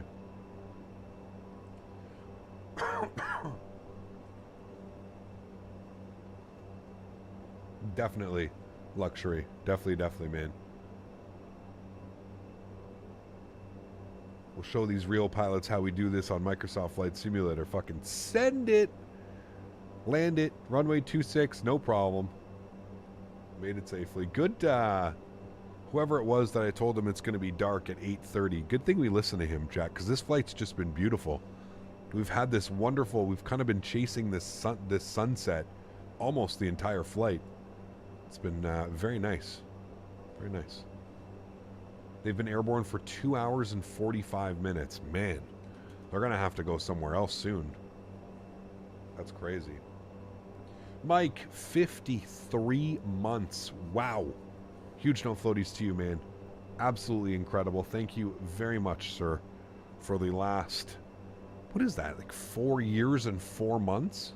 4 years and 5 months? Incredible, man. Thank you very much for the support, dude. I appreciate you. One of the OGs, chat. OG. You can't, you know, you've been here for 4 years as a member. My man. Huge no floaties to you, dude. Thank you very, very much for support, dude. I appreciate you. Thank you, dude. Have you tried Dead Island 2? I have not. I've watched some friends play it on his PlayStation. It looks like Dead Island. I'll probably pick it up, but I just don't want to pay full price for it, man. To be honest with you. It's one of those games, like, I'm sure I'll enjoy, but I honestly don't see myself playing for more than, like, what? The storyline? 30 hours? 20, 30 hours max? So, yeah. I'll pick it up when it goes on sale, man. Give it some time. Probably, like, the summer sale or something. Pick it up when it goes on sale. Are the Northern Lights simulated in the sim? I don't think so, but don't hold me to that. I may be wrong, but I'm not sure. Howdy, Cap. How do I find the reverse range when landing? Seems to overspeed the prop when I use it. Do you also get this issue? No, I don't. Now, all I have is, like, I have my honeycomb set up to, like, when I hit the reversers, that it is, like, just reverse thrust. I don't know what it is set, what the setting is set to, but it's in the Microsoft Flight Sim settings where it's set to, I think it's just thrust reversers.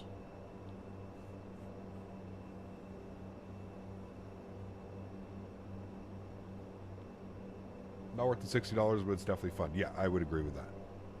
I'll pick it up. Like I said, when it goes on sale, 100%. Going back to the throttle issue, I noticed your values in the EFB look a lot different than mine. Not sure if that has anything to do with it. It could be, JP. Do you know what, man, JP? To be honest with you, my honeycomb throttle that I have is a pre-production model. Meaning, I've had my honeycomb Bravo throttle now for years. It would not surprise me if... maybe I can check. Maybe there's an update for, like, the driver software.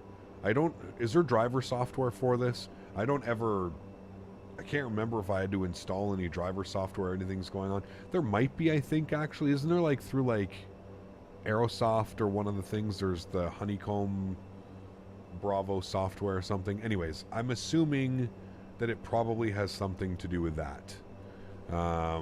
So... I don't know if because it's like a pre-production model that it's causing issues, or if that's why I'm getting like these weird readings. Because I would agree with you. Having a reading of minus 16,000, that just seems, I don't know, seems a little bit crazy. What do I know? I don't know much. But like I said, I think what I'm going to do is I'm going to try a flight tonight. I'll do a practice flight tonight, and I'll use my... Boeing throttles by Thrustmaster. And we'll see that. Have you bought the new MK Studios? They sent it to me, Ellis. Yeah, they sent it to me. No, the axis goes from minus 16,384 to positive 16,383. Oh. Well, then that would be... Those are the raw values, okay? So then everything would... You'd think everything would be working fine then, right? At least that's the thought process. Chat, look at this down here, man. This looks scary, chat. I'm not even going to lie. You can't even see water down there. That's just fog. This is going to be sketchy, dude. At least it's nighttime. We should be able to see the lead-in lights, right?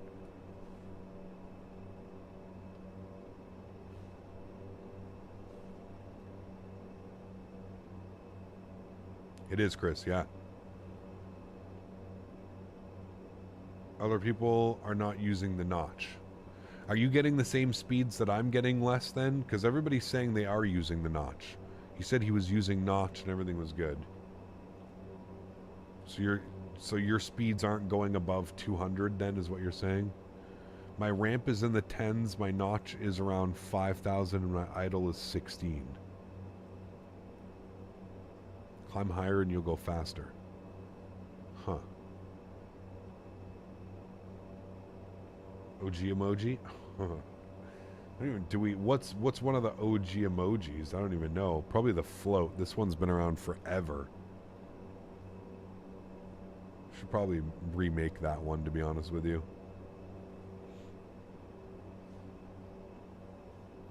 To the ground, you cannot see the lights about 50 to 100 feet. Ooh, baby. She gonna be spicy, chat. In Notch, if you have set the power management to MCT, you will see what maximum torque the plane can maintain. Okay. Maximum continuous torque.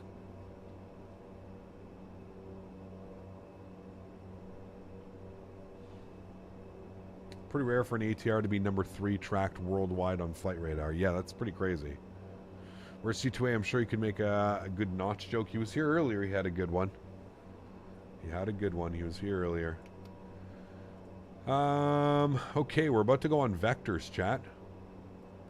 Like into the abyss, almost.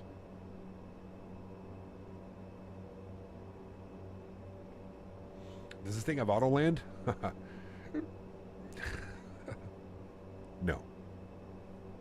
It does not. It most certainly does not. Hey. Why? That's not nice.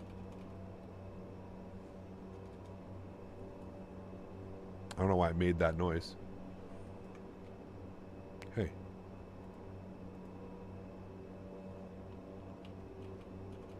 There we go. Okay. Heading.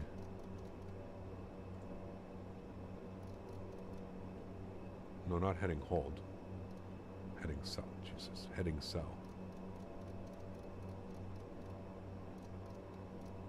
Let's go and try and shoot this approach, shall we, chat? This one's going to be real interesting, I think. Seatbelts are... should have been on. Probably not on, because I don't think we did it. Yep, on now. Thank you. Altimeter set and checked. Cabin altitude set and checked. Good. Next is going to be before landing checklist, chat. We're looking good now. I'm going to give us some nice Victor vectors here. Nothing too crazy. Can shallow out the descent now as well, big time.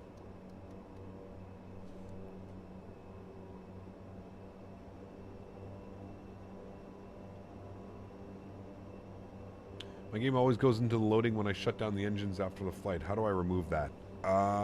It's a great question, Isaac. I'm not quite sure how you do remove that. Somewhere in the settings. It's like open logbook after arrival or something like that. I don't know. Right, sounds are going up. Pretty sure we're about to die, chat, so just keep that in mind, okay? Thank you. This is literally like some crazy fog layered down below. We're flying a new airplane. Ay, ay, ay, man.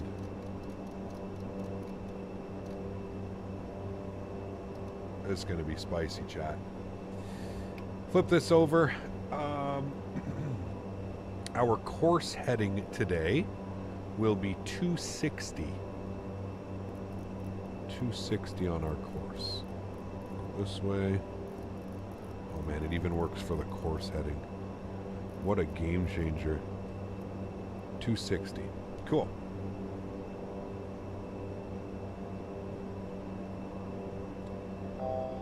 Godspeed. We need it, man. We need it. It's going to be a real interesting one, chat. Don't worry, Cap. Circling pilot is probably watching you to see how it's done. Oh, yes. What altitude are they at? Does it say? Probably, what, 4,000 or 5,000 feet? Just above it. It's 12 degrees, so we don't need to worry about any, like, anti-ice or anything like that. Which is crazy to me that it's so warm at 12 degrees and there's so much fog. Look at that. You can just see some lights. We might be okay once we get down there, chat. You can see some lights. Depends how thick it is, to be honest. Might be able to shoot an approach. We'll see. He's at 5,000 feet? Okay.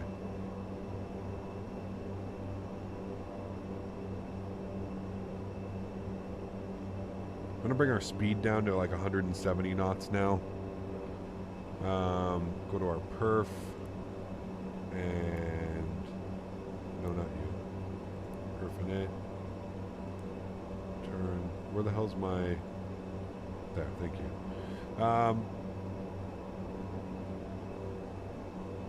Or was it to 3009? 3009. And activate. Okay, good. Speed's coming back. There's 3,000 feet. Good. Gonna maintain like 180 knots for now.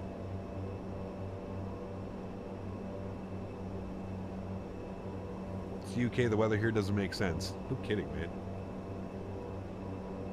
It's weird, man. At 3,000 feet, we're just like hitting the tip of the fog. It's gonna be wild to go down there, man. Like you can just see some of the lights breaking through. You guys see that? I don't know if you can see that with the YouTube. You can just see some of the lights. The buildings down there. Hope you see runway lights. Yes, as do I. Hopefully we will.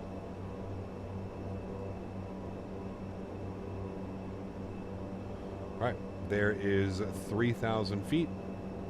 Kind of ish, still doing weird things. And our glide slope is alive. Just actually coming back through it. So we'll let it get to slightly above like 2 stars. Two triangles, whatever they are. And then we'll make our right turn. We can actually make this a little bit easier and just go on like a 45-degree heading right now. And then turn in on a 45-degree angle as well. 120.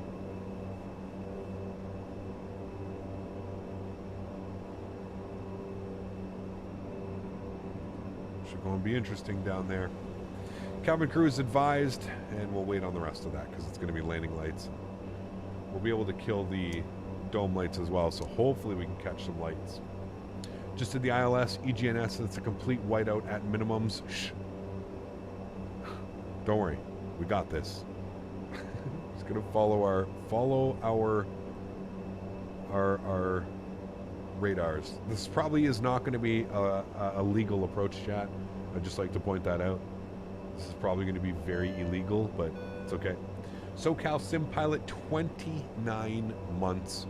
Good to see you, my friend. I hope all is well. Thank you very much for stopping by today and celebrating 29 months. Incredible, man. Thank you very, very much for your support, dude. I appreciate you. I hope life is good. You're going to be at the Expo this year again. We're going to do another challenge, landing challenge with Captain Canada. Use the Force. Use the Force. Yes, absolutely. Make it a Cat 2. I don't know if we can do Cat 2s in this airplane. Maybe? I don't know. All right, we're allowed to intercept at 2,000. So let's go 2,000 feet now. And we're going to go vertical speed, and we're going to descend at about 500 feet per minute. That'll help picking up the glide slope and localizer as well. Speed's great. Want to hold about 180, not more than that. Just so I can get flap 1 out. Right. Let's do our intercept. Let's go like 210, 220 we'll say for the intercept. 220. We'll arm our approach. Bring my speed back down. 170 so I can get flaps 1.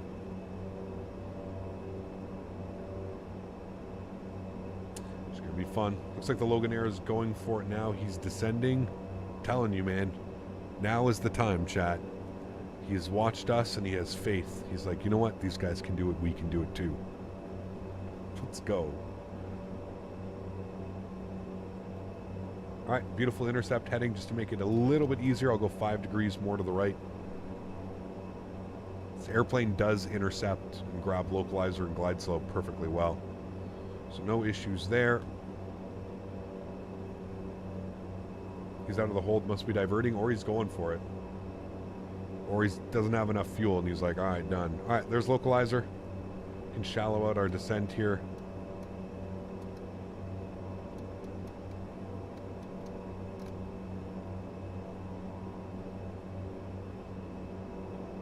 There we go. Speed's great. Let's go flaps 1. Bring the speed back down now to 140 knots.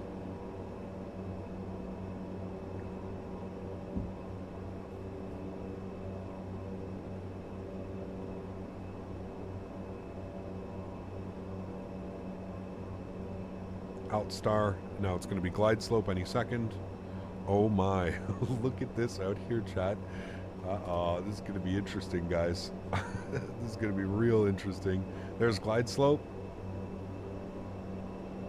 There it goes. Beautiful. Let's go gear down.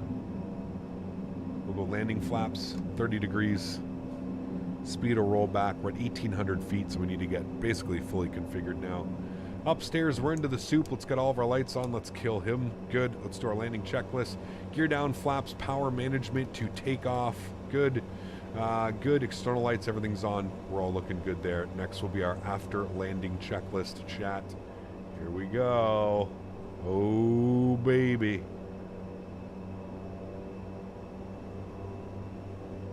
I'm going to aim for, it says 104. I like to add about 5. I'll aim for about 110-ish. I find it lands really well at 110. Oh, I can already tell we're not going to see a damn thing, dude. I can already tell we are absolutely screwed, chat.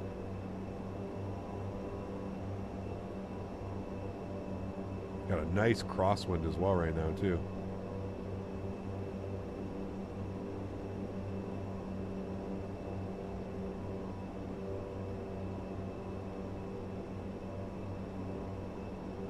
To maintain like 112.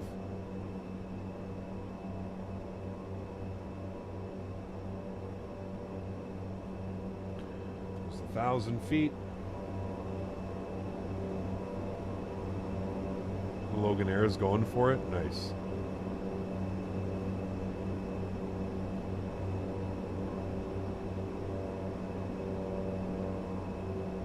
Wind is shifting like crazy and it's making my speed kind of go all over the place.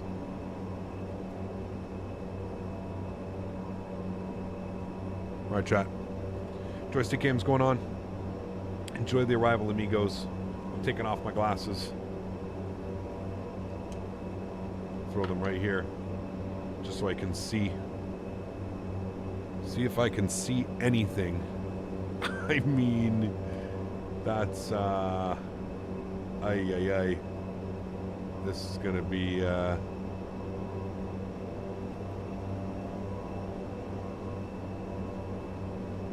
500. 500.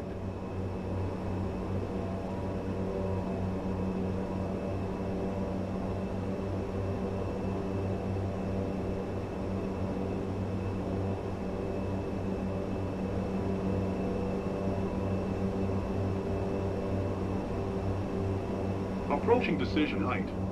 Yeah. I see absolutely nothing. 200 decision height. Oh, I got lights. Wow. Unreal. No 100. way.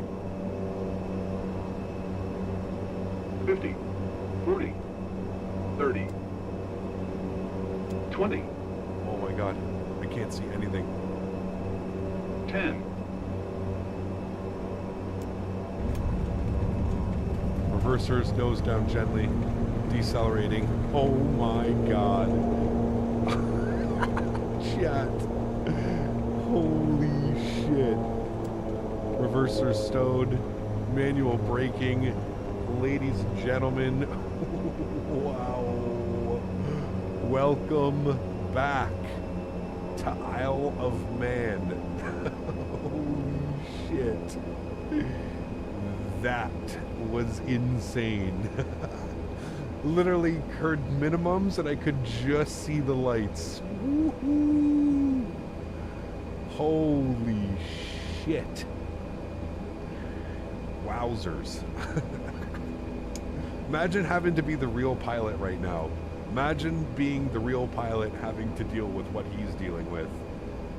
I mean, that guy better get a drink when he gets to the terminal. My nerves would be shot having to do that in real life. Holy shit. Chat. Alright, gate. We're looking for gate 9. No, we don't need to follow me. Menzies, please. Thank you. Let's get our gust lock in. Okay, we did it. Good. Let's go ahead and go. Landing lights off. Strobe lights off. Wing lights off. That's good. Flaps are clean. Yes.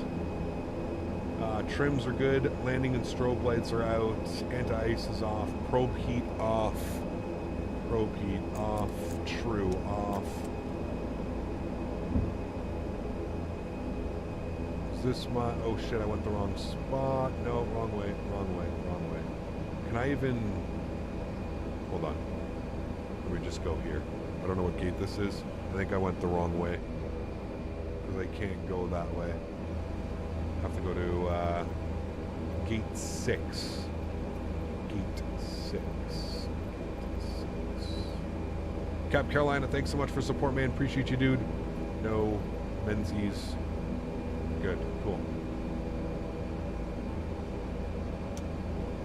Engine number 2. Sorry, engine number 1 to feather. Good. Literally went down to minimums at Los Angeles Airport 2 days ago. The exact same conditions as what you landed at. Very cool, man.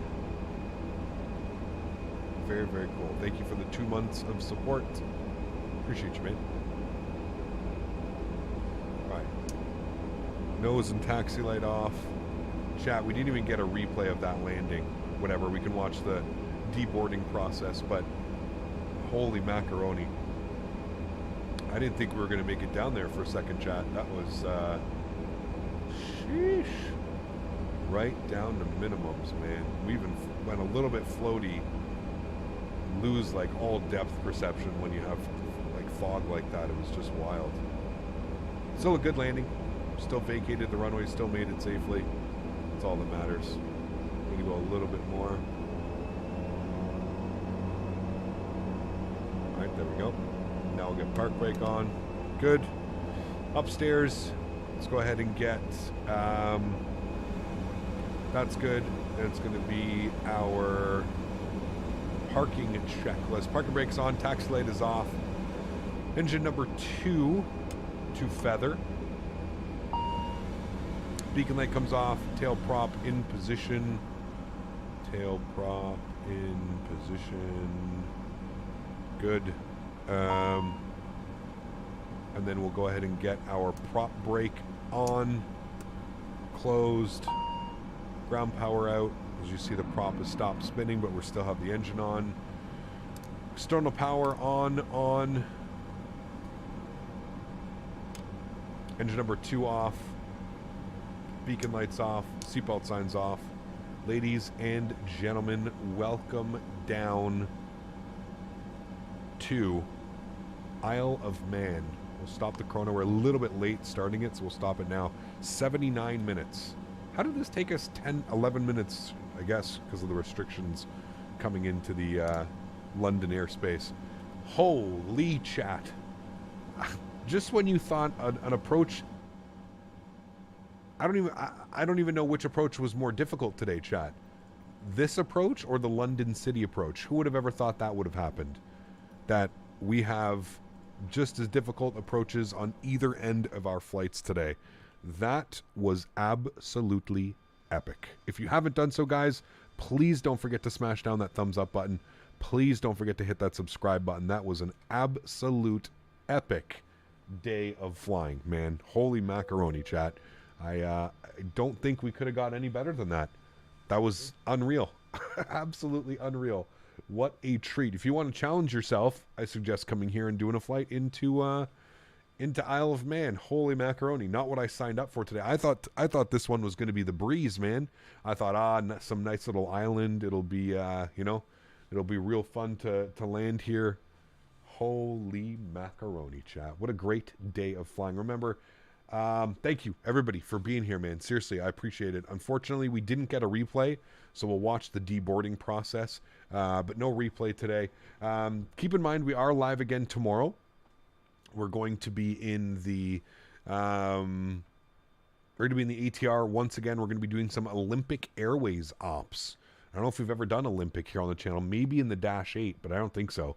We're going to be going over to Corfu tomorrow from Athens. So flying from the nice big airport of Athens over to Corfu. I am going to be flying on VATSIM tomorrow. So if you do want to dust off your ATR, you do want to come flying with me, or in whatever jet, you could do it in a jet. You'll get there a hell of a lot faster than we will, that's for sure. But Athens to Corfu tomorrow. And then I'm not quite sure what we have planned for Monday, but I think we're going to do some more Greece ops because they fly this airplane a lot. Some really cool little Greece islands we can go to. Samos, Thessaloniki, or whatever the hell the name is. There's a lot of flights and stuff that we can do. So I think for the next 2 days, we're going to spend it in Greece. We don't do a lot of Greece ops, and I'd love to do more. So Skiathos, right? There's so many options. So we'll keep that open. Greece for the next 2 days. I want to take this time to thank my mods, my donators, my sponsors. Thank you all so much for being here, man. You guys are awesome. I really do appreciate you. Today was an absolute epic day, chat. Beautiful arrival into London City, a nail biter into Loganair, into Isle of Man in our Loganair airplane for the first time today. I think we did Loganair proud with that one, chat. I wonder if the real airplane got down. Did the real airplane get down, chat? I don't know if they did. He got #1 flight radar tracked. Good job, Loganair crew. Good job, Cap. Also, see, there we go. As long as he made it down, that's all that matters. And our 50-knot takeoff, dude. It's just a crazy day, man. Crazy day. Yeah. What does ops mean? Operations. Operations. So real world call sign, real gates, real airports. That's what ops kind of mean. Guys, to everybody else that cannot support using a monetary value, I still want to thank you guys just as much for being here. You guys are absolutely awesome. Thank you so much for watching the streams. Thank you so much for hanging out with me today. I really do appreciate it. Hope you guys enjoyed this one. I'm going to leave you with the outro music. Great day of flying, chat. See you all tomorrow for some Olympic Airways Corfu. Always beautiful flying into Corfu. I mean, the visuals tomorrow are just going to be outstanding. Fly Tampa Corfu, fly Tampa Athens. Tomorrow's going to be a great day, chat. Looking forward to it. Chat, see you all tomorrow. Have a great Saturday evening. Have an even better Sunday start to your Sunday tomorrow. And hopefully I will catch you all here live. Happy landings, my friends.